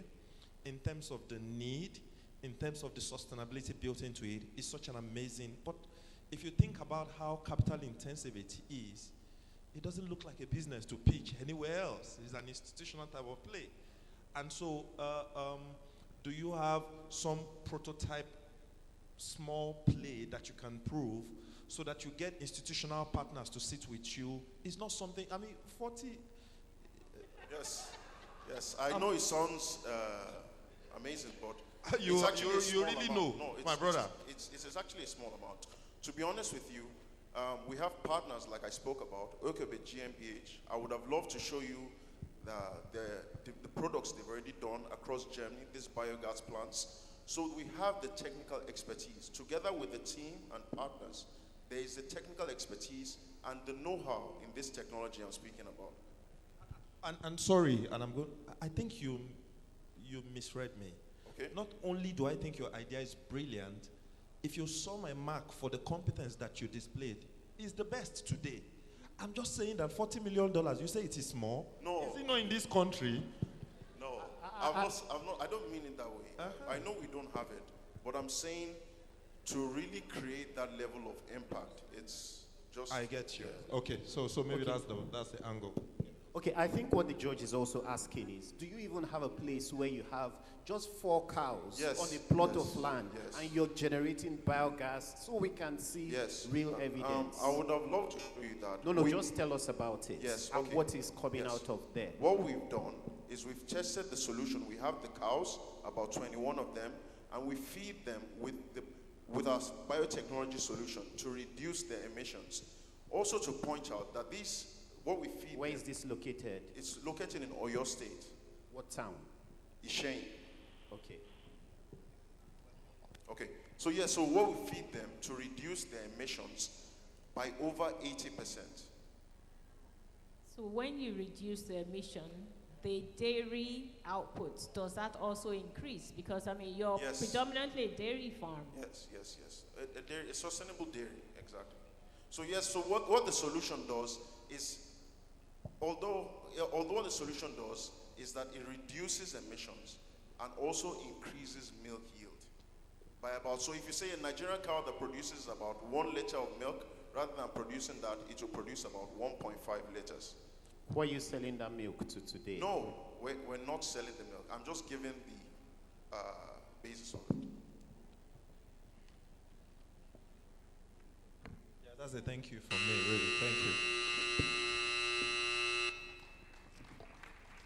All right, thank you very much, Feed a Freak. So we will have a very, very short break. It's a toilet break. We still have 6 pitch presentations to go. 1, 2, 3, 4, 5, 6. Yes, 6 more to go. So we'll have a very, very short break.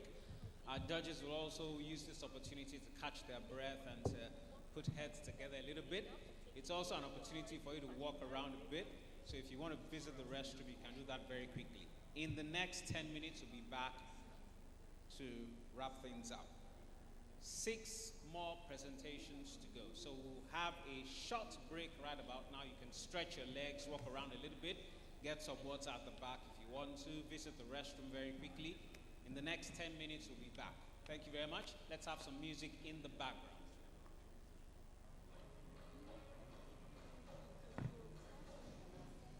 I've worked in an insurance company for a number of years, and I was a CEO for an insurance company, and I did my tenure for 10 years before I retired. Now, what was the philosophy behind Fast Claim? The philosophy is because of, in Nigeria, I don't think there's anybody that has had a good claims experience when it comes to his motor vehicle. Now, there's been a trust factors issue in the insurance sector. Please, can I pause you? MC, could you help us with the background noise, please?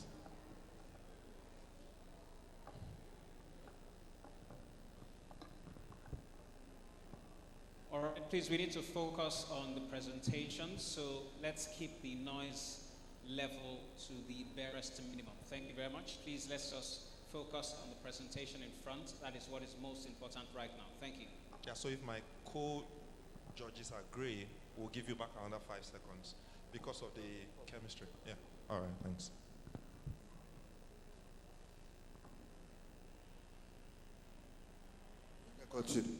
So, the philosophy behind Fast Claim is that there's been a trust factor issue that people do not believe in Nigeria that the insurance companies pay claim. Now, even the common man on the street that has a third-party policy does not know that that third-party policy is an actual insurance policy that covers for a third-party property damage up to 3 million naira. He probably sees that third-party policy as part of vehicle documentation. So this is what gave birth to Fast Claim. So what is Fast Claim? Fast Claim is a novel insurance platform. It's the first of its kind. It's a claims notification platform that has an AI for a pre- and post-loss vehicle inspection embedded in it. Now, Fast Claim is a mobile app. So on the B2C side, you could go on the App Store, you can go on the Play Store, and you download the app. So what it means, the common man on the street that probably bought a third-party policy that does not know how to go about to make a claim can immediately use the app and notify any insurance company and make a claim. Now, on the back end, we've also onboarded the insurance company on the web application. So the insurance company receives the notification, and immediately, within a seamless period of 24 hours, your claims can be resolved. Now, what have we been able to achieve on this platform? 1, seamless claims notification. Now, the normal insurance industry will take for like a week to go fill claims form, notify the insurance company, they come and do the inspection, they get the loss adjuster and all those things. This is seamless. Within 24 hours, you can notify the insurance company, and the insurance company can get back to you, and they can begin to treat your claim. Market aggregation, big data pool. The insurance industry have not had a big data pool where we've been able to aggregate data. 4, scalable platform. AI-enabled motor inspection. So what it means is that if you want to insure your car, they don't need to physically come and inspect your car. They can do a pre-assessment of your car through the AI. The insurance company will, on their web-based application, on the dashboard we're giving them, generate a link sent to you on your smartphone. You click the link, and the AI will do the inspection and send back to the insurance company. Same thing when a loss also occurs. We have vehicle documentation and the rest of all that. We've onboarded over 2,000 users on the mobile app, and we have 20 insurance companies onboarded. Thank you very much. And we have an MOA with the NIA to aggregate all the insurance companies to use the AI. Thank you very much. So how much are you looking for? 3.2 million. Naira or dollars? Dollars. To do what?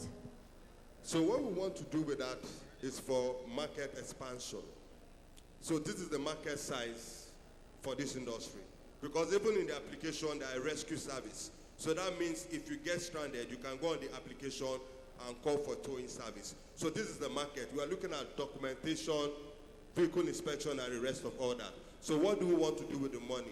So this is what we are looking at. R&D. Now we have a new version, which is the 4.0 version. Now on that version, what that version will do is called loss adjustment. So when your vehicle gets accidented, all those brick and mortar, you need to send the estimate to the insurance company.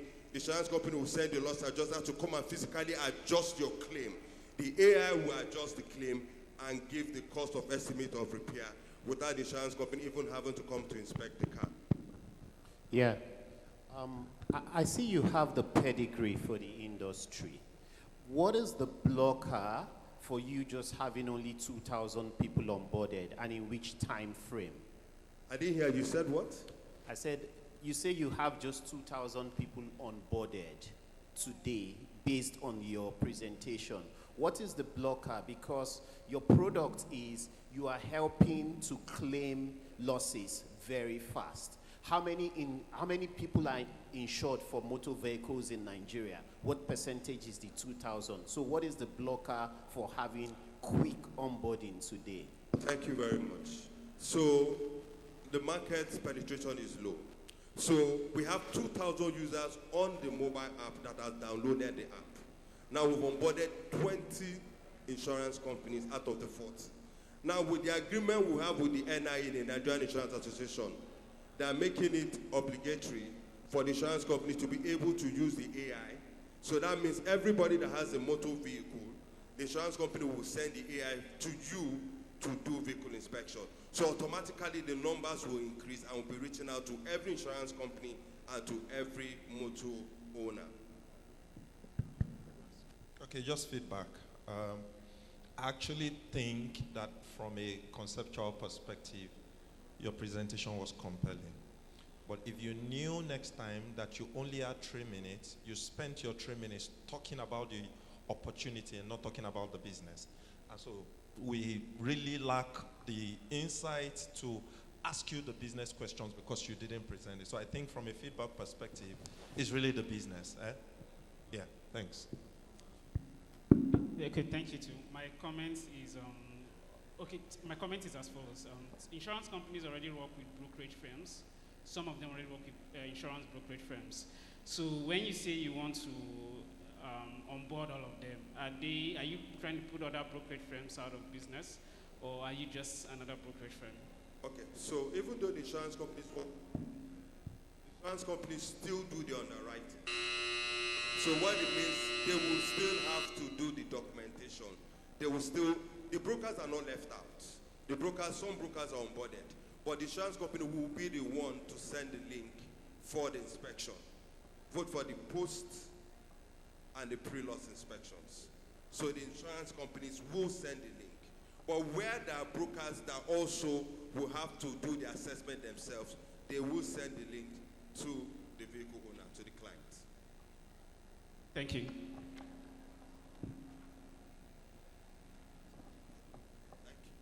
All right, thank you very much. Fast claim. Ignite Megastar, please come to the stage. Ignite Megastar. But just before we have that pitch, I would like to recognize the presence of an independent non-executive director of the Development Bank of Nigeria, DBN, in the person of Mrs. Folakemi Fatogbe. Round of applause for her, ma'am. Thank you very much, ma'am. It's an honor to have you join us today. You're most welcome, ma'am.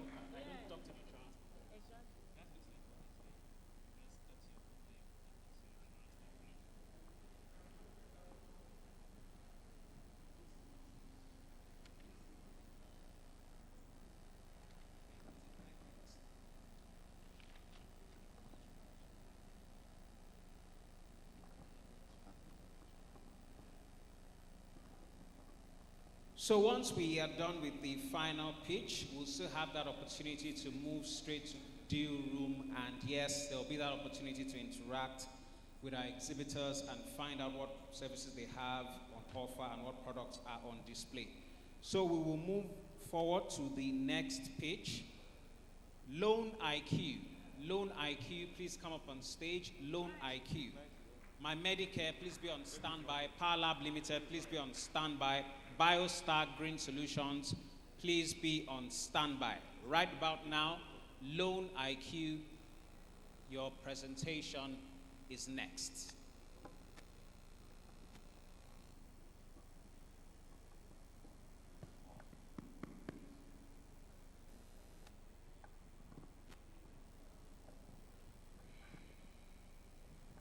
Good afternoon, everybody.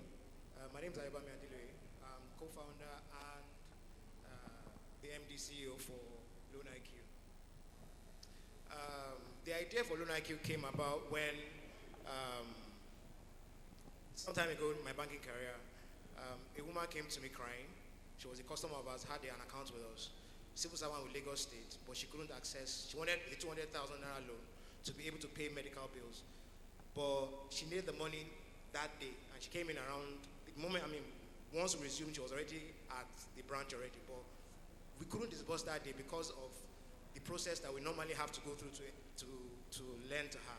That would have taken about a week. So, bottom line, we couldn't lend to her. So, that opened my mind to what is available, what we could do for civil servants. And that was a couple of years ago. That market has changed. We now have big players within that market. What basically Loan IQ is set up to do is lend to civil servants. They are one of the poorest, they have the poorest pay in the country as we speak, with some states paying as little as 30,000 naira. So the market is there because they have urgent needs. They want to pay rents, they want to pay hospital bills, they want to pay school fees, but they don't have the capacity to do it, so they need funding for that. So that's where we come in. Why invest with us? Largely is because there's a clear path to profitability with this business. The market is there. We estimate that there's at least 300 billion on a yearly basis market for loans from civil servants. We have about over 3 million civil servants, federal and state, in Nigeria as we speak. And then, of course, with the new increase in minimum wage, that market doubles. Immediately, minimum wage is implemented, the market doubles. So there's opportunity there. Like I said, clear path to profitability.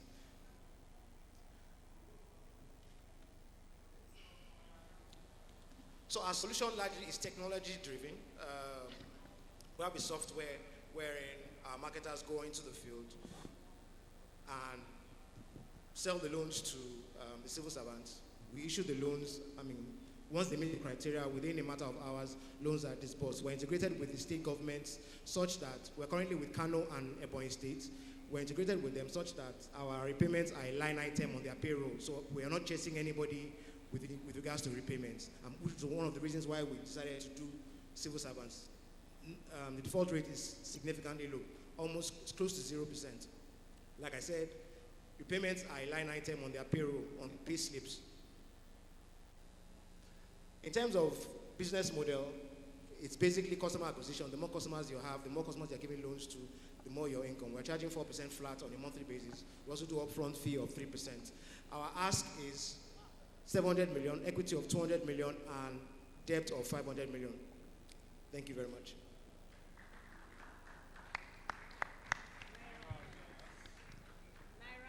Naira. $700 million. Oga, well done, eh? Thank you. I just wondered, I mean, I don't know if you noticed that almost everybody is in the credit loan business, Yeah. which makes it very red ocean. I don't know if you are aware that the fundamental institutional play, well, maybe institutional play is not the word. The banks are in this space. I used to work at Remita. They are very strong in this space. I used to partner with Access Bank. They are very strong in this space. And I'm saying, why you? Why do you want to give a very smart but emerging guy a lot of money when the turnaround time of that is, I mean, why? When the guys with all the finances, they can get into this place, they can crash the interest, they can give a lot more value than you. So why would anyone want to take a bet on you? Okay, so one, the banks are too big. They can't do it. I've worked in a bank for 23 years. They can't. With the way the system and processes are, I mean, they're doing digital lending, but for civil servants, the market is segmented. You can't, it's specialized. Let me put it that way. You can't just lend to, the way they will lend to an employee of a bank or a financial institution. Yes, an Access, any other bank can do that, and they do that. I mean, it's pretty simple, but for civil servants, it's very difficult. The only bank that is playing in this space with us is Fidelity. But even then, they can't compete with the speed that we would be able to bring to bear. Okay, just to advise. Yeah. Access is doing this, exactly this. They just started a company that but in the space currently, no, Access is not anywhere there. Okay. Yeah. Okay. Okay. Thank you. Please, what interest rates do you charge for this? And how do you also compete with cooperatives, which is one thing virtually all civil servants are subscribed to today? Okay, so with regards to, the main issue in this particular business is funding. The more funding you have, your business thrives. The problem with cooperatives is that they don't have funding because the funding is coming from the civil servants themselves. The civil servants themselves are already over-leveraged, are leveraged significantly. So they don't even have that much of savings to be able to put into the cooperative because the way the cooperative works is you must first of all save before you can even get a loan from them. So that market is significant. And like I said, we started this business in April. We've done about, with about 4 staff, marketing staff, we've done about 25 million in 2 months. Again, interest rate? Yeah, interest rate 4% flat, monthly. Per month? Yes. Then you said something about 3% upfront as well. Yes, 3%. But what we do is that it's not upfront. We've capitalized it with the loan. So if you apply for a loan of 100,000, the loan that is running will give you 100,000, but we've capitalized the 3% into your loan. So you're paying 103 instead of 100,000. That's the way it works.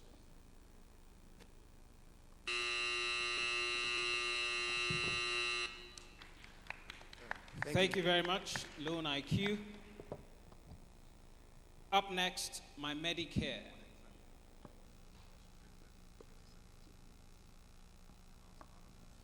Power Lab Limited, please be on standby. Biogas Green Solutions, please be on standby.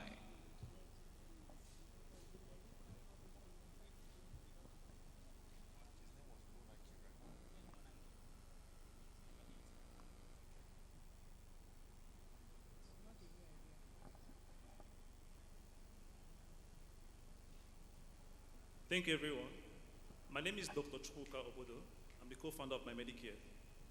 In my 3rd year as a medical student, my dad suffered a stroke, and that was the first time he was diagnosed with hypertension. Just like my dad, 1 in every 3 Nigerian adults is hypertensive, and we have 146% of those aged 25 years and above suffering from this condition.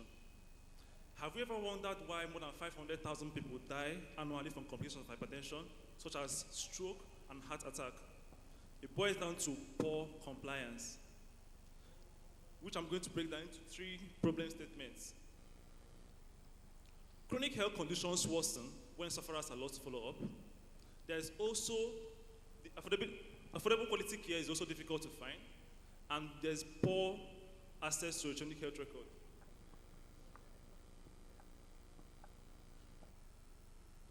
We are solving this problem through our routine health check and remote monitoring, as well as through our electronic wallet that helps you to save money now and access where you need it.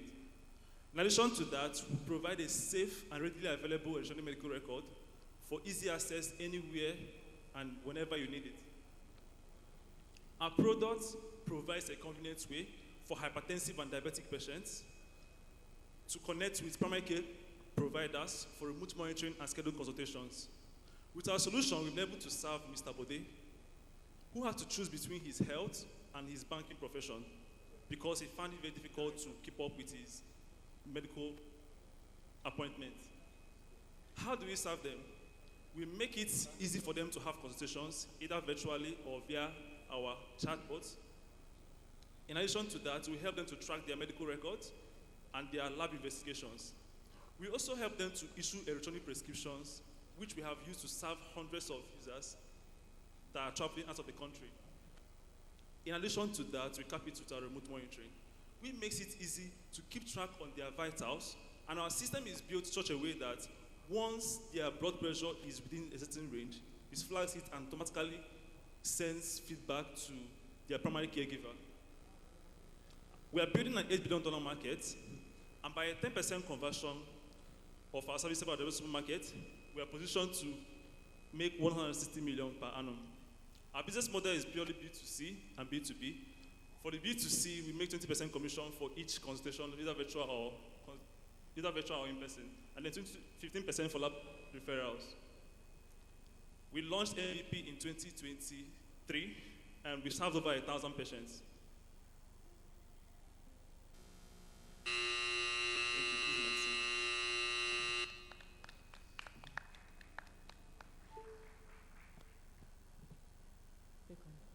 So you mentioned that if a patient has high blood pressure, as soon as the blood pressure is high, it sends it directly to their primary care provider. Yes. Is it a wearable, or how does it do that? Okay, so for now, what we do is you're able to impute your vitals. So if you check your BP, you're able to impute that. However, we have already started talking with companies that produce these wearables, so that if you are wearing the device, you can, if your BP is high, the system automatically gets it and then sends notification to your primary caregiver. So I can reach out to you, because the reason why people that have these conditions, relapse or have complications like heart attack, is simply because they are not being properly monitored. Thank you.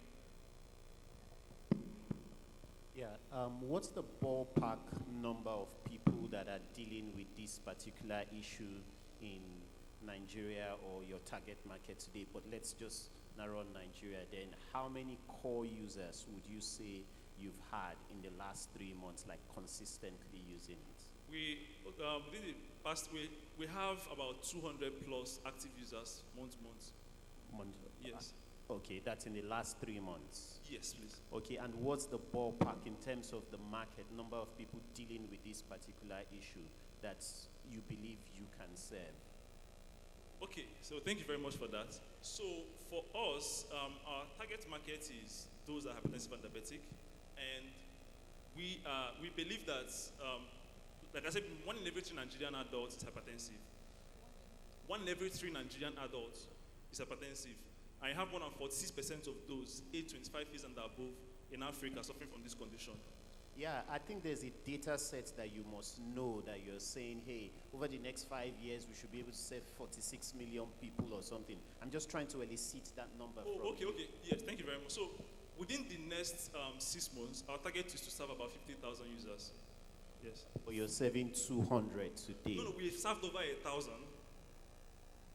Okay. Yes. We have 1 minute. Look, you've served over 1,000. Yes. In the last 3 months, you've had 200 people consistently use it. Does that mean 800 dropped off? No. And then you say in the next 6 months you want to serve 50,000. If you've served only 1,000 today, is there a clear path to 50,000 in 6 months? Yes. So currently we are in conversation with Diabetic Association of Nigeria, in addition to Nigeria Heart Foundation. So they have this bulky number, and that's the reason why we need to, fast track our core product, because it creates an easier fast form where we can easily integrate with them, as well as other electronic health record providers. For example, I was having a conversation with Sensio Health that pitched earlier on, and we already discussing on how we can integrate our system. Currently, we've also had conversations with Hygia HMO and Azamasat HMO. These people have the bulk number. So once you're able to compute our products, then we can easily integrate them. Thank you. Thank you very much, my Medicare. Thank you. Up next, Ignite Megastar. Carla Biostar, please be on standby. Thank you.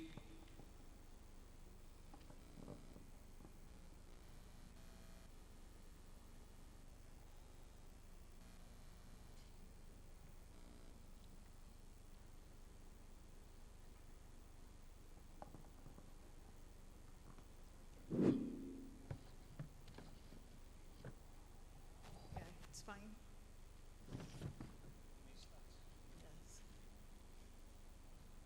Good afternoon, everyone. I'll be presenting a sports tech platform called Ignite Megastars. Between 2008, when I started living in Lagos, and now, there has been a significant increase in the number of youths playing football under the bridge, in the streets, and in remote places. And some of these youths are pretty talented. However, if they are not supported, you realize that they will remain under the bridge and eventually become menace to the society. So our question is, how can we identify these talented ones and support them while being sustainable? We decided to leverage on the success stories from two key industries. The first thing is to organize a sports competition for them to showcase their talent. And then the next will be, we built a web platform that will allow people view them, view what their performance, assess their performance, and vote for them on the platform. So we have two types of, two ways where you can vote, the fan voting and the technical voting. The fan voting, which is paid, and the technical voting, which is free by technical experts. For our product, this is what it looks like. If you want to join in the competition, it's free. You register on our platform. We also have coaches who go around sharing forms, distributing forms for people who don't have access to internet.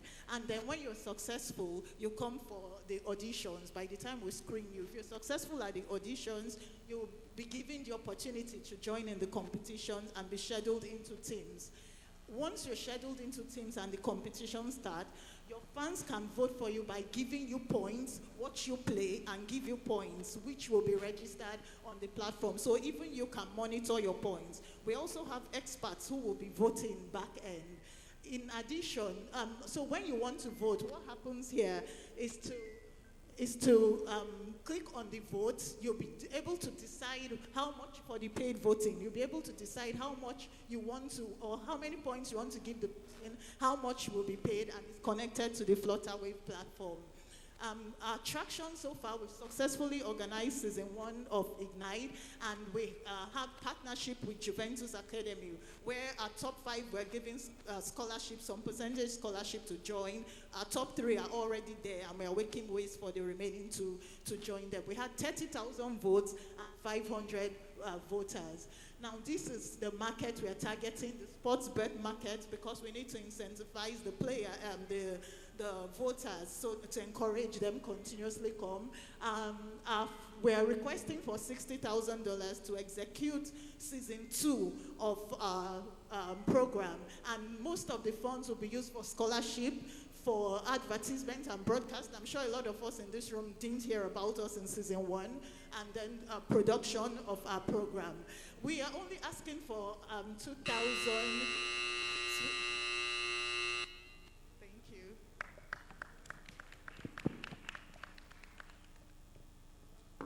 Yeah, thank you so much. Please, can you help us understand how you make money? Okay, so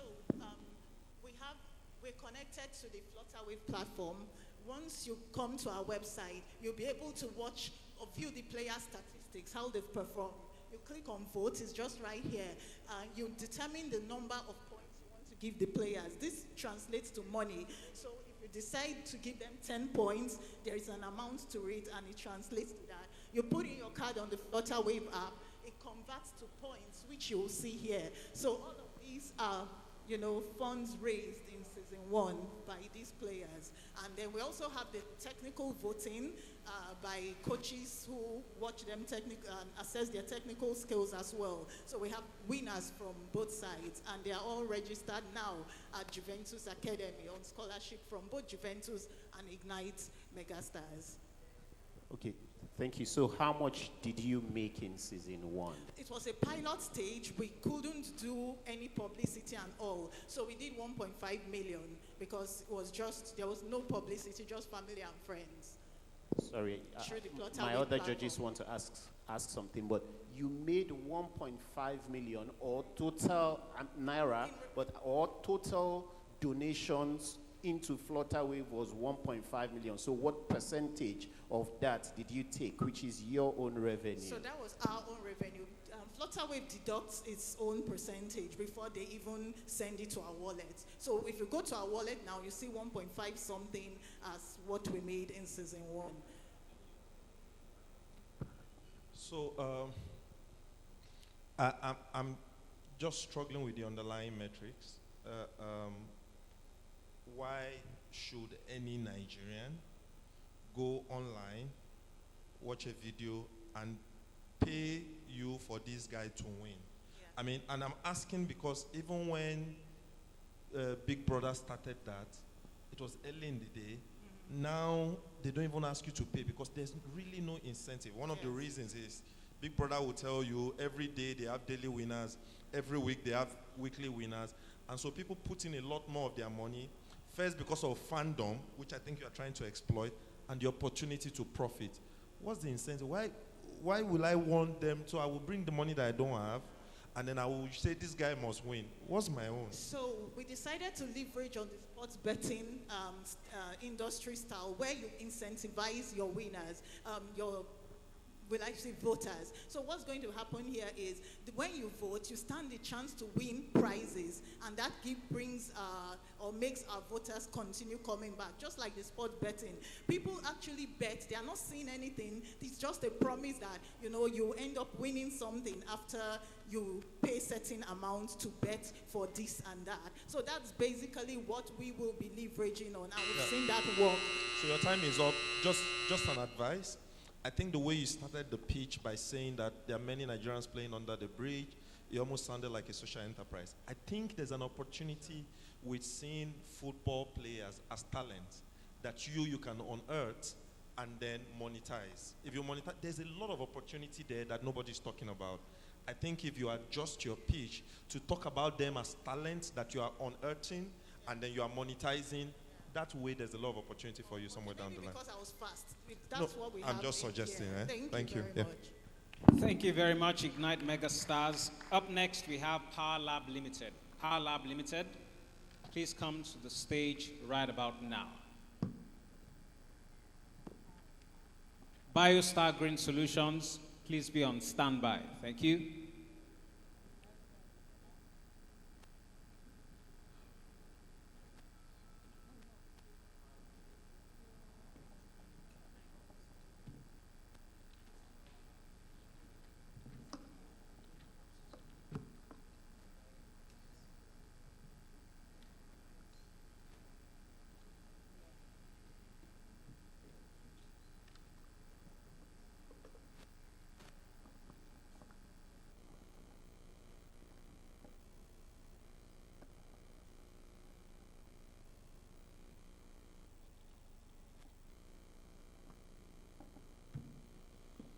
Hello everyone, good afternoon.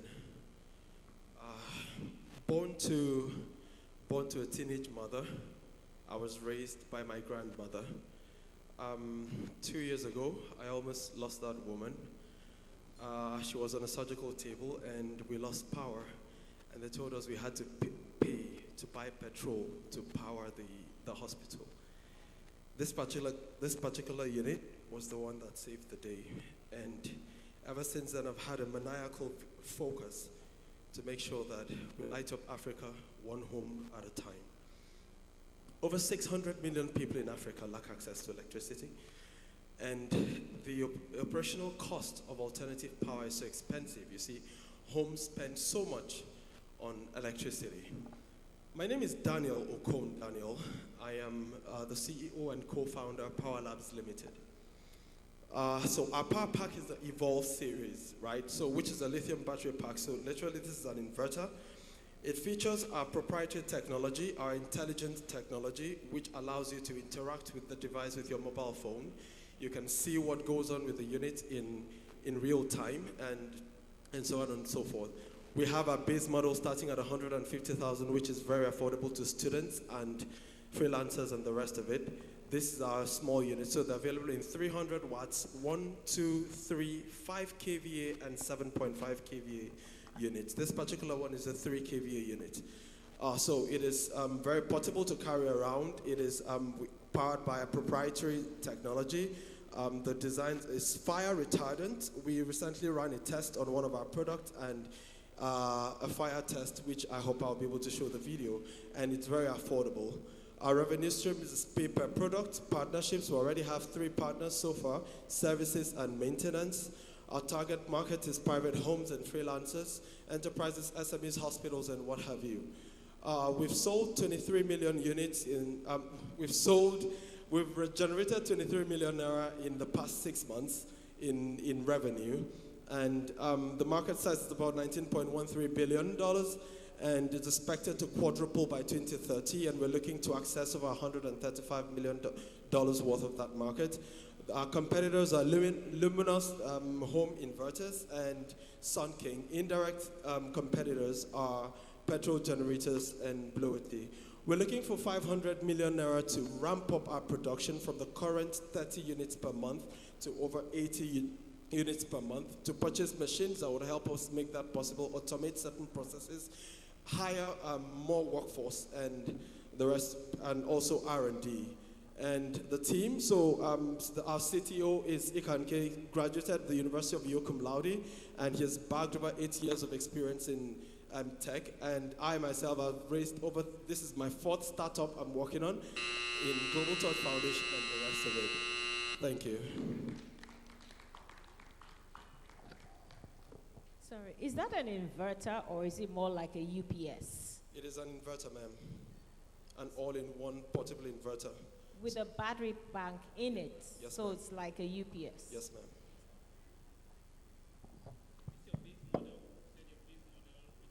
Sorry? Is this your base model? No, this is not our base model. Our base model is way smaller. It's 150,000 naira and it's 300 watts. This is a 3 kVA. This one would power a 1 horsepower AC would power your freezer and your lightings and fans. And how much? This is going at 800,000 naira. Okay, thank you. 2 things. What is the size of the lithium battery in this pack? I mean, in terms of kilowatt hours. You also did mention a mobile app for remote monitoring. You didn't show us, but can you tell us the capabilities of that? Okay, so we didn't feature the mobile app, but you can check. We're launching it in. We're launching the other features by September. It's already been developed. We're testing it and all of that, but we're launching the app in September.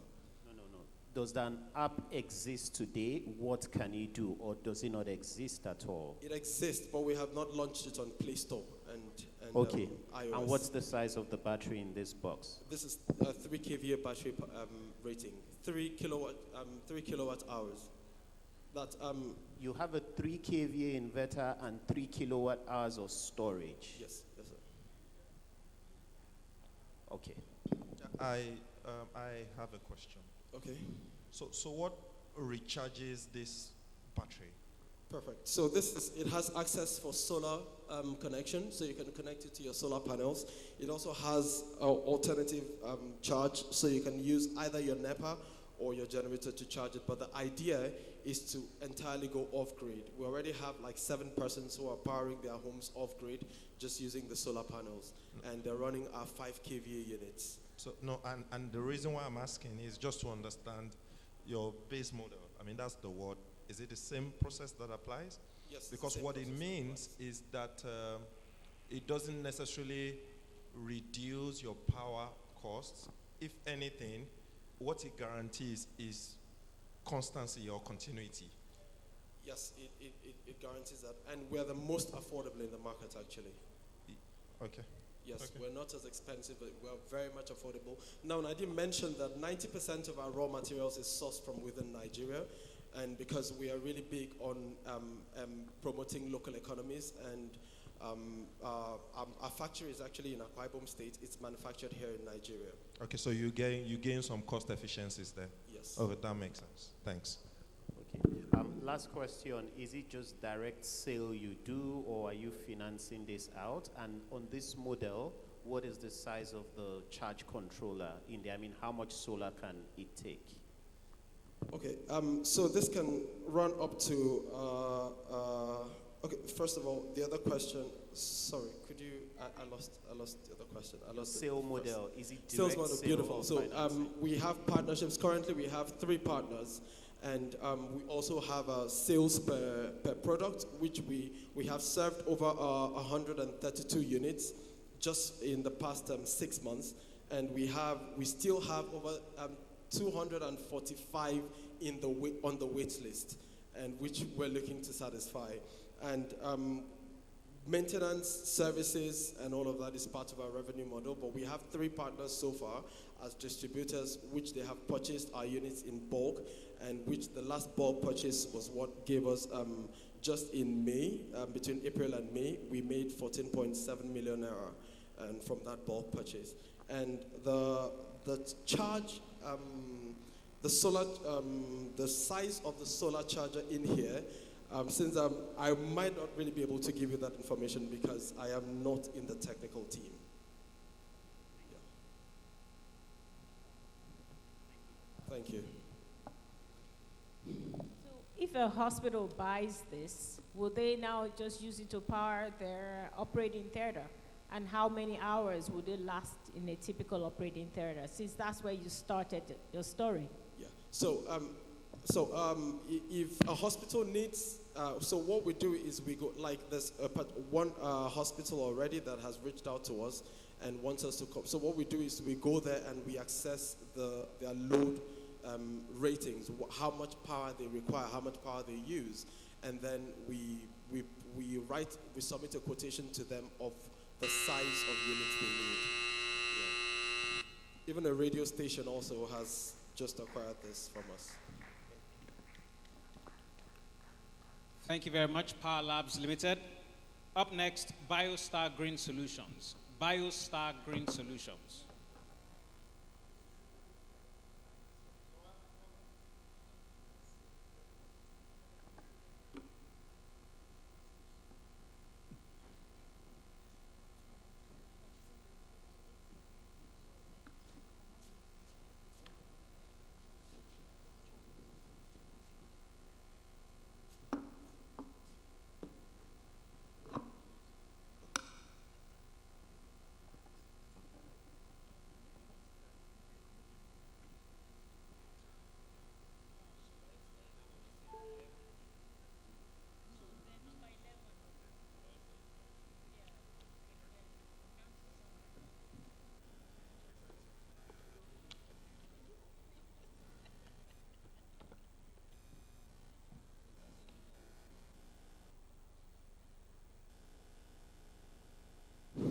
Good afternoon.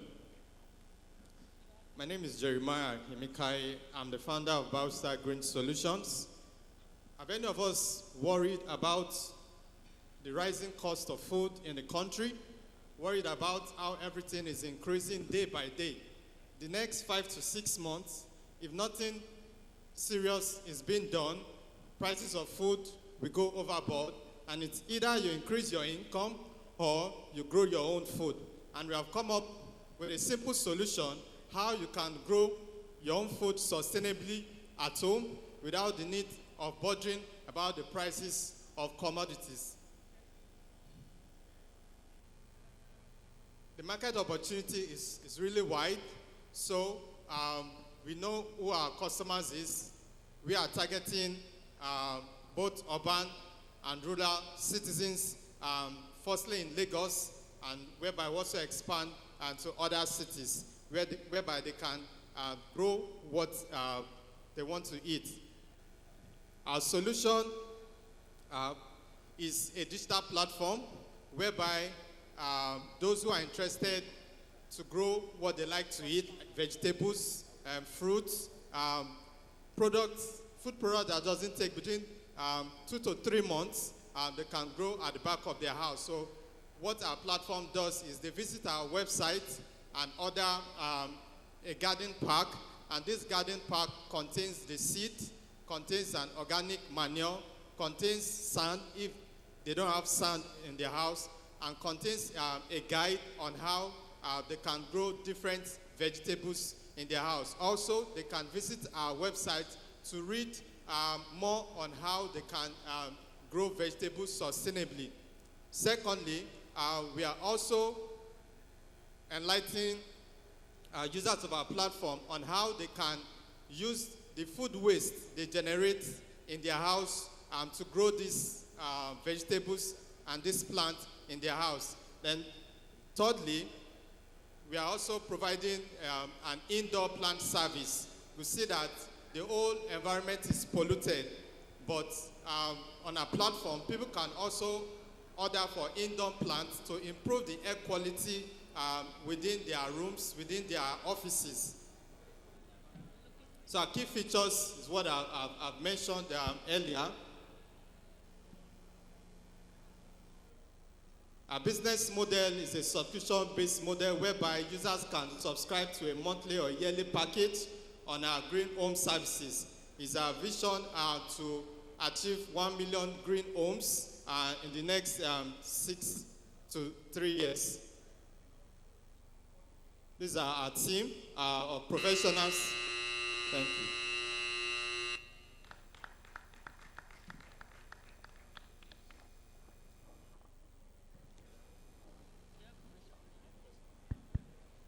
Okay, thank you very much, Jeremiah. So what exactly is your service? Is it user education or the pack that you're giving to people? So it's a product and a service. So we are selling the pack to them, and also we come to their house to set up a garden for them. So the subscription that people are paying for, what are they paying for? Is it for you to come back to their house? Because if I buy, let's say I decide to buy the pack from you, why do I need you to come back? And I follow all the instructions that you've given. So that if you don't have the time to set it up yourself, or you don't have anybody that can do it, so we come in and set it up for you within your house. Okay, so that's the first question. Okay, then second question, you said the pack contains seeds and manure and all that. So is it the seeds, because we know that in Nigeria not all seeds grow everywhere. So if I'm in Lagos and I order a pack, is it the same pack you sent to me if I was in Jos? If I was in Jos and I order a pack, is it the same pack you sent someone who's in Lagos? Yes, because they are vegetables. They are not cash crops like plantain, bananas, pawpaw that take long time. So they can grow in any weather, because Nigeria have a general a good weather. So they are being grown inside planters, and there's a system called soilless farming, whereby you don't even need soil. You just need some micronutrients and waters to set that garden within your house through an hydroponic or aeroponic system.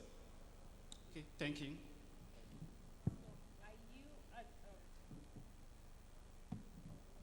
So are you selling the hydroponic system, or are you selling the one that I have to put in the soil? And then you said something about teaching. So does your website tell me what I need to do?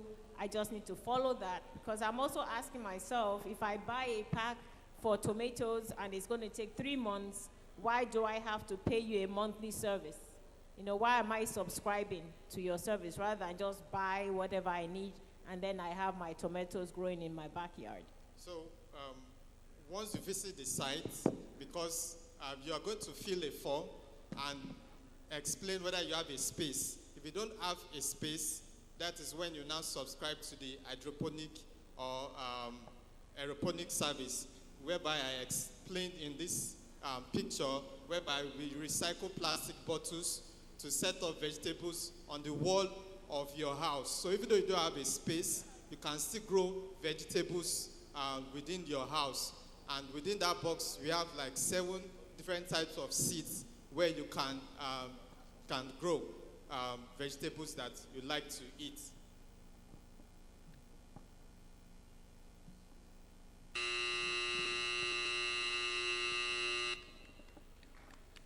Thank you very much, BioStar Green Solutions. And last but definitely not the least, Top Fan Africa, Nyota.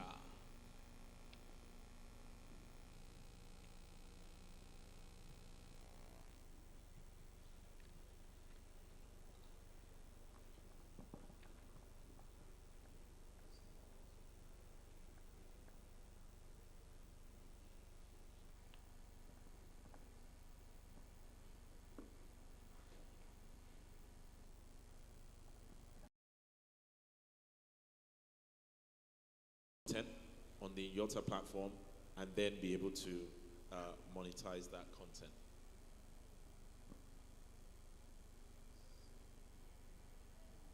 Okay, so the problem is that African creative talent have considerable worldwide appeal.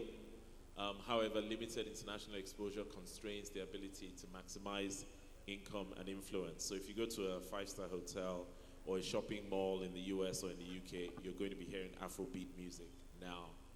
So the opportunity is that African culture, music, and fashion, art, and food is being accepted across the world, and we're trying to find more ways in which we can help them monetize that followership.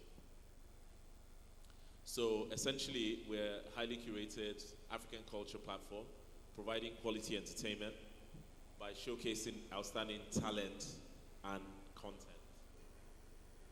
Right? What are the benefits for the artists? Is real-time fan engagement, diverse monetization channels, so we're able to help them run merchandising and things like that to be able to sort of monetize their brands with very little input from them.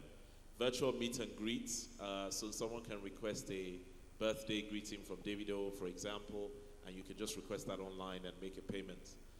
Subscription services, income streams, and so on. It's a unified platform, enhanced fan loyalty, and data-driven insights. Yeah. So in terms of revenue streams, we make revenue from advertising, a rev share with the artists or celebrities, and some revenue from analytics and bespoke work as well. Our competitive edge is we essentially deliver the insightful access of a masterclass, the cinematic presentation of Netflix, the social reach of Instagram, the content breadth of a refined YouTube, and the frictionless shopping experience of an Amazon. So someone like Rema, for example, who has about 7 million followers on Instagram, if his subscription is 1.25% of that, he could be going home with a monthly net income of about $3 million. In terms of our projections, I mean, we could discuss numbers a bit later. And our investment ask is $1.5 million, which we intend to use for.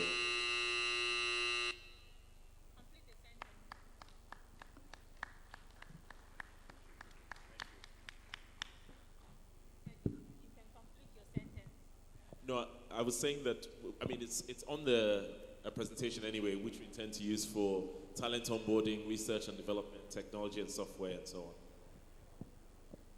Yeah, so I mean, my wonder is what's the incentive for any headline talent to want to be on the platform? I mean, it's a catch-22, right? If you had just 2 or 3 headline acts, then your platform blows. But why would they want to? I mean, whatever it is that you're offering today, they can self-make it on their own platforms. They can share it with the leading platforms. Many of them, if not all of them, have monetized YouTube. They do this directly. They do direct contact on their own Instagram. Many of them work with either recognized global record labels or music companies or business managers who directly optimizes their brand today. So why would they want to come to an emerging platform of a startup when they know that they are actually the assets, not you? Why? Yes, okay, so that's a great question. I think the first thing is that a lot of them are not 100% monetizing their brand. Davido, you might find Davido a fan. Do you have his t-shirt? You don't. I would pay $25 for his t-shirt. And probably everyone around this room will pay $25 for his t-shirt. But he has no t-shirt today. Right? So why is that money that they're leaving on the table? And that's just one of many channels. Right? There are people in the US that don't know Burna Boy, but are ready to pay $20 a month for Burna Boy to just release exclusive content for them. So what's your capability to deliver these outcomes? What is your capability? Because, I mean, you make a compelling point. So why should I trust that you can deliver this? Why should I trust that you can take Davido to untapped market of the Middle East or the Far East in China? Why should I trust you? No, he's already there. So no, I'm saying monetizing him there. Yeah. So that's what the platform does. That's exactly what the platform does. So they will be able to see on the platform. Unfortunately, we've only got 3 minutes to pitch, but they'll be able to see on the platform practically the presentation that goes out to the artist. Why would Davido be on that platform, or why would I, as a fan of Davido, know that Nyota is a platform for me to be on? There has to be a reason for me to even want to come to another platform when I have YouTube, I have Instagram, I have Facebook, where I can already engage. You can engage, but you can't monetize. You don't monetize anything on okay, YouTube, maybe a few screams here and there. You're getting 1 cent for everyone who downloads. What we're saying is there are more monetization options for them to be able to monetize that, which we're ready to prove based on we don't generate any revenue until we can make them money. So there's nothing for them to lose. We're not asking them to say, come and pay us to come to our platform. But when you come to our platform, we know that the market is already there, right? And when you make money, we make money. And that's why we talked about the rev share. Okay, just to clarify, are you live yet? No, we're not live yet. Okay. We're not live yet. Okay, just wanted to clarify. But the Top Fan technology is already live in the US. We're Top Fan Africa, right? So the Top Fan technology is already live in the US. So what he has not said, which I've just suddenly heard, is that you need to prove these assumptions. And it makes sense even to me, okay?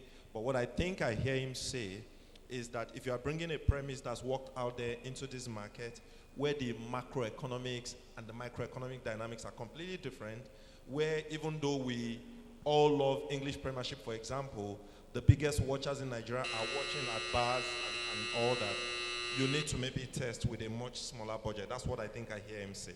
I don't know if you get that. Yeah, I understand. Yeah. But well done. Thank you. Thank you very much. Thank you very much, Top Fan Africa, branded as Nyota. Thank you very much. Thank you. All right. 20 tech solutions that address relevant issues across a diverse range of sectors and industries. And that brings us to the end of the pitchathon. So officially the deal room is open. That will be an opportunity for investors to interact with startups, have extended conversations, close deals, and get more information. Just in case you've not had lunch, you can also do that outside where the tea was served in the morning. So the judges will use this opportunity to collate results, put heads together, and once an announcement is ready, we will make that public. So ladies and gentlemen, please feel free to visit the deal room. It's right there at the back. Interact with our exhibitors, find out what products they have on offer and what services they have on display. It's also an opportunity for the investors in the room to meet with the startups present, have extended conversations, get more information, and negotiate and close deals. Our judges will collate results. Once we have that announcement, we'll make that public. So ladies and gentlemen, thank you very much. The deal room is officially open. We'll have music in the background play. Thank you.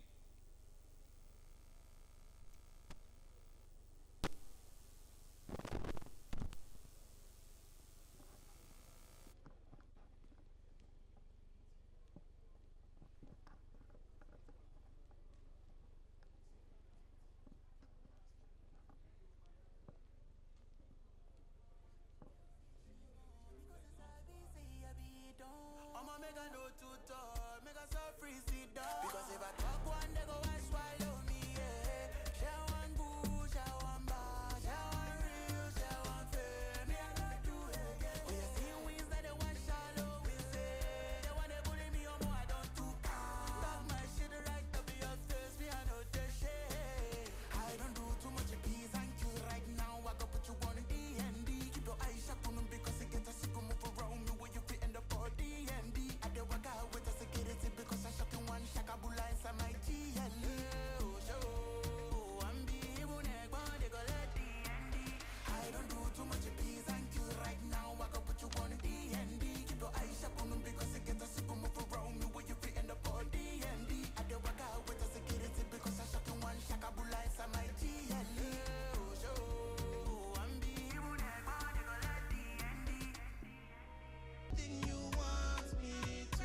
been an arduous task.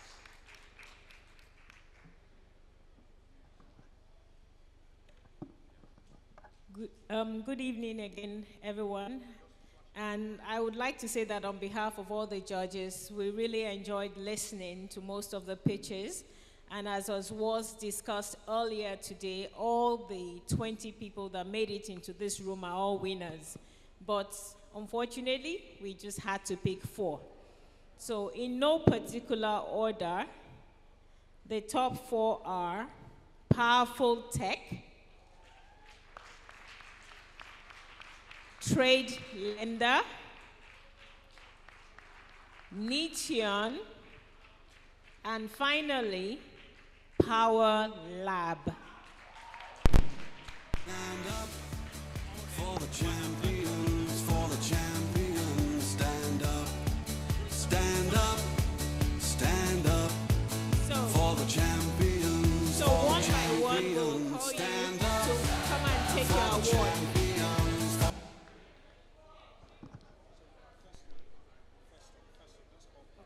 So Powerful Tech, please come forward to collect your award. For the champions, stand up, stand up, stand up. All right. To present the first 2 awards, please join me to welcome the head of admin at DBN, Nene Dimwoke. Round of applause. Head of admin at DBN, Nene Dimwoke. She will be presenting the first 2 awards.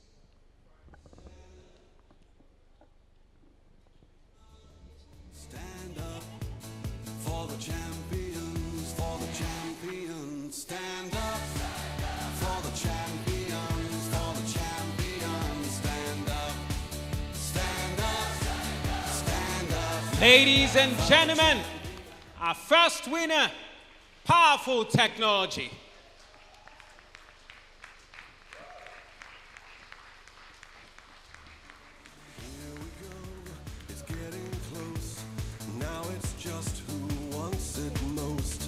It's just life, that's how it is. Cause we have our strengths and weaknesses. Oh, I have vision, can't you see?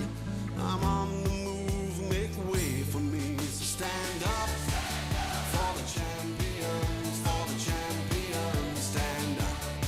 Stand up, stand up for the champions, stand up for the champions, stand up, stand up. So the next person. Stand up. Thank you very much. Thank you. Thank you. Powerful Technology, don't walk back. Just stay by the side of the stage. Thank you. We would like to call on Trade Lender. Ladies and gentlemen, our Trade next Lender. winner, Trade Lender. Make some noise. Trade Lender. I know I can count on me, so stand up for the champions, stand up, stand up, stand up for the champions, stand up for the champions, stand up, stand up, stand up for the champions, stand up. Thank you, thank you, thank you. Trade Lender, don't walk too far. Next, we'll call on Power Lab. Power Lab. Power Labs Limited. And ladies and gentlemen, to present the next set, please join me to welcome the head of internal audit at ICGL, a subsidiary of DBN, our Michael. A round of applause for him. Oh, for her. It's just life, that's how it is. Cause we have our strengths and weaknesses. Oh, I have vision, can't you see? I'm on the move, make way for me. So stand up for the champions, stand up. Stand up, stand up for the champions, stand up for the champions, stand up, stand up, stand up for the champions, stand finally, Nitian. Nitian. Nitian.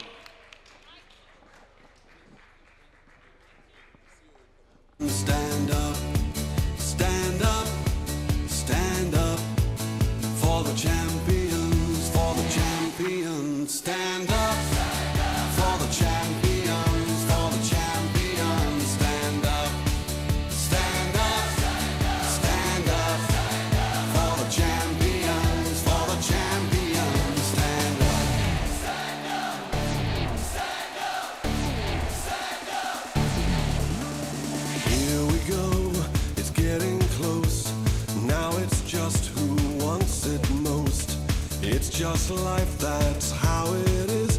'Cause we have our strengths and weaknesses. Oh, I have vision, oh, can't you see?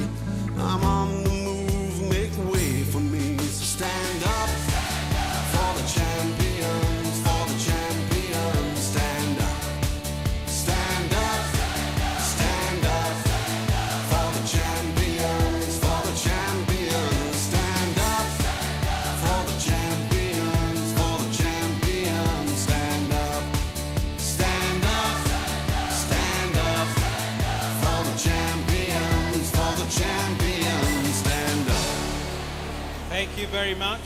Thank you very much to our judges. Thank you for a very, very detailed work. And thank you, ma'am, Dr. Ore Shofekun, for representing the panel of judges. Don't leave, don't leave, don't leave, don't leave. Hold it, hold it, hold it. Take it easy, take it easy. All right, so right about now, I'd like to invite the Chief Operating Officer of the Development Bank of Nigeria, DBN, Mr. Bonaventure.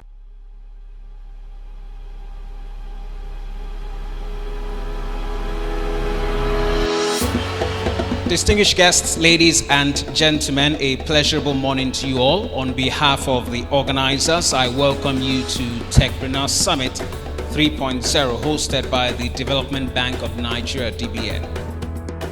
It is with great pleasure that I welcome you to the third DBN Techpreneur Summit, themed Catalyzing Tech Innovation, Empowering Entrepreneurs for Regenerative Growth. Opportunities. Someone said, oh, you know, we are poor, we need money. I say, you don't need money. A poor man is not a man without money, but a man without vision. When you have an idea, you rule your world. Nigeria is a gold mine. Any day, anytime. Empowering MSMEs is at the center of it. Why? Because SMEs or entrepreneurs are the catalyst for growth. They're change makers. They're visionaries. They see possibilities where people see obstacles.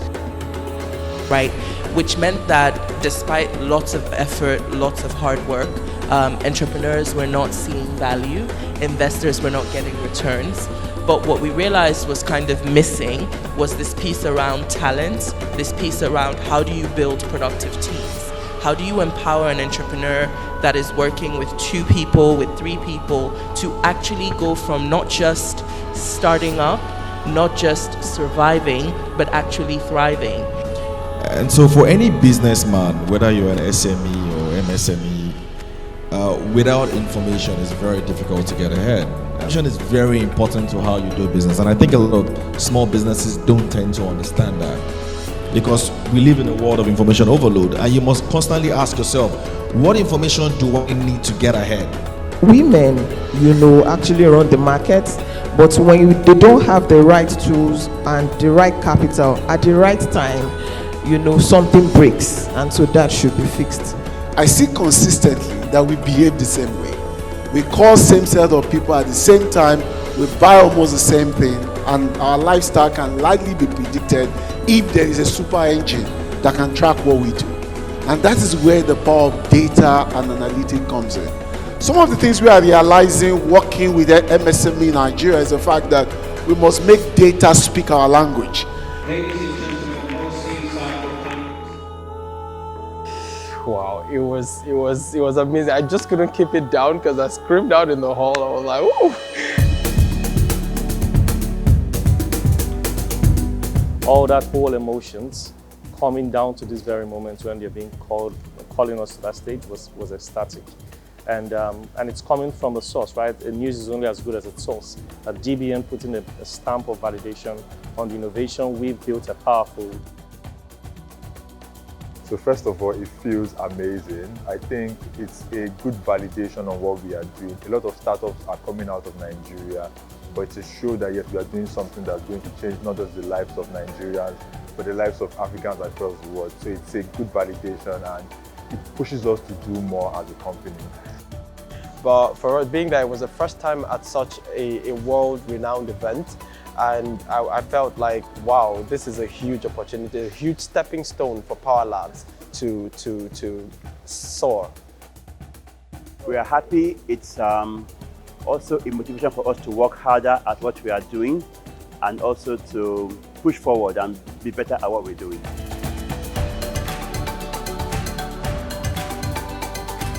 Now we need to move forward into the market. We need to go heavy on traction. We need to prove that we are worthy of the prize.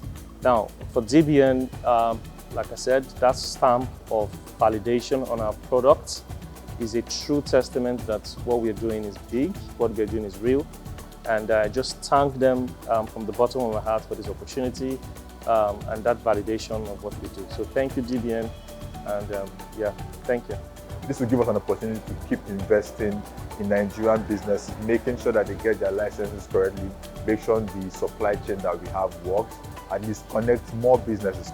Totally, we have over 5,000 businesses on board.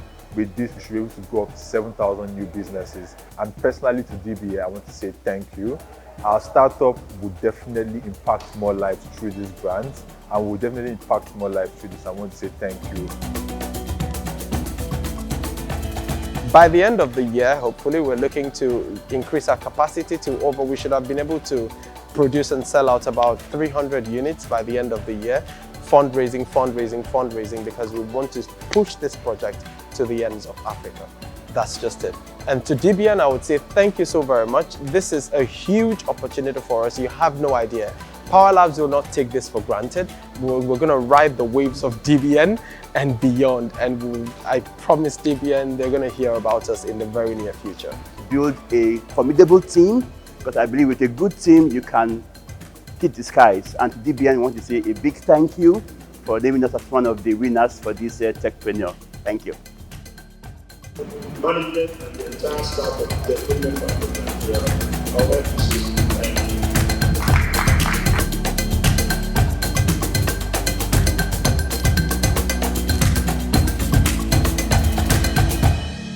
Development Bank of Nigeria, financing sustainable growth.